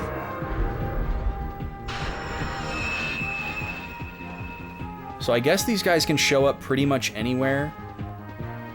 This should Or wait, no. These guys guard chests. That's right. These guys guard chests. We've run into a couple of them, and they're kind of like a pseudo boss, I guess, or a sub boss. I don't know exactly what you'd want to call it, but okay. Vice is Incrumed. He can start attacking. Now we have enough SP for Gilder to Incrum. Oh, I accidentally did Pyre. Dang it. 1,000 damage. Yeah, see, we gotta watch out for that. That's with my defense raised, by the way. So. Yikes. And he can counter. Oh my gosh. Moons, give me strength. 107. A new record. If you know what that quote is from, you are a very cool person. Okay, Vice.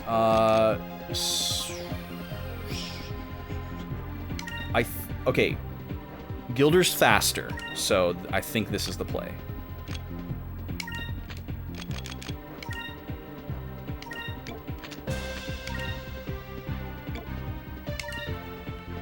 Yeah, he goes first. Heal up Vice, and then since Vice is still boosted, we'll have him attack.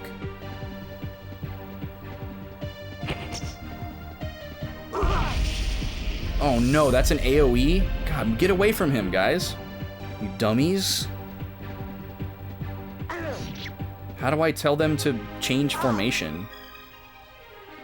Like, the idea of the positioning on the battlefield mattering is really cool, but the fact that I can't control it is not cool. Okay, so this is just a recovery turn. Or maybe I can control it and I'm just not aware of it. This should work. He sounds like Lavitz from Legend of Dragoon. Here goes. Please don't do burst again. Oh my god. Are we just gonna get stuck in a loop here? Can he really do that every turn?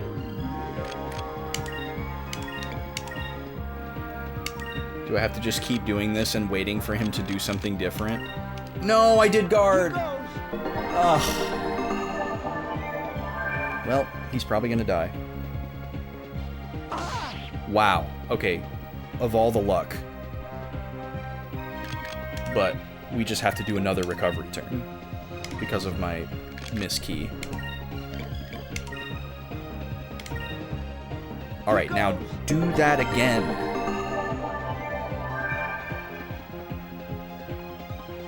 This should work. Why does turn order sometimes flip? We're gonna be here all night. Move away, guys. Move away. Go. You have a gun, Gilder. Go stand in the corner. Make him come to you. I guess if maybe I do like an action with him, he'll move. But because I don't know that for certain, I don't want to risk it. This should work. So I'm gonna stubbornly keep healing until he doesn't do burst. Here goes. And then I'll make sure I do an action with Gilder to see if he moves. Just gonna do it again. Oh my god. That is so annoying. That he can just do that for free every time.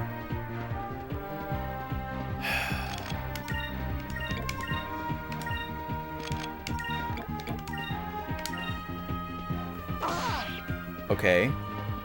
That works. I don't know why he got to go first that time. How does speed work in this game? It's like it's just random. Turn order's just random. It's very scary.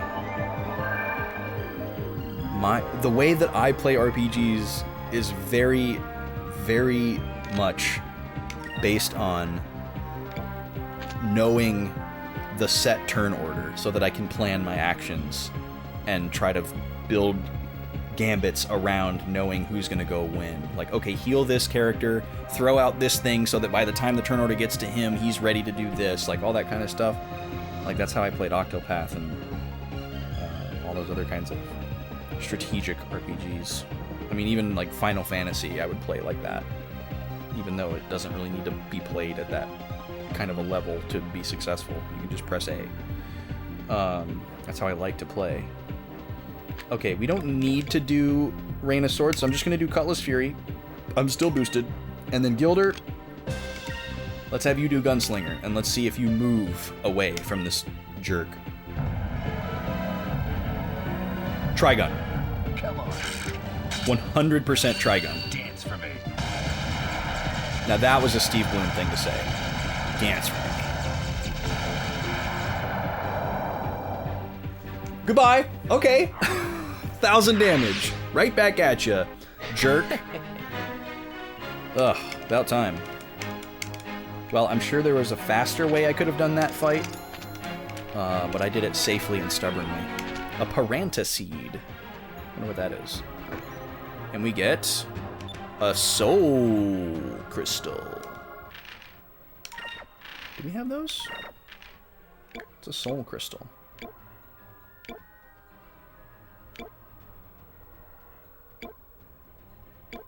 Nope, it's the first one. A valuable treasure sought by Zivlin Bane on Ducat's Island.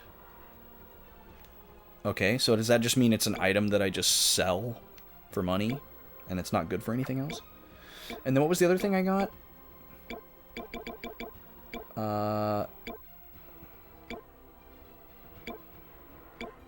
Saccharin Crystal? I think this is what I got. Restores all HP for one ally, so it's basically a X potion. Cool. That was worth it. It was worth it. Despite how many items I wasted, they're easily replaceable.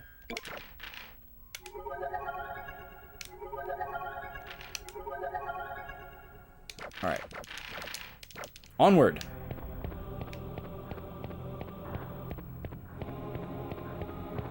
I should probably take a little break here, huh? What is this? A lever. I wonder what it's for. Oh, I thought it wasn't going to give me the option to press it. Oh, we got a little Dungeon Duos action going on here.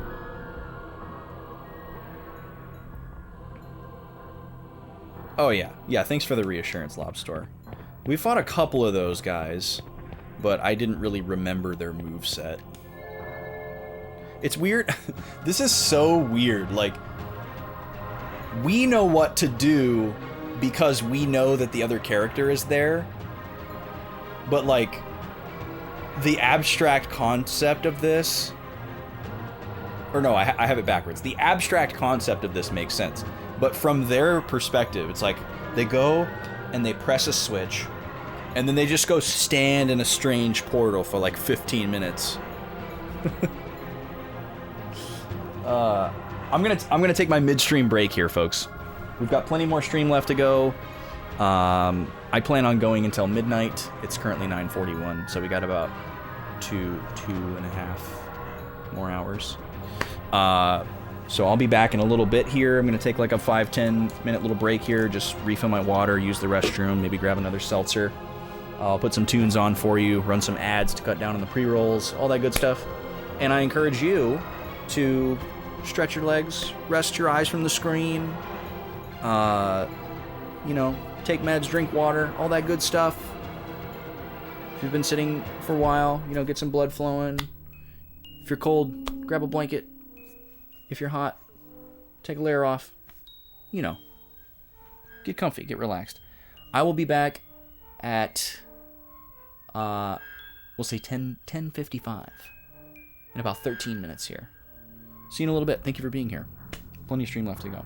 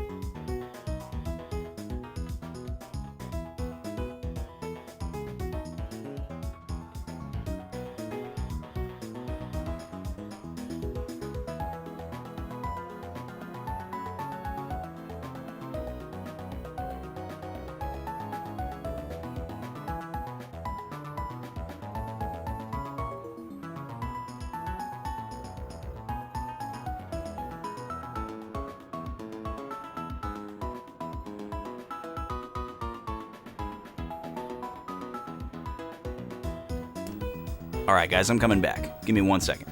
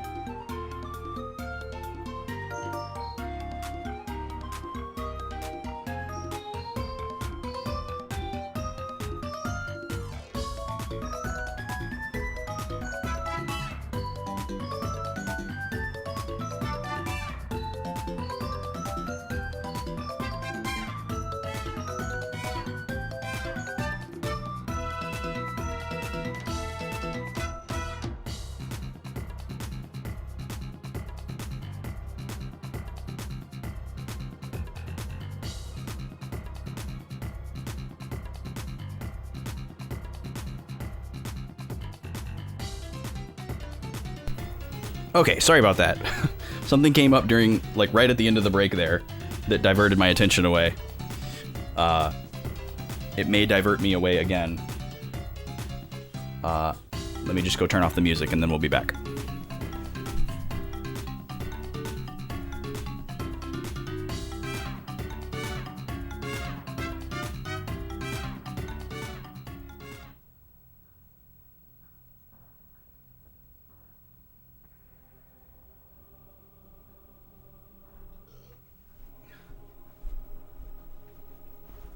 Okay, here we go.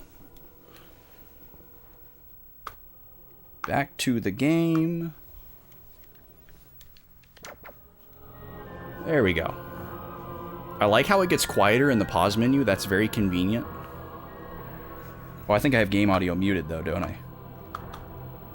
No, I didn't mute it. Because it gets so quiet in the pause menu. Gobi's here. Hi, puppy.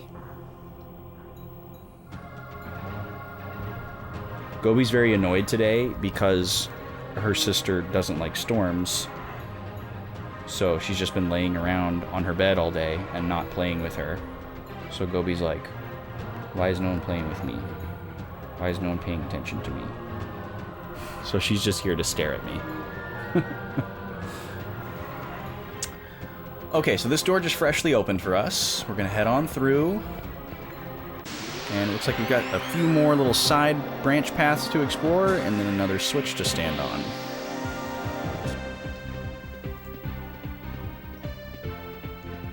Hi, puppy. Yeah, you're being a good girl. You're being a good girl. Here goes!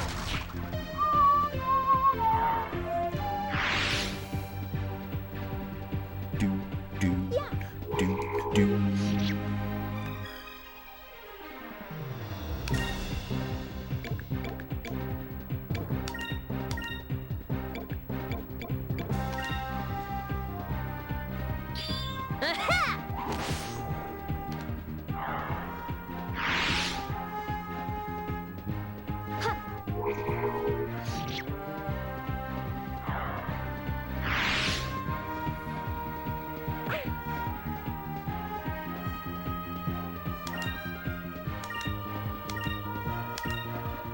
Here goes!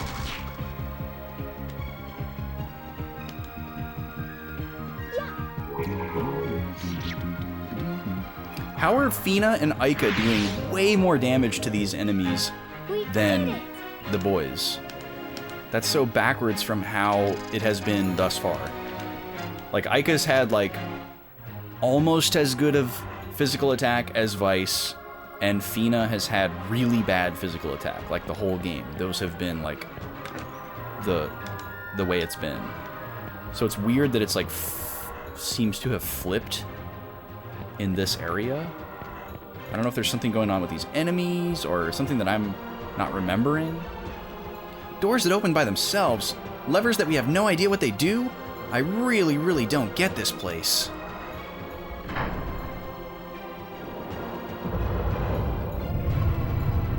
Sweet.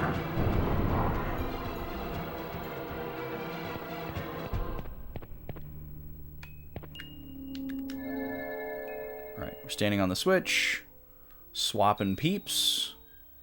That's the direction we came from. How's our health? It's good. Forging ahead.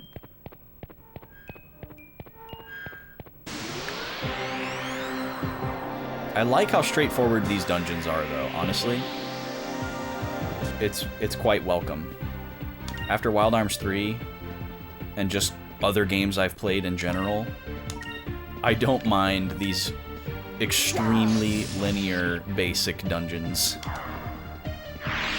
It's kind of nice to just be spoon-fed every once in a while. I like challenging games, but I have to take a break from them. I can't just play challenging game after challenging game after challenging game after challenging game. I have to, like, rest. I have to have an ebb and flow.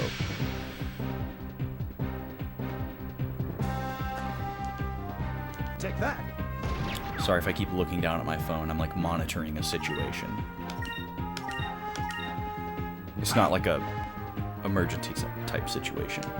I should say I'm monitoring a conversation. That sounds a lot. Well, maybe that sounds worse. I don't know. No hard feelings. His voice sounds different every time he talks. The first time he talked, I thought he was more like this type of person. Almost like a more masculine James from Team Rocket. Or like a Gaston kind of voice. But there, he just sounded like a Cam Clark kind of. Is this it? Is this where we reunite? No, not quite.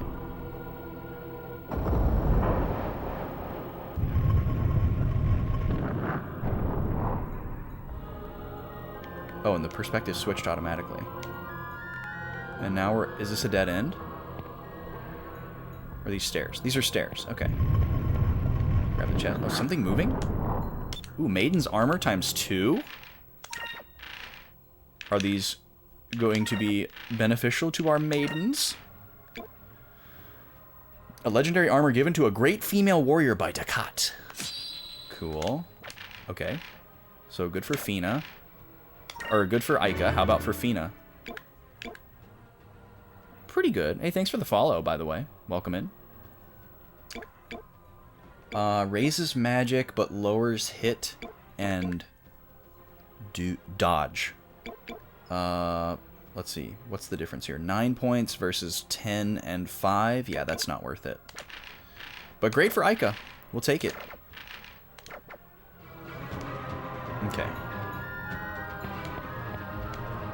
So we grab that chest, and then I want to see if something moved here. I heard something moving. Oh, maybe that's where the guys are.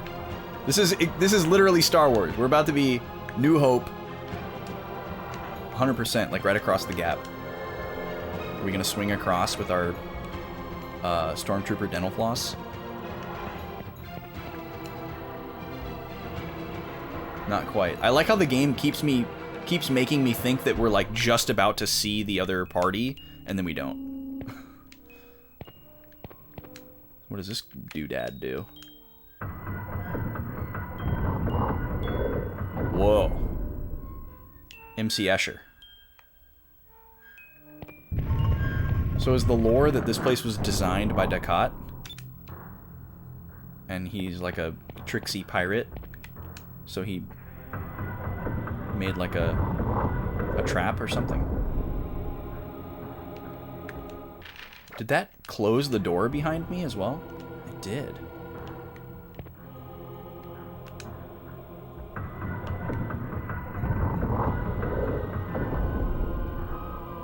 Oh, I see. So I'm going to have to turn this a certain way so that they can do something on the other screen, right? Oh, no, this does let me go down. Okay. Dakat's armor. Hello. That sounds like something a protagonist would wear. Yep. Very durable, light armor. Sweet. Well, I'm not going to waste that on a character that might be a guest.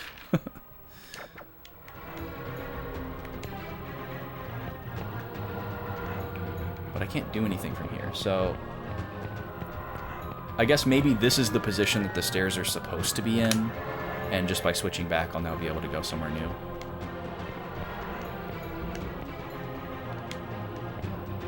It's got some Helm's Deep vibes here.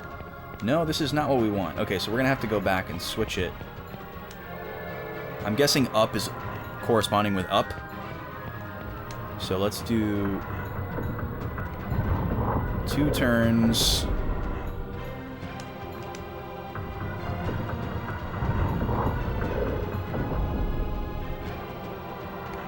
It's weird that it's showing the area above me rather than where I'm at. That's a little confusing. It makes me think there's a new chest and door that I can get up to, but not the case. Okay, so now we do this. Oh, it's showing this area. Okay. Hi, puppy. Hi. Magic Dew. Yes, you're being very good. I know you're frustrated that I'm not paying enough attention to you and that your doggy sister is not paying attention to you because it's stormy, but you're being very good. You're being very sweet. Okay, so now I can turn this 2 turns again, so we can go stand on the switch together. Good girl, Colby. Yeah, that's a good laydown. Okay. There we go. So they're above us. Now we've at least been oriented to know where we are in relation to each other. That's the first time that's happened.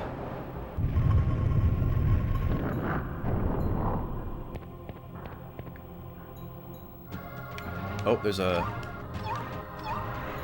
cham around here.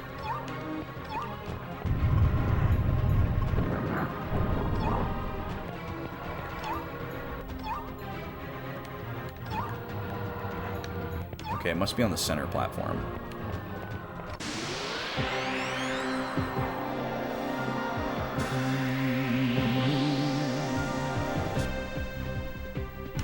At this point, I'd honestly rather be in a battle as these two than the other two, because they've been going better. Over there. Okay, I spoke too soon. What is going on with the damage here? It's like our damage is just random. Maybe it's something to do with these enemies? Let me try switching to purple again.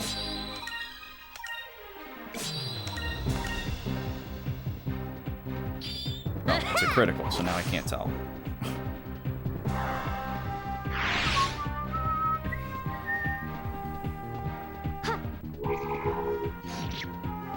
Okay, so the color definitely matters. But we haven't seen enough scenarios to know if it matters with all enemies or just some enemies. That was fun.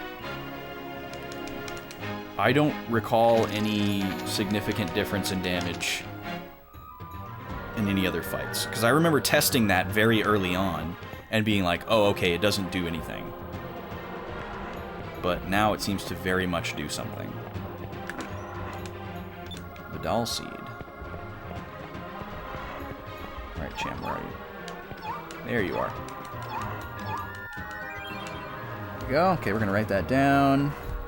So this is another one for Decat's Island. Rarely do we have 2 tallies on these, but now we know that's a good reason that we made room for tallies. What's over here? Oh, chest. I don't want to take unnecessary steps and do more battles, but a moonberry is worth it.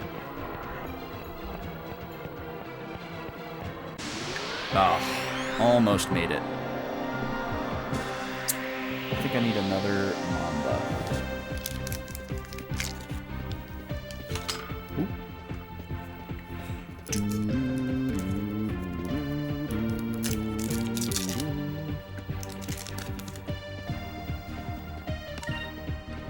Oh, there's so many. Come on. Oh wait, let me switch back to the colors that I wanted. So, silver. Red. Hi, Gobi. Don't you start making piggy noises with me. You were being so good. Don't be so impatient. No.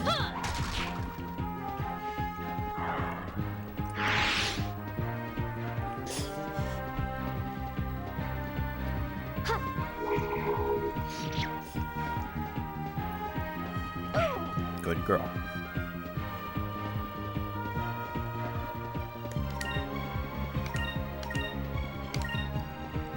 No, you can't cry when I stop petting you. That's called being a turd. Yeah. You can stare at me all you want.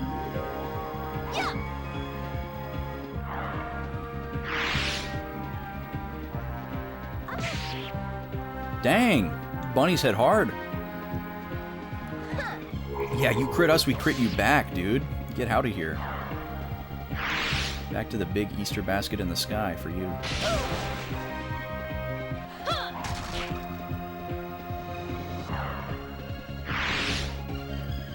We did it!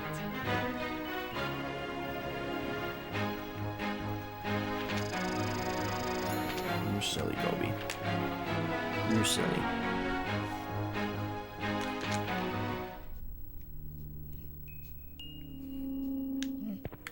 Gobi. No, don't do that. I'm allowed to sit here. I'm allowed to sit here and ignore you. That's allowed. Yeah, I know you don't like it, but it's allowed.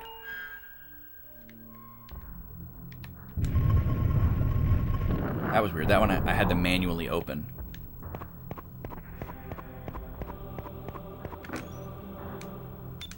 Rasan crystal.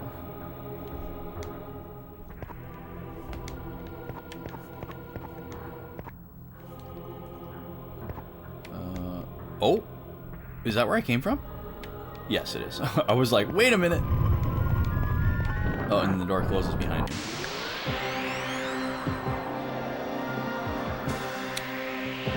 I think I'm just gonna chain eat these mambas now. That's where I'm at.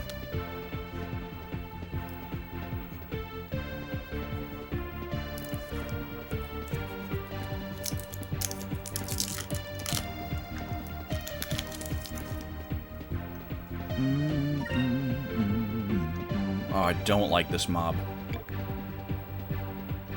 Let's try different colors here. Let's try yellow and blue. Oh yeah, that's really helpful. Okay. Good thing I can turn the camera to see his gun change color.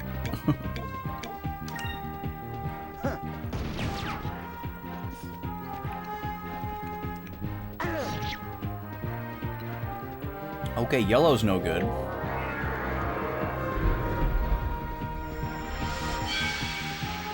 Dang, we need to learn that attack.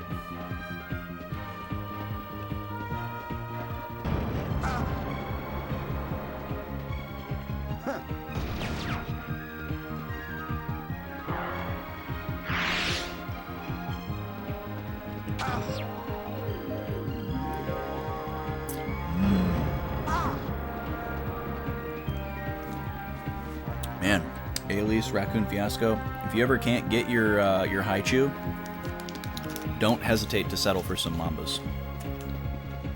They are very similar, and they are very good. Texture is a little bit different, but not by much. And they do stick around. Would be very, I would be very interested to AB them.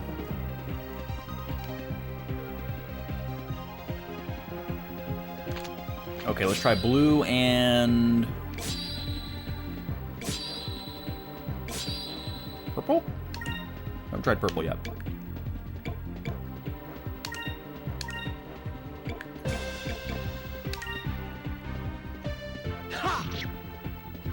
Eh.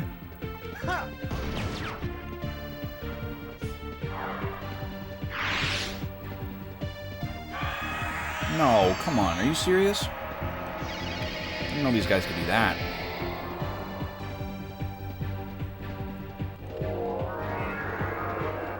Now he's gonna confuse me.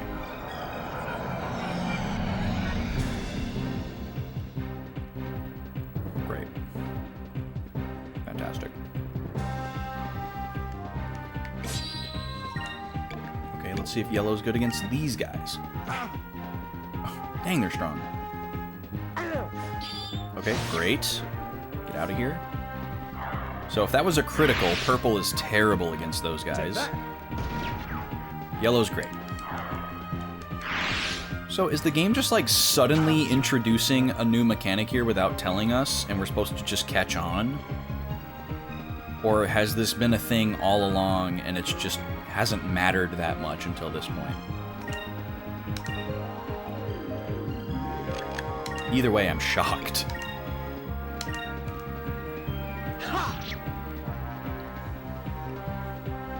This should work. Yeah, I'm mainlining Mambas right now, Raccoon Fiasco, and I was just saying, if you ever can't find your Haichu, like if they're out of stock or you can't get to the right store or something like that, don't hesitate to settle for some Mambas. Because they're great. It would be, I was also saying it would be really interesting to AB them. To in greater detail explore their similarities and differences. Yeah, you know, now that I'm tasting these and enjoying them as much as I am, I'm gonna have to get some regular ones and see if I enjoy the regular ones as much as these. Because I remember liking the regular ones a fair amount. But eating these, I'm like, dang! And I don't know if it's just the flavors. Doing a hard carry.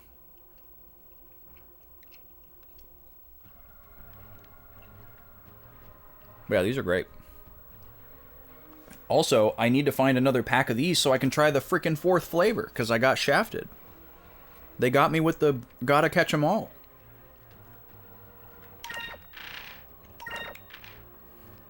Collect all 4 flavors. Got 'em.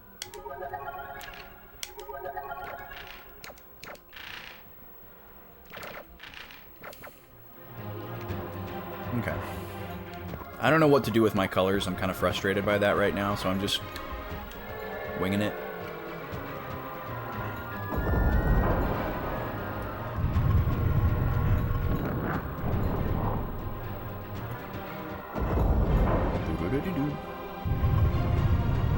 Fourth flavor only in 10% of packs. That would be so crazy if there was one flavor that was like the rare.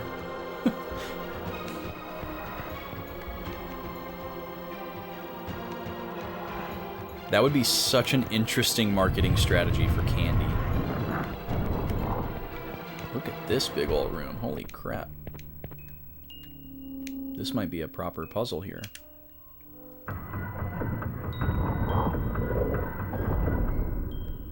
Okay, so this lets me get to a switch point.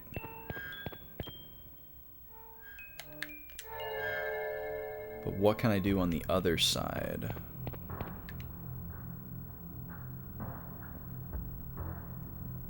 Okay, I can go up to a switch point. So I have a feeling I know how this is going to go. But...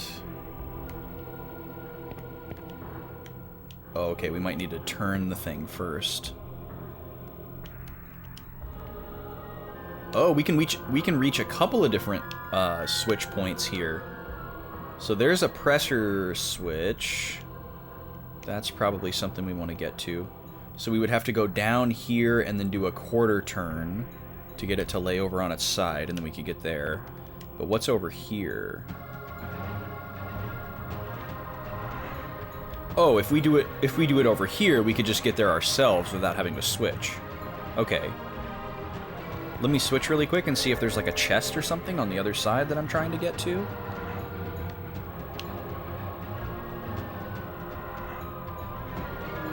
Looks like I'm just trying to get over there. Yeah, we're trying to get over there. Okay, yeah, let's just go ahead and do that.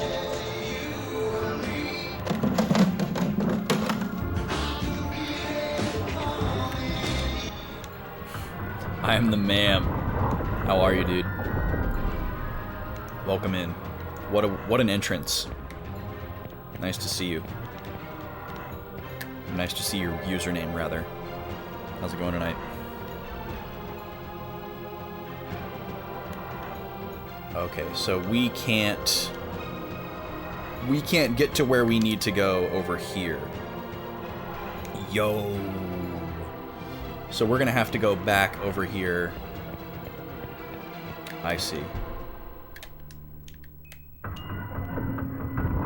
Laying in the bed. That sounds great. Looking forward to that myself. Oh, I should have checked if I could go down.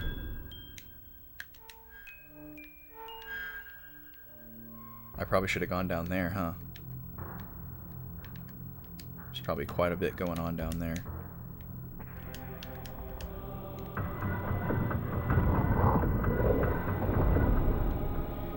Yeah, because this is the only side that has a crank on it. So... or wait. Is that right? Let me go check. Is there a crank on this side? I'm doing good, man. I'm doing good. First week back from the trip, kind of like reacclimating to the regular schmegula.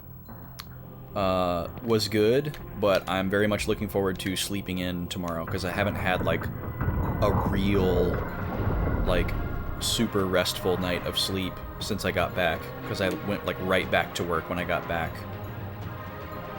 So I'm looking forward to that, and just, like, getting some stuff done this weekend, like, because I went right back to normal schedule, I haven't had time to, like, fully, like, rebuild the music room and, like, do laundry and stuff like that. So it's going to be a nice weekend at home of just, like, chores and catch up and resuming projects and stuff like that. And I'm super stoked about it.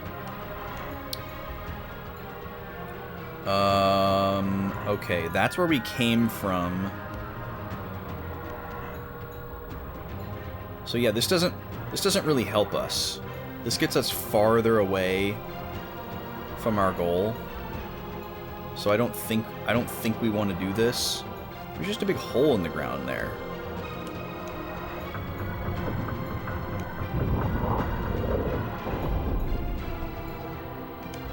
So we're gonna spin this back to where it was.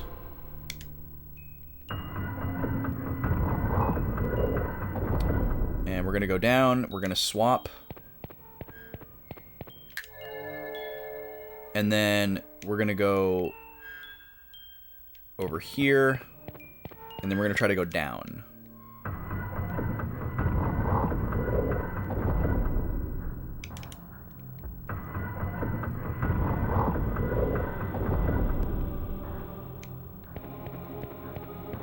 Oh, okay, this doesn't go all the way to the floor. But this does allow me to switch with the stairs in a different position than I have been able to before, so let's see what we can do here. Ah, okay, so this is new. This is good. So this will allow me to get over there.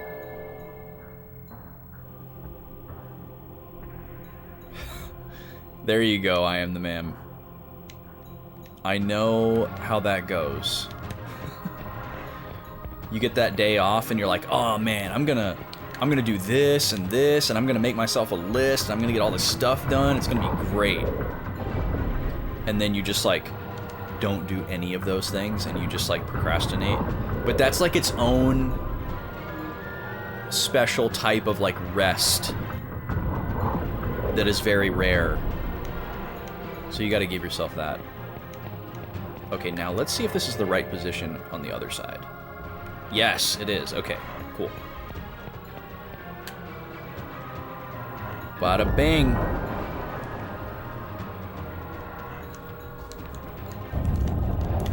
Whoa! This is like that one divine beast in Breath of the Wild. Except 20 years earlier. Not 20. 16? 16 years earlier? Quite a bit.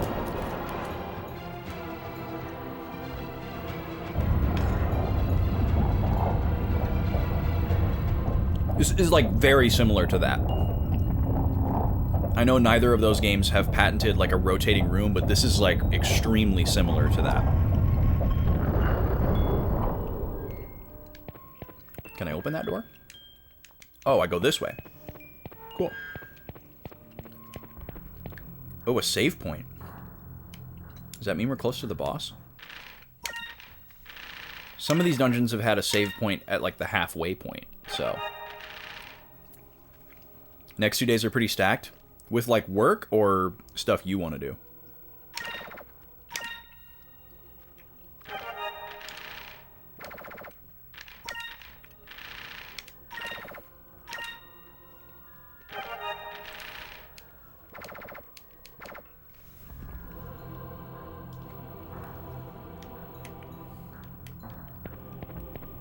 Work, yeah.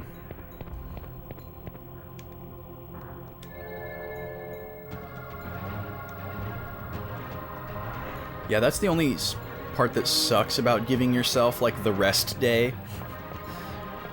Is that it feels really good when it's happening, but then when you get to the end of it and you're like, shoot, I've got to go back to work tomorrow, and then all I'm going to do while I'm at work is think about all the things that I said I was going to do during the day off that I didn't do. Dang it. What have I done? But you gotta live it up in that one day while you can, and you gotta give yourself a couple of those every once in a while. So.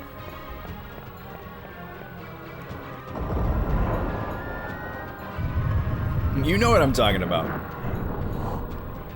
And obviously I know what I'm talking about because I've done that many times. Hey, Nalani, how's it going? What is this emote? Is that a little pumpkin guy? It is a little pumpkin guy. Look at his little spooky self. Oh my god, are we finally reunited? Oh, that's a big chest. Hey, Vice. I believe that's what we came here for. Huh, Ducat's treasure. That's gotta be it. Now I can buy my ship. Wow, look, Fina. Look, that treasure chest is huge. Oh, yes, I see it. Do you think it's Captain Ducat's treasure? Who's there? Who's there yourself? Oh, Vice! It's Vice! Vice! Aika, Fina, you're both okay. Vice! Friendos! You're alive! We raised enough money to buy a boat and we were gonna go looking for you. As soon as we got the treasure, of course. Yeah, I was about to drop that on her, but she said it herself. I'm doing good, Nalani. I hope you're doing good too.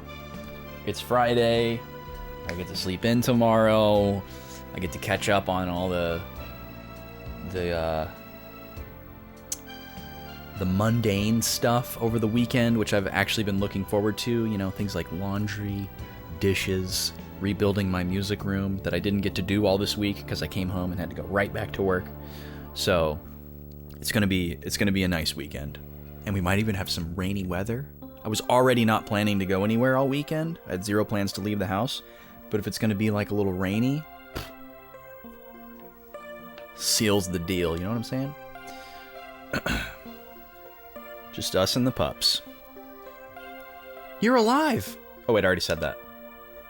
Vice, I'm so glad that you are all right. Oh, she cry! Oh, I'm sorry. I'm just a little emotional right now. I'm just so happy. Aika, Fina, I was so worried. I was gonna buy a boat to look for you too. Well, look at you. On top of that, I didn't know that your partner was the cutie that I met in Nasser. We're all together again. She just brushes that off. Ah, now what? Mines of Moria, activate. Here come the Urukai. Pippin kicked a helmet down a hole. Oh, Lord. Here's the boss music.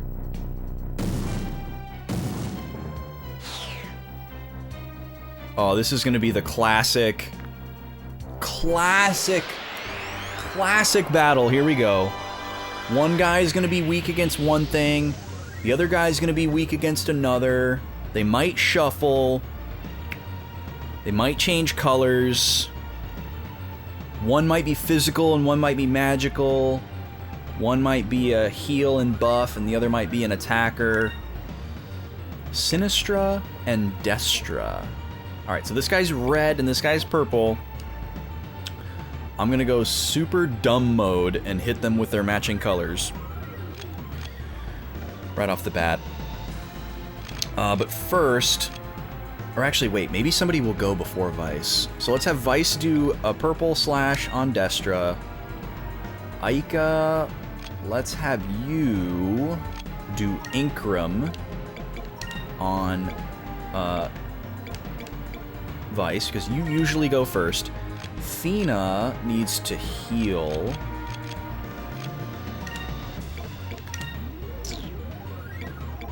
Do we heal Aika or do we heal Fina? I think we heal Fina. She's got lower defense. And then Gilder, why don't you go ahead and Inkram yourself as well?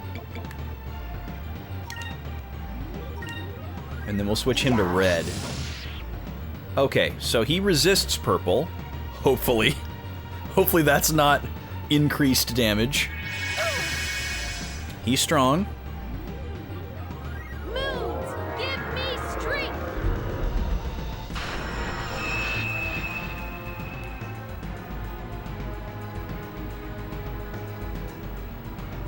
So what's the opposite of purple? We haven't really been taught any type of elemental affinity in this game, so... Moons, give me strength. Ooh, gamifying chores with a pseudo D&D boss battle? That is extremely nerdy. How did you even come up with that idea? That's genius.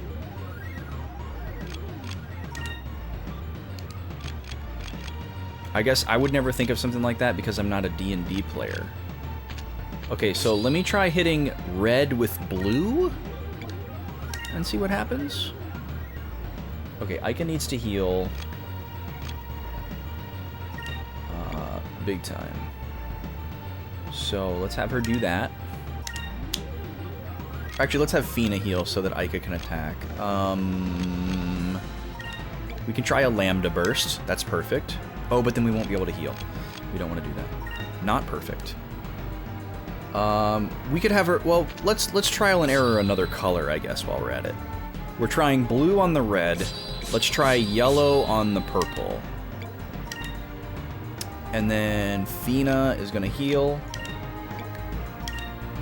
Ica. And then Gilder... He's also going to try and attack.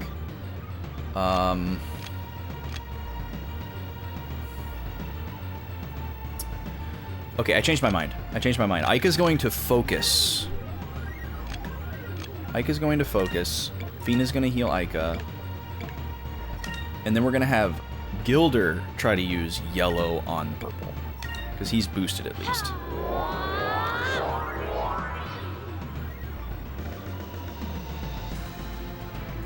What did that say?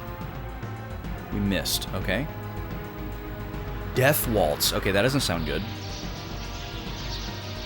We got a little Kapora Gabora energy happening here.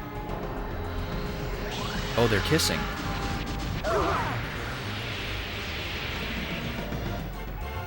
Oh! Okay. Well then. That was a massive attack. Okay, that's pretty decent damage. So obviously they have some kind of tandem power, and we want to probably eliminate one of them first. And until one of them like outs itself as the more threatening, we're just gonna arbitrarily choose the purple guy. Okay, which one brings people back to life? Rizzle Crystal brings them back to max HP, but don't we have one that does half?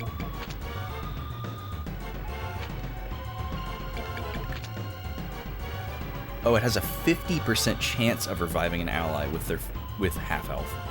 Ugh. I hate games where the revive spell might not work. I'm playing Dragon Quest III right now, and it has that as well. So to be playing two games at the same time that have that is just cruel. Yeah, I hate games. Damn you, video games. And we gotta keep laying on the damage.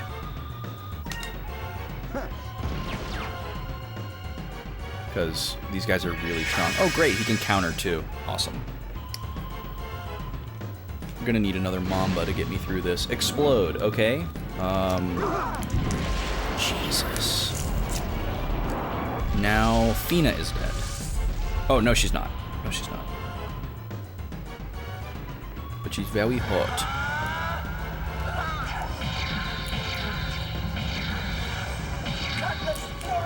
Please take 1,000 damage.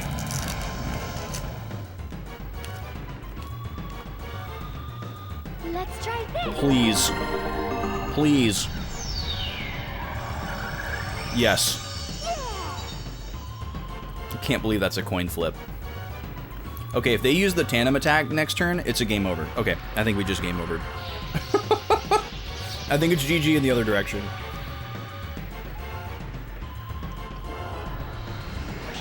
I love that they kiss right before. Okay, I'm not gonna try to claw back from one character alive. That is ridiculous. So this might be a point where it's worth grinding.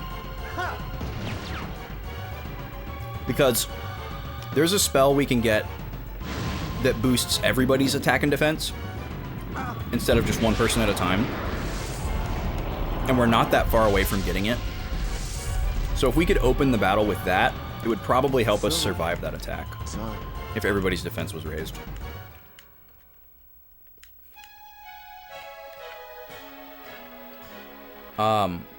Yeah, we're gonna go back to our last save. That's the first time we've seen that screen. Pro gamer.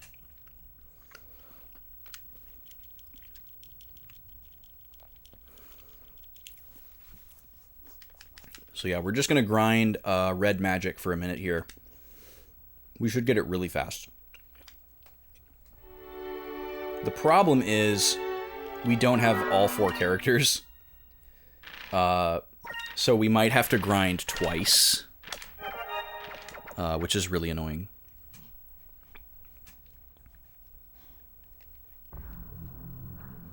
Because our characters were split up until that battle. Okay, and then the battle initiated when we stepped on that switch, so... Well, it might have done it when we walked in the room, but it doesn't really matter. We're just gonna run around in here, get in a couple battles. I don't remember how far away we are from red, the next red spell, but we can't be that far away.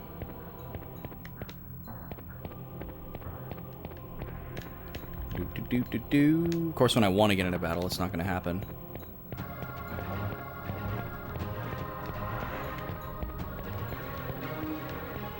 Wait, did we ever go down here? Is this where we came from?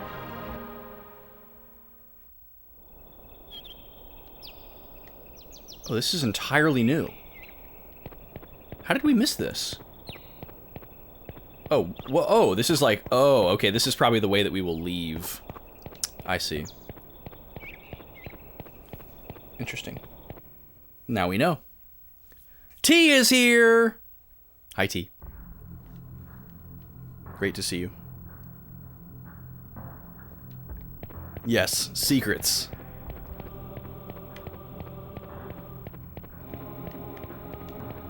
Can I get a battle?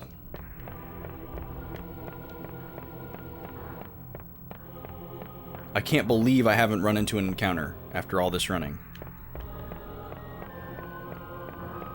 You just got home, you're pooped? Yay, normal Twitch stuff, that's right. I still have a few things that I need to fix on my end. The encounter rate must be turned off right now. This is ridiculous. Does this force me right into that cutscene? Or do I get a chance to move after this?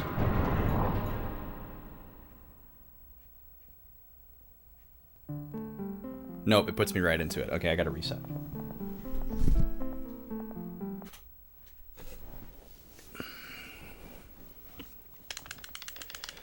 Oh boy. OT. What I got? Did you find some?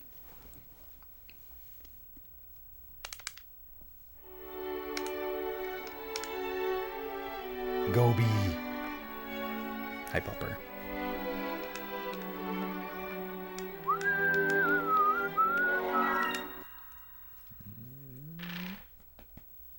Yeah, you tired? You sleepy, puppy?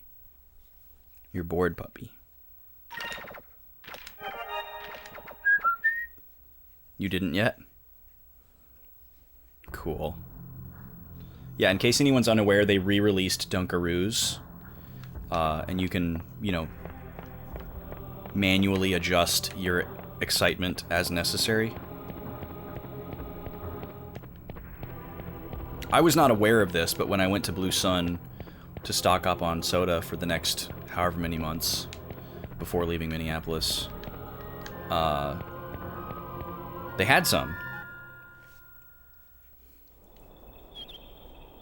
A Dunkaroos branded cookie mix? Wow, they are really going all out for this relaunch.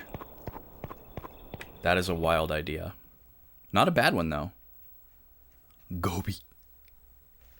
Gobi is being the cutest little bunny rabbit right now. Because she's attention-starved. The weather's been stormy today, which means Nima is not doing anything. Which means Gobi's not doing anything. Because Gobi expects Nima to do all the heavy lifting for playtime. And if Nima doesn't want to play, Gobi doesn't know what to do. So she just stares at everybody and wags her tail. And is like, hey, play with me. Okay, so we need red. We need lots of red. Doesn't matter if these guys aren't weak against red, unfortunately. We need red points. Seems like a version of a sugar cookie. Yeah, I guess that's what I would expect, is like a sugar cookie with sprinkles.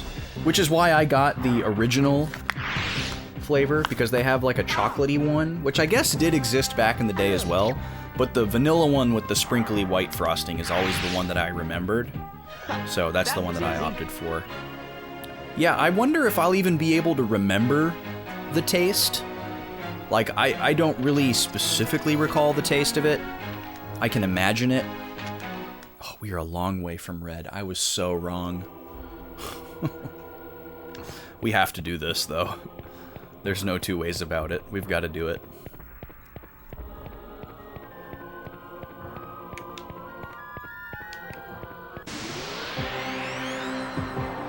But yeah, I'm interested to see if, like, I taste it and I'm, like, instantly transported back to 3rd grade, or if I'm like, oh, this sucks. And then if I taste it and I don't like it, or if it tastes mediocre, then I won't know if it's just nostalgia goggles, or, like, reverse nostalgia goggles, you know? Where it's like, oh, these were never as good as I thought they were. This is the spell that we're grinding to try to get, that he's using right now. But yeah, what I was saying is I wouldn't know if they were just never good and I was a child, or if they made them worse. Uh-oh.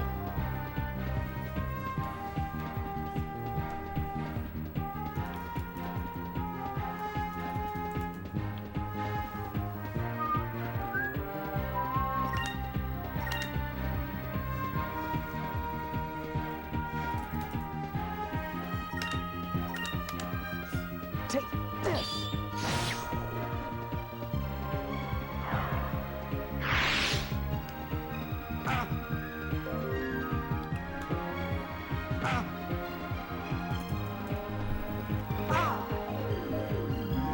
Okay, we should be back. F5's in the chat.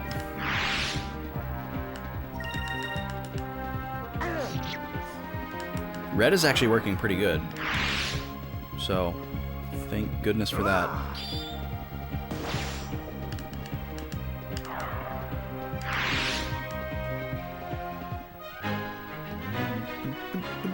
Now that was fun.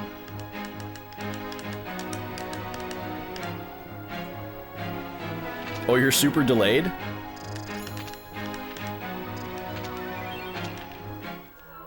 Yeah, I would try an F5. That's my only suggestion for stream delay. I don't know. Sometimes that fixes it for me, but... Oh, cool. Yay.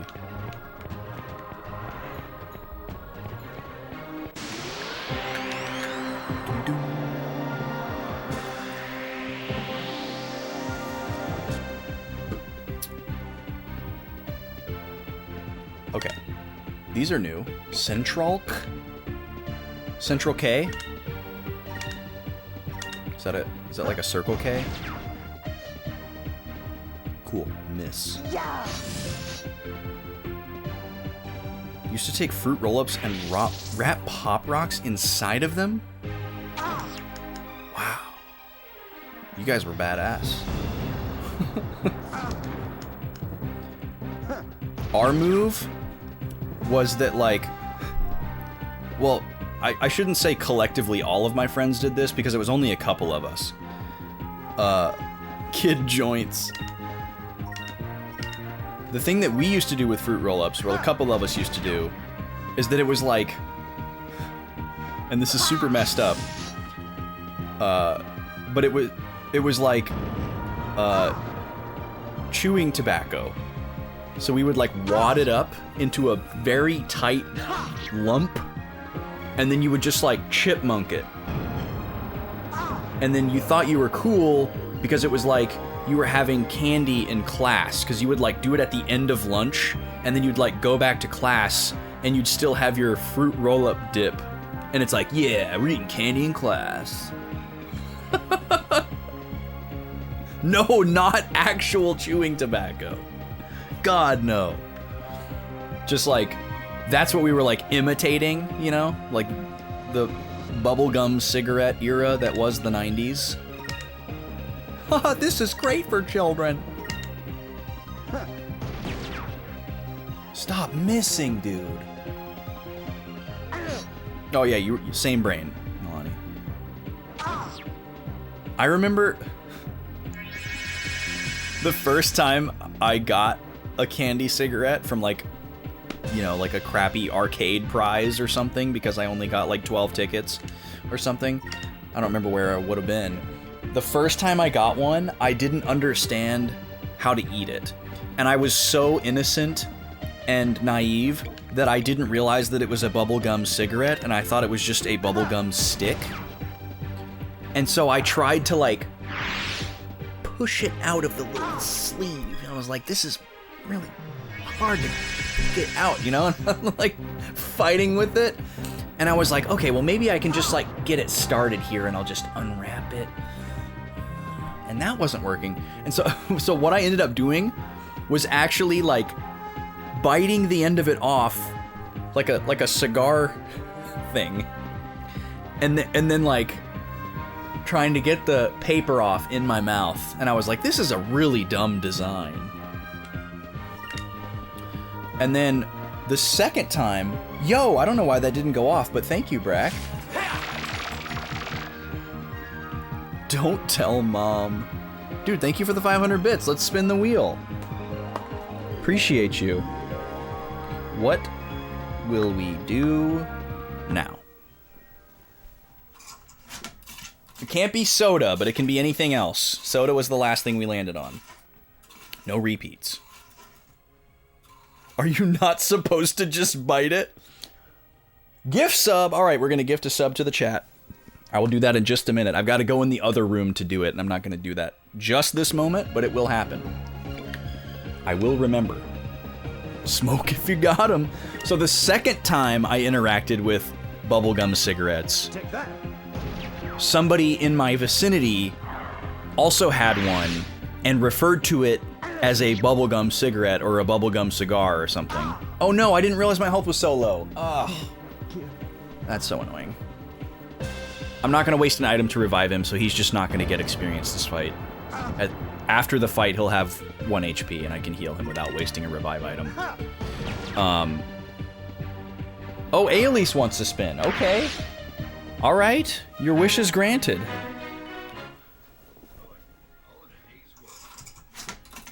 All in a day's work. He's like a budget Steve Bloom.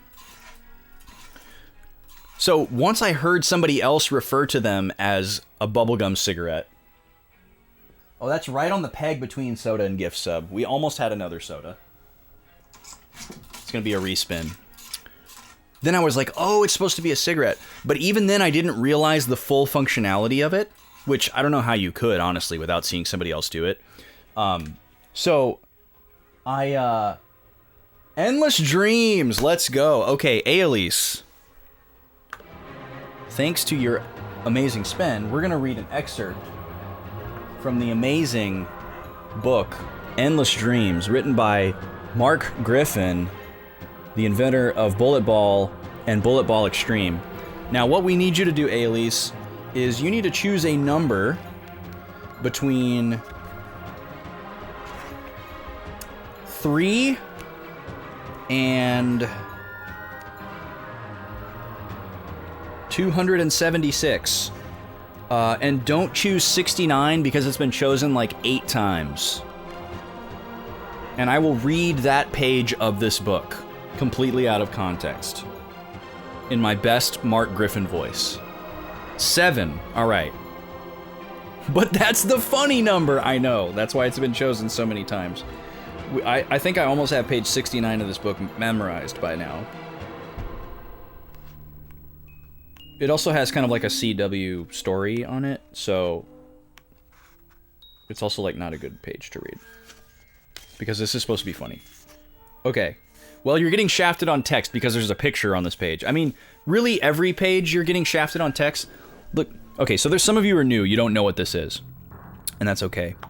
Look at the margins, by the way. Look how much space there is here. Look how big the print is. There's huge margins, huge font size. The entire book is boldface. It's bold, the whole thing. There's like ellipses everywhere. There's pictures. Like everything that could have possibly been done to pad this book out to make it look longer was done. Yes, literally that. Okay. So, some context for people who don't know who Mark Griffin is.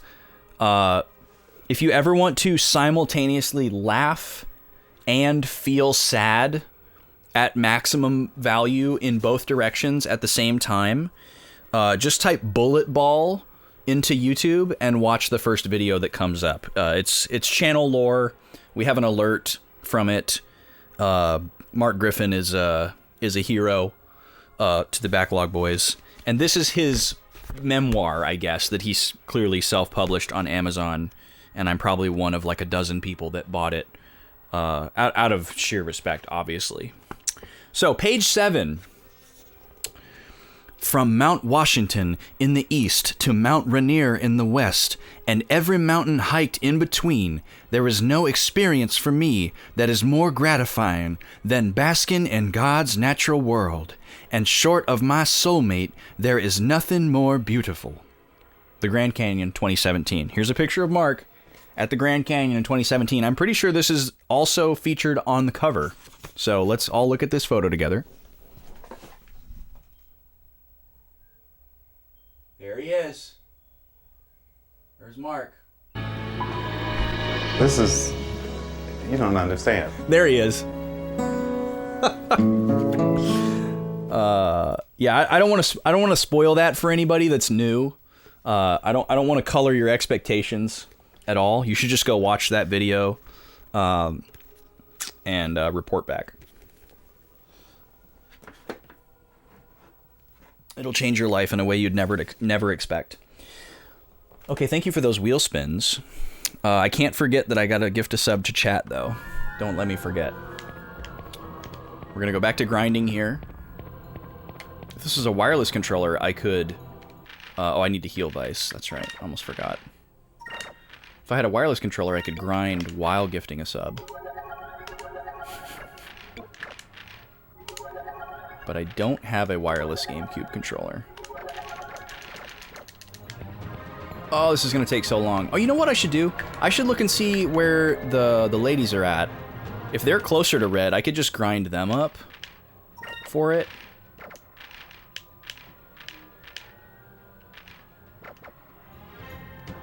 Why can't I not figure this out? There we go. 50. 67. Okay, we're just gonna grind as the ladies. They're way closer to the next red spell. We really don't need everybody to learn it. We really only need one person to learn it because they can cast it on everyone, so. That's what we gonna do. Oh, this is new. Gosh, she climbs ladders funny. Brack.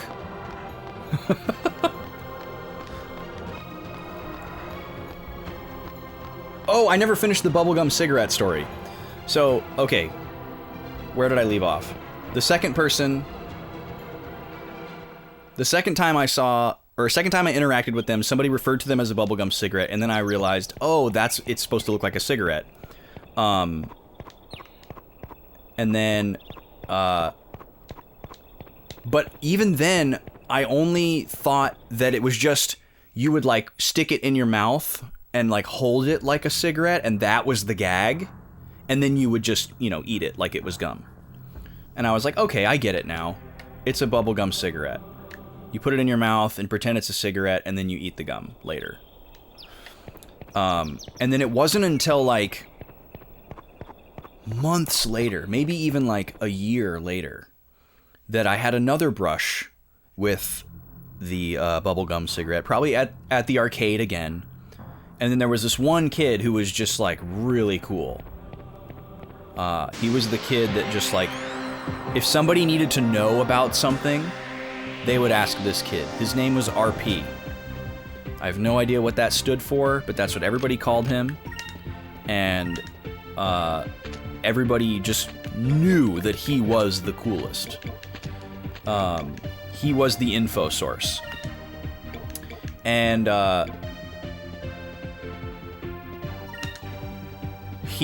we were all like sitting around a table, probably like, you know, eating our pizza before we were gonna get bussed back to the daycare from the arcade. Because I was in like a summer daytime daycare where like, instead of me being at home all day during the summer by myself, I like basically went to like a place. Anyways, that doesn't matter. We're at the arcade, group of kids. RPD2! Oh, that's incredible. Yeah, he must have had some like weird first name that he really didn't like. I can't think of any weird first names that start with R, but Let's try this. whatever. Anyway, so he comes and he sits down and he sees us all with our bubblegum cigarettes. Because, you know, we're like the kids that suck at games and didn't earn a lot of tickets, I guess. And that's all we could afford. And being the sage child that he was, and so intuitive, he could just see that we clearly lacked the proper understanding of the full functionality of the bubblegum cigarette. And so he sits down and he sees us all like doing this with our bubblegum cigarette, you know, and like pretending like we're smoking it. And then, you know, some kids are like unwrapping it and like eating it awkwardly. And he's like, "Do you guys even know how to like do it? Like, have you done it yet?" And then everyone's like, you know, like nobody wants to say that they don't know because we're like 6 or like 9 or however old we were, I don't know. And so then without saying anything, he just realizes, oh, they don't know. And so he puts it in his mouth and he blows super hard and the like bubblegum dust goes and puffs out and it looks like a cigarette. And everybody was like, whoa! And like, we had no idea that that's what you were supposed to do. We had no idea that that was the full reason why it was called a bubblegum cigarette. And so we were stunned. Yes, that's a thing. That's a real thing. And I'm not even surprised that you don't know this, Brack, because I got to imagine that so many kids interacted with bubblegum cigarettes and had no idea that you could do that. And I remember we all went around the table and tried it, and it was very difficult to do. You had to blow so hard with your little child mouth to make that happen. And I think some of them must have been like duds, and they were like either too loose or too tight. But there was like an art to it, you know. You had to have your bubblegum cigarette embouchure trained up to be able to pull that off. And cigarettes were all the rage. Over there. 90s, baby. Some products contain powdered sugar hidden in the wrapper, allowing the user to blow into the cigarette to produce a cloud of sugar that imitates smoke, which comes out on the other end. Yeah. Is that from like Wikipedia or something? Yeah, that was a mind-blowing experience. And I wish I knew like how RP knew. RP must have been the kid that had like an older brother that just told him everything.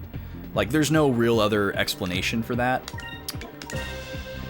I can easily imagine. But we never asked him. We never were like, you know, RP, how come you know everything? He just knew, and we knew that he knew, and that was all we needed to know. We didn't ask the question. We didn't ask, how do you know? We just knew that he knew, and give me the information. Give it up. You wikied it? You're trying to understand? Yeah, I still don't understand how you're supposed to eat it after you do that, because there's no easy way to get the wrapper off of there. I'll never forget me sitting there trying to push it through the tube with my tiny little thumb and just being like, and it never ever moved. But I was like, there's no other way. Yeah, it has like a wrapper around it and it's tight. It's tight. I think it would be hard to even realize that it's a wrapper in some. Oh, I didn't need to use this in some situations. Those dots on paper candies. Now that's an old school candy. Just a piece of wax paper and they're like... Do you remember when they, You ate so much paper. He was one of them paper eaters. That boy ain't right, he eats paper. Alright, we're gonna be at 44 reds in no time.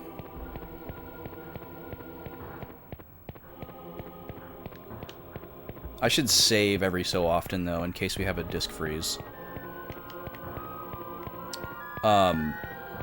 You remember the evolution of those dots on the paper candy though? You remember those, God, I tried to think of the name of these forever, and I had to look it up, and now I've forgotten them again. Oh, they were called Twizzlers Pull and Peel. It was like a little piece of wax paper cardboard, and there would be like a design like drawn onto it with that same kind of stuff that was the dots back in the day. And then you would just like pull it off and eat it. And it was kind of like a fruit roll-up, but it was like somebody put it in like a condiment thing and like, yeah. Used to love those. I don't think I ever personally had them, but it was a popular item for like lunch trades and sharing because you could like pull it apart really easily. And I didn't like Twizzlers anything else, but I always wanted those. I'm still not really a fan of Twizzlers.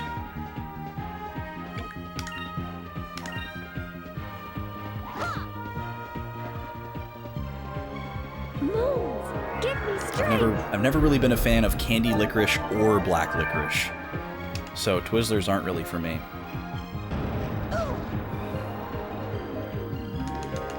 I was always a sour candy kid.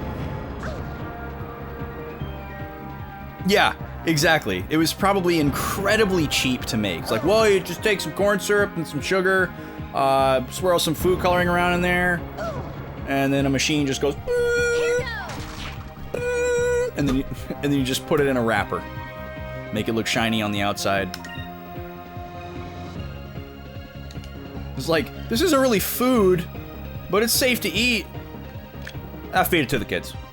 That was the 90s, in a nutshell. It's not really food, but it's safe to eat. Put it in the lunchbox. Just pumping children full of sugar. Every meal. You get you some cereal, and some orange juice, and with your lunch, some apple juice, and some peanut butter, and the bread's got sugar in it. The ham and the cheese has got sugar in it. Yeah, they have lead poisoning, and we ate paper. Jesus Christ.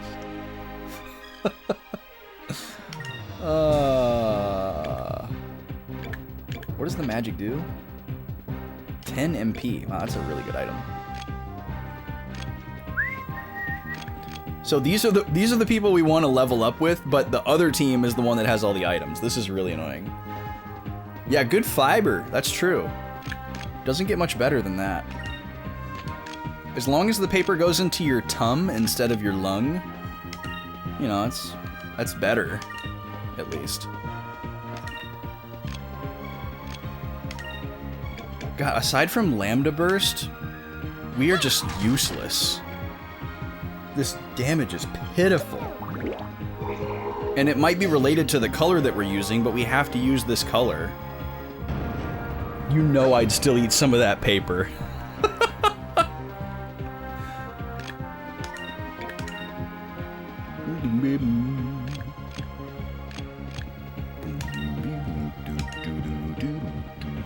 Fire consume my enemies! Lambda burst! You guys are making me want to eat more Mambas. So I will, alright? I'm just salty that I didn't get all the flavors. God, and that doesn't even kill them all.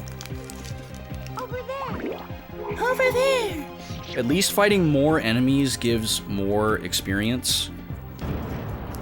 Man, I've been rocking and rolling on these Mambas.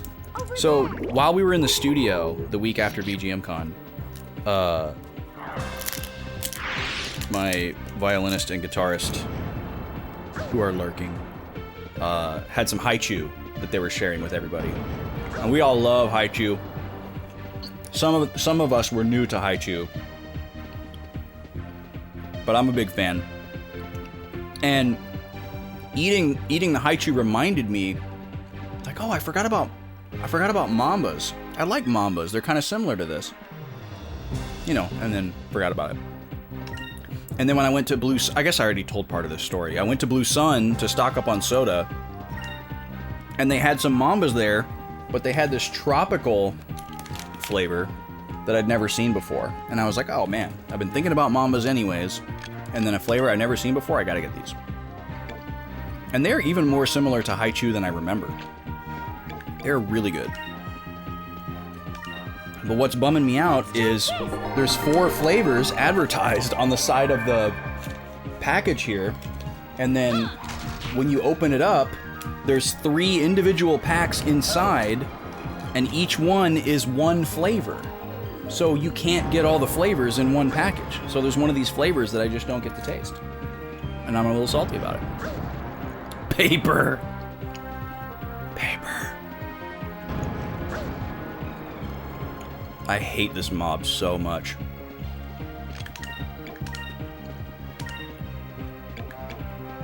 Alright, they should all die to this. Fire consume my enemies! Yeah, I need to retry the regular flavor of Mamba. Because honestly, I didn't remember them being this good. I might have to just keep these in stock at home if they're this good. But if I try the regular ones and it's just like, oh, then I'll know it was just the tropical flavors. We're getting closer.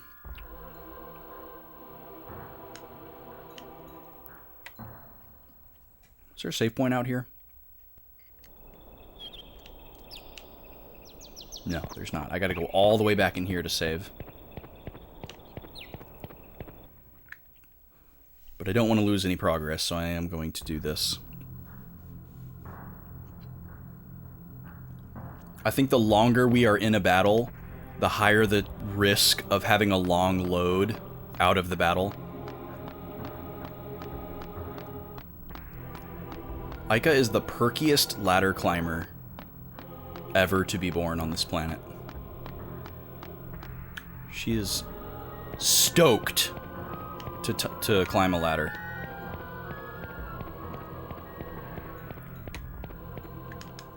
Alright, and we save.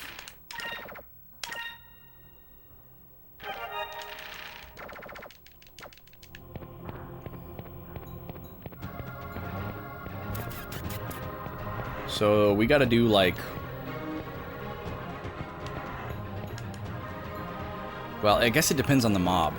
But probably at least 6 more battles. Maybe more like 10. Ugh. Brack, you are naughty tonight, dude. It's like Twilight Princess Brack is coming out.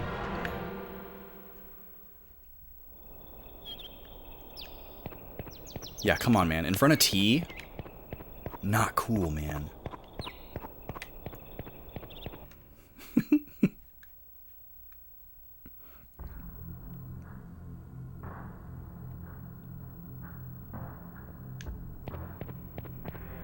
I'm only 31, please. Earmuffs. People be wildin' this weekend? Yeah, it's also just Brack.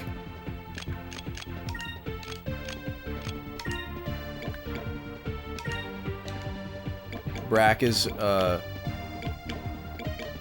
loyal order of the Brotherhood of Eternal Thirst that many of us are known to show up to a meeting or two. This is all I have to restore HP? God. Alright. I don't want to use magic to heal because it's even longer before I can hit all the enemies.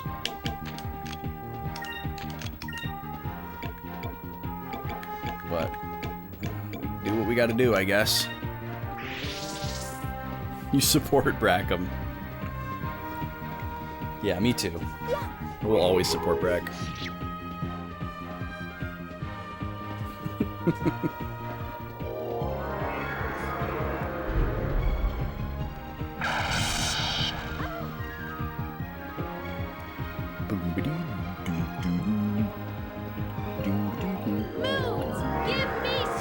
Oh man, before you got here, Brack, I tasted the best soda of 2023 and possibly farther back. You gotta look for this soda, my dude. This is Team Lime. Team like T-E-M, like teeming with life, or teeming with lime flavor. This was real good. Real good. It's a lot like the Bundaberg Lemon Lime and Bitters, but it has less of the like aromatic bitters sensation, and it kind of tastes like that real lime squirty stuff that's in the back of your fridge. And it's also lightly caffeinated. Best soda of 2023 so far. Possibly farther back. That's the best soda I've had in a long time. Really good. Like, we haven't had too many, like, misses. I don't believe you. We haven't had too many misses from the last batch, but we had quite a few that were just like, okay, it's good. You know, and we had a few that were just like, eh. And maybe one or two that were just like, ugh. And then we had a lot of, like, standouts, but we haven't had anything on that level in a long time that was new to me. Okay, Fina, heal yourself, please. Miss. Great. Move! Give me strength! You better believe it, dude. Yeah, that's easily the number 3 lemon lime soda of all time for me. Easily. Lemon lime and bitters is still the best one for sure. And I think I gotta keep the Rocky Mountain Soda Co. at number 2, just because it's like really unique. But that's an easy number 3 for me, and could be argued for number 2.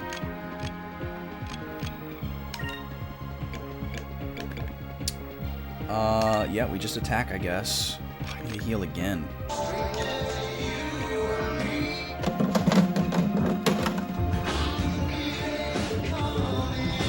God, he plays it off so well.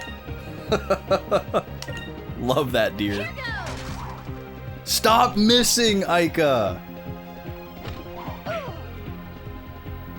Have a good night, Nalani. Nice to see you. Thanks for hanging out with us for a bit. Everyone go follow Nalani. She's a riot. She does cool streams. Very talented musician and professional silly person. I don't care if I'm poisoned as long as my health is good.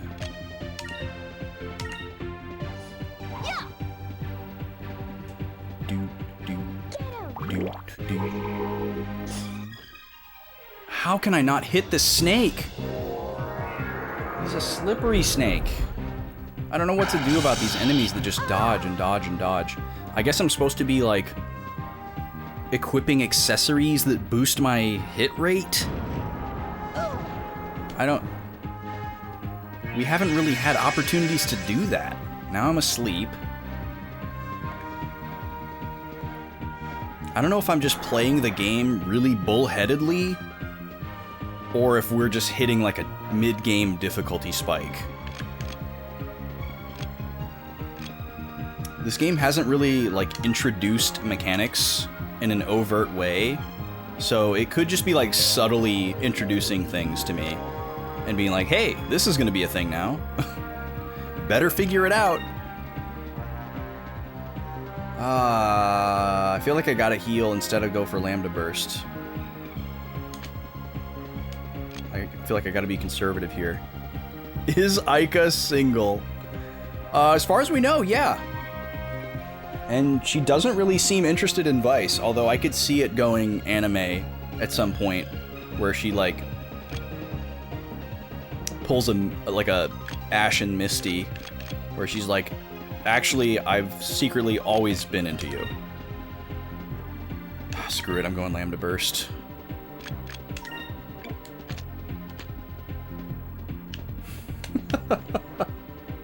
Whoa. I didn't know I could do this. And then I can go in reverse. That's just holding L and R. What a strange feature. I can also just freely move the camera. Or not freely move the camera, but I can frame by frame that animation with the C stick. That's so weird. Oh, man. I wish I could somehow give my healing items from my other inventory to this inventory. That is so loud. Should probably turn that one down a little bit. Alright, I guess we're just attacking. Hopefully we can hit that stupid thing. Fire consume my enemies! Lambda burst!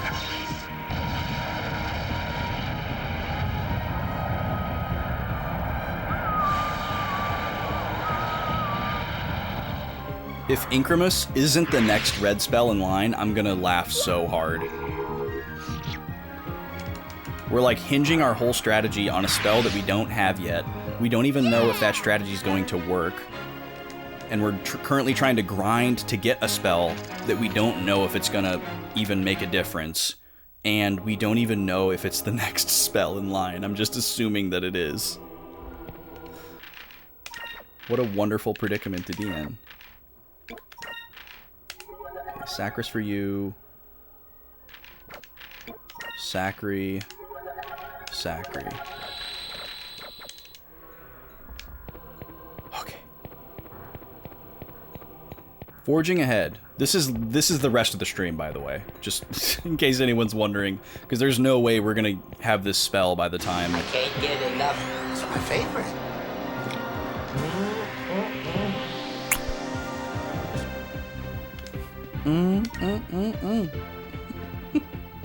God, I love that so much.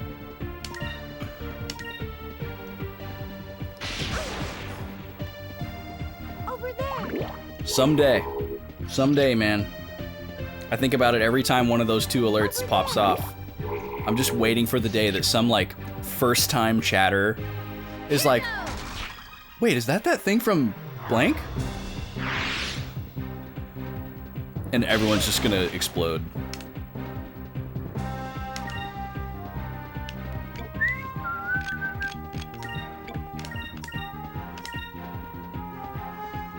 But until then we just wait. Fire consume my enemies! Because I ain't telling. Lambda burst! It's one of those deep cut things where, like, probably it didn't stick with anybody else, but for some reason, it just stuck with me. We did it!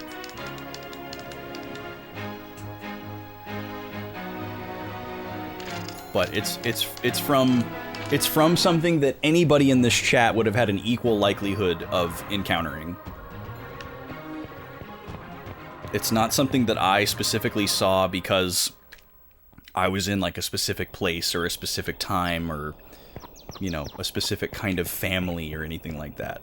We all have equal chances of having encountered that clip and its source.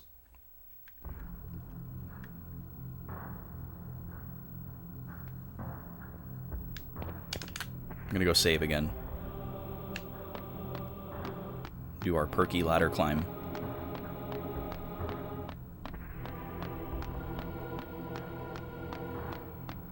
What's she looking at?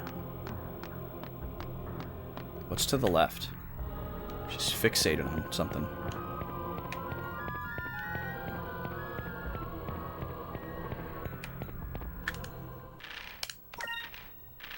Oh boy.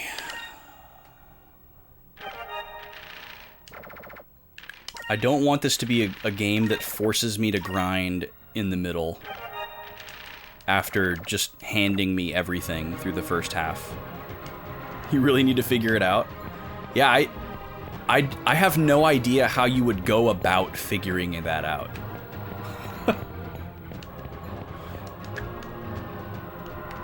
I would actually be fascinated if you figured out some way to, like, reverse engineer that. Because there's just not enough information there. There's a key piece of information that is omitted from those two clips that you would be able to Google and find it. But without that, like, everything that they're saying is so generic that I mean, you could try it, I guess, but I don't think that you could just Google what they're saying and it would come up, because they're such regular sentences. And, like, I don't think if you typed in, like, old dudes in towels liking things, that you would find it either.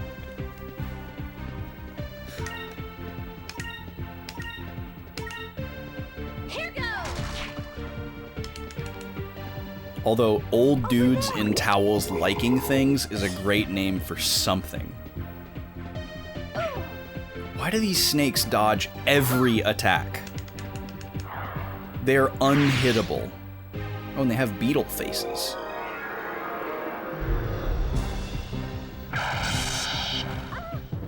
I would be very curious what the Google search results look like, with safe search on, for old dudes in towels liking things.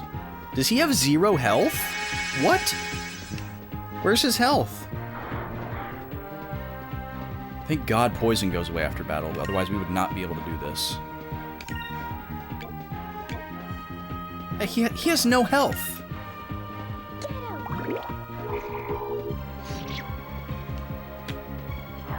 Get out of here.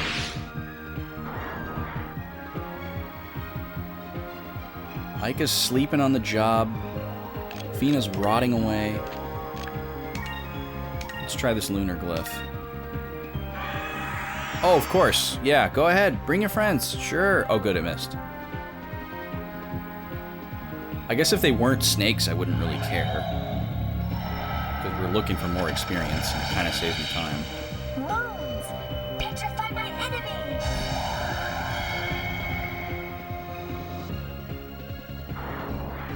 Okay.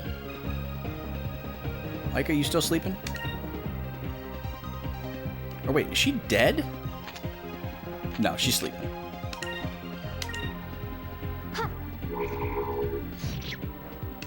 Yeah, that spell was less powerful than her regular attack, so... Not gonna be doing that again. For our safety. She's so wholesome, it hurts.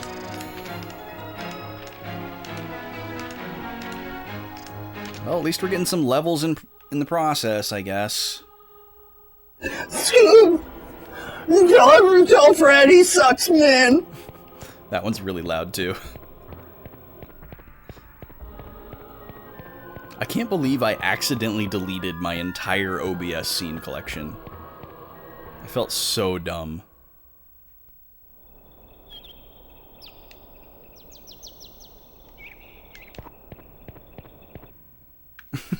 Yeah.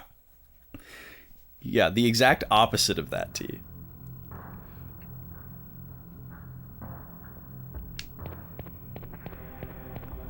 I mean, I guess. That's one of those things where you just think that you're way too smart for that to ever happen. You're like, oh, how could somebody just accidentally delete everything? But it's literally exactly what happened. And it wasn't just like a one-click, oops, everything's deleted. Like, I thought I went in to make a copy of everything, right? I was trying to make a copy of everything to set up like a new profile because I was going to make everything for the Dabber show because we use OBS for our visuals. So I was like, okay, I'm going to move from the Backlog Boys profile to a Dabber profile. And then I did that. And then I went through and I was like, okay, it like duplicated everything. And so I went through and I deleted all the scenes because I wanted a blank slate. Well, it turns out your scene collection and your profile are completely mutually exclusive. So you can switch profiles, but you're still in the same scene collection. So what I needed to do was actually go and change profiles and then go to scene collection and go to new. And even dumber than that, if I had gone to the scene collection menu, I would have seen that I already had a do a barrel roll one from the last time I did visuals, and all I would have needed to do was just edit it a little bit. I was so mad because I had already gone through and gone like down, delete, enter, down, delete, enter, down, delete, enter, down, delete, enter, down, delete, enter, like 40 times. I'm like, okay, cool, now we have a clean slate. And then I like tabbed back over to the B-Boys one, and everything was still gone, and I was like, wait. And then I just realized everything was gone, and I was like, oh. And I'm about to leave for like a vacation. And I'm like, whatever, I can't think about this right now. Bye, computer.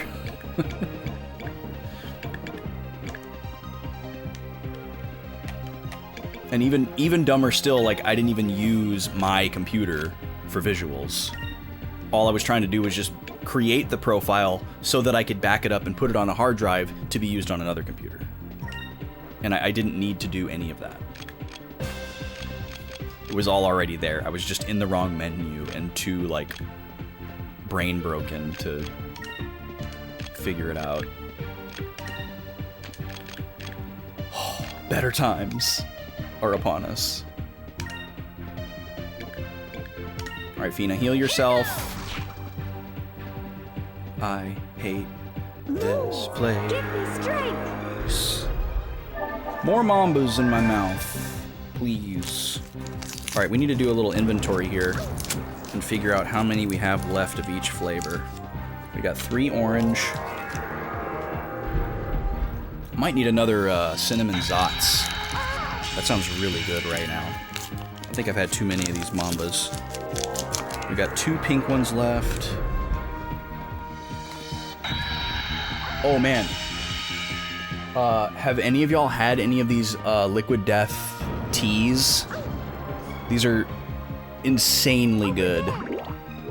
I've now had 3 different ones. This is the Armless Palmer. I had the peach one. I forget what it's called. That one was good. And then the one that was actually just plain tea flavor was actually my favorite one. It was called Grim Leafer. That one was so good. If it is tea, I am interested. Fair. Yeah, they're all really good. This one, honestly, I feel like it shouldn't be called Arnold Palmer because it probably improperly sets the expectation. It didn't really taste like tea mixed with lemonade. It tasted like tea, like sweet tea with lemon, which is, in my eyes, quite a bit different, but I really liked it. It tastes like a really fancy version of those like Arizona Arnold Palmers in the can, which is, you know, obviously a huge W.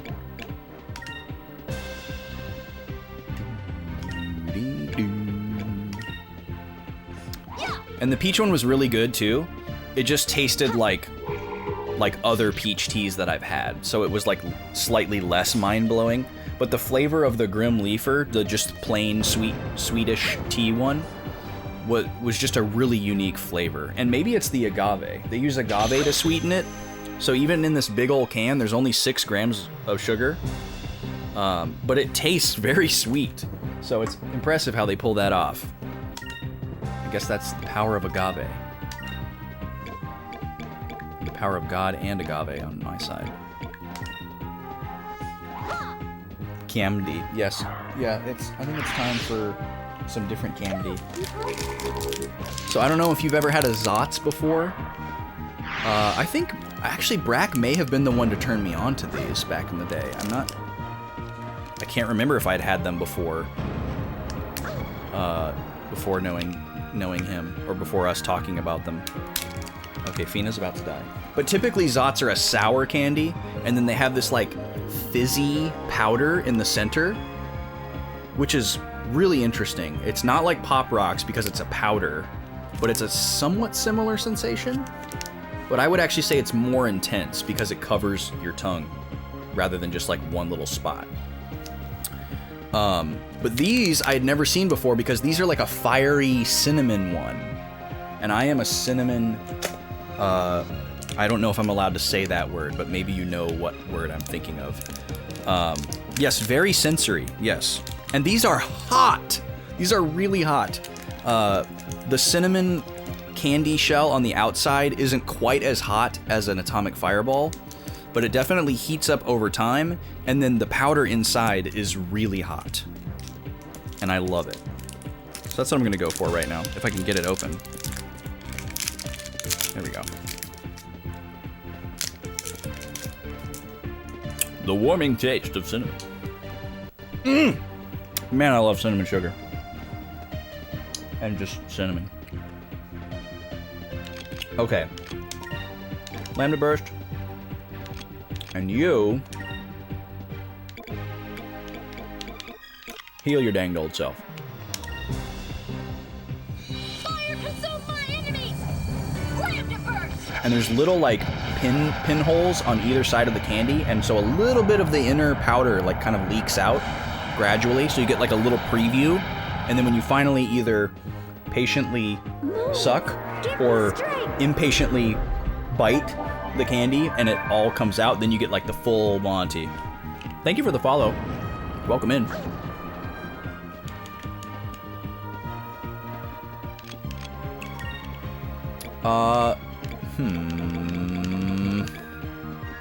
Health looks good, right? So we'll go over you. Oh, not great actually, but good enough. Here goes! We're just rolling with like half health. Over there! Because I'm so impatient. We're getting really close though. We've probably got like 3 or 4 more battles to go. I will keep going until we make it.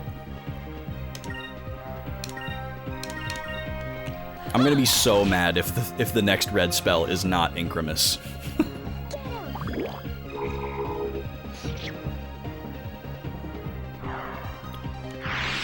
But yeah, T, since you don't really like fizzy water, this would be the liquid death for you to try. Because they do teas now. They good. 14. We're getting so close. I'm gonna go save again. Probably get another battle on the way. Or wait, I'm an idiot. I can just put the boys right next to a save point and use the switchers. Oh, I gotta find that new yerba mate. My god. I need it. If I leave my house at all this weekend, it's gonna be to look for that. I have no plans to go anywhere. But if I do, it's gonna be to look for that.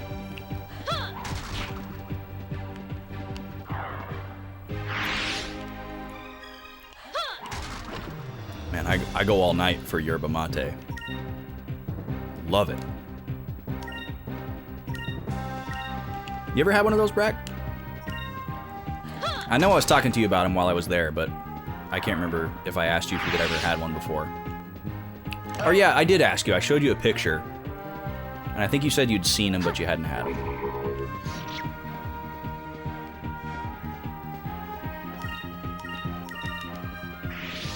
Oh, after all that, he runs away. Ooh, it's getting hot. This candy's getting hot. Kind of looks like Cupel, actually. Cupid looks like a big old cinnamon candy. All right, down to 8. So it should be 2 more battles and we should be there. All right, so we're going to go to the save point, or not save point here. We're going to go to the switch point. And then the boys...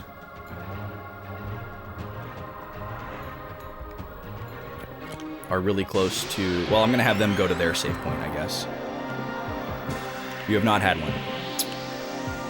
Well, you're not doing caffeine, so... Good lord. Okay, we're going to run from this mob. Retreat! Please. Like 70 billion enemies.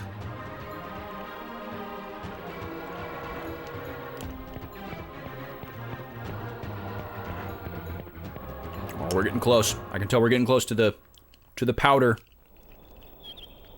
Oh, it's starting to fall through. It's weird because I think it's also sour and spicy. So it kind of just makes it feel like it's way spicier. But I think it's sour and spicy at the same time, which is a wild combination. Oh yeah, there we go. Woo! Hotsy totsy.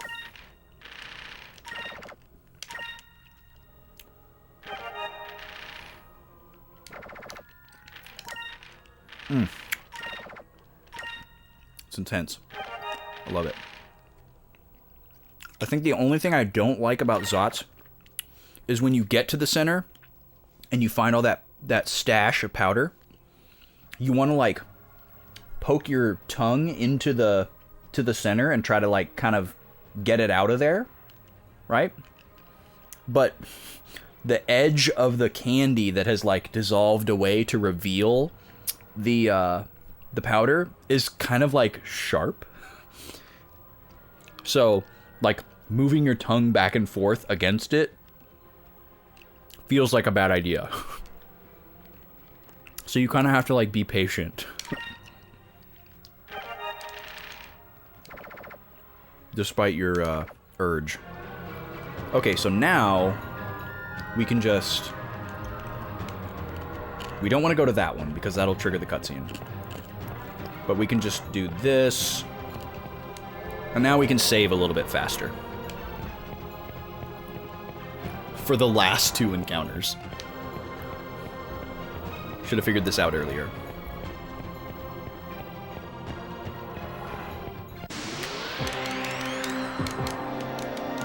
I forgot to get another seltzer. That's okay. You just drink water.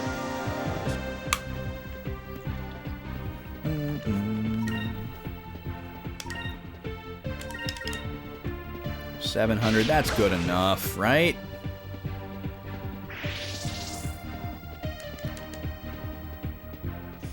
What? That was weird.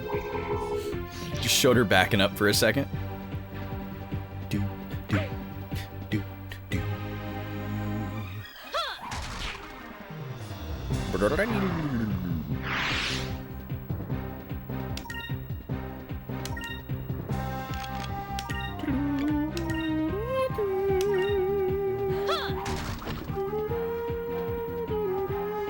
Move! Give me strength!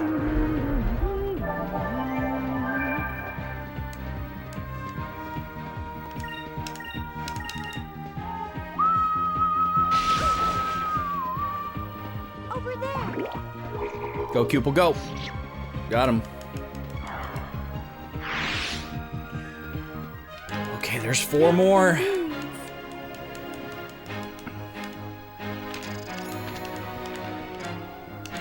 We're only 2 away. 1 more battle. And we get the next red spell. And pray to God that it's Incremus.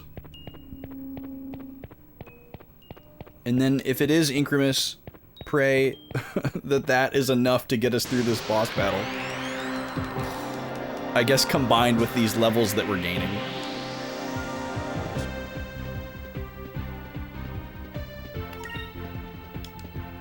Okay, does this guy dodge stuff a lot? I feel like he does. We're gonna attack the Baru first. Because he does not dodge. And he does 200 damage. With his lightning bolt. Alright, goodbye. Well.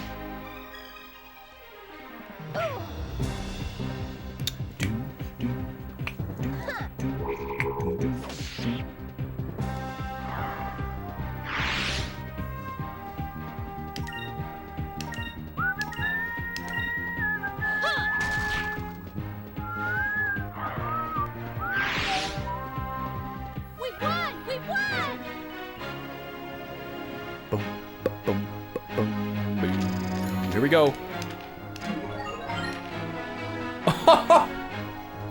You've got to be kidding me. No. Ugh. I really didn't think that it could have been anything other than Incremus. And here we are learning Pyram. Oh, man. That's crazy, man. That is crazy. Well, there's no way I'm grinding 327 more of those. That's crazy.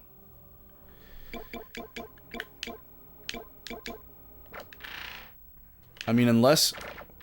Wait, unless Fina already has 4 and she's about to get her 5th. Nope. Oh, that sucks, dude. Well, either way, we will make another run at this boss with what we've got right now. We're not going to do it now, though. That'll be next week. We will start off with a boss fight. I don't know how we're going to deal with it. Maybe there's enough...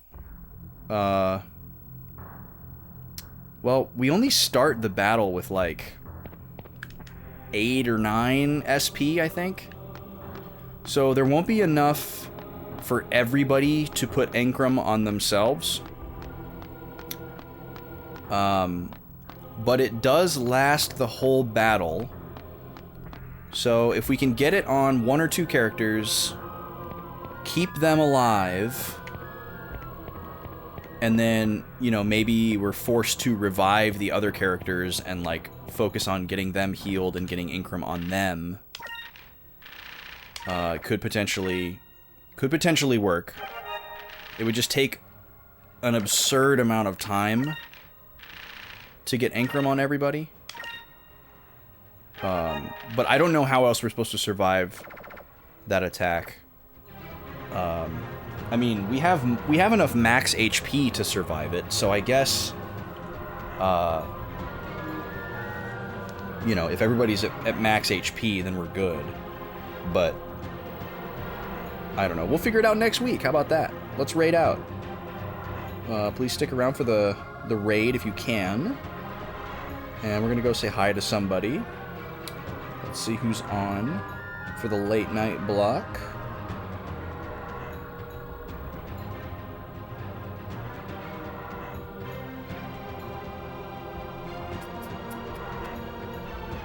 Huh. Actually, not a lot of people. That's surprising for a Friday. Maybe tonight we try to make a new friend. Let's see if anyone else is streaming Skies of Arcadia. No, not Shoes of Arcadia. Skies. Let's see. One other person. And they are farther in the game than me, so I don't want to be spoiled. What else we got?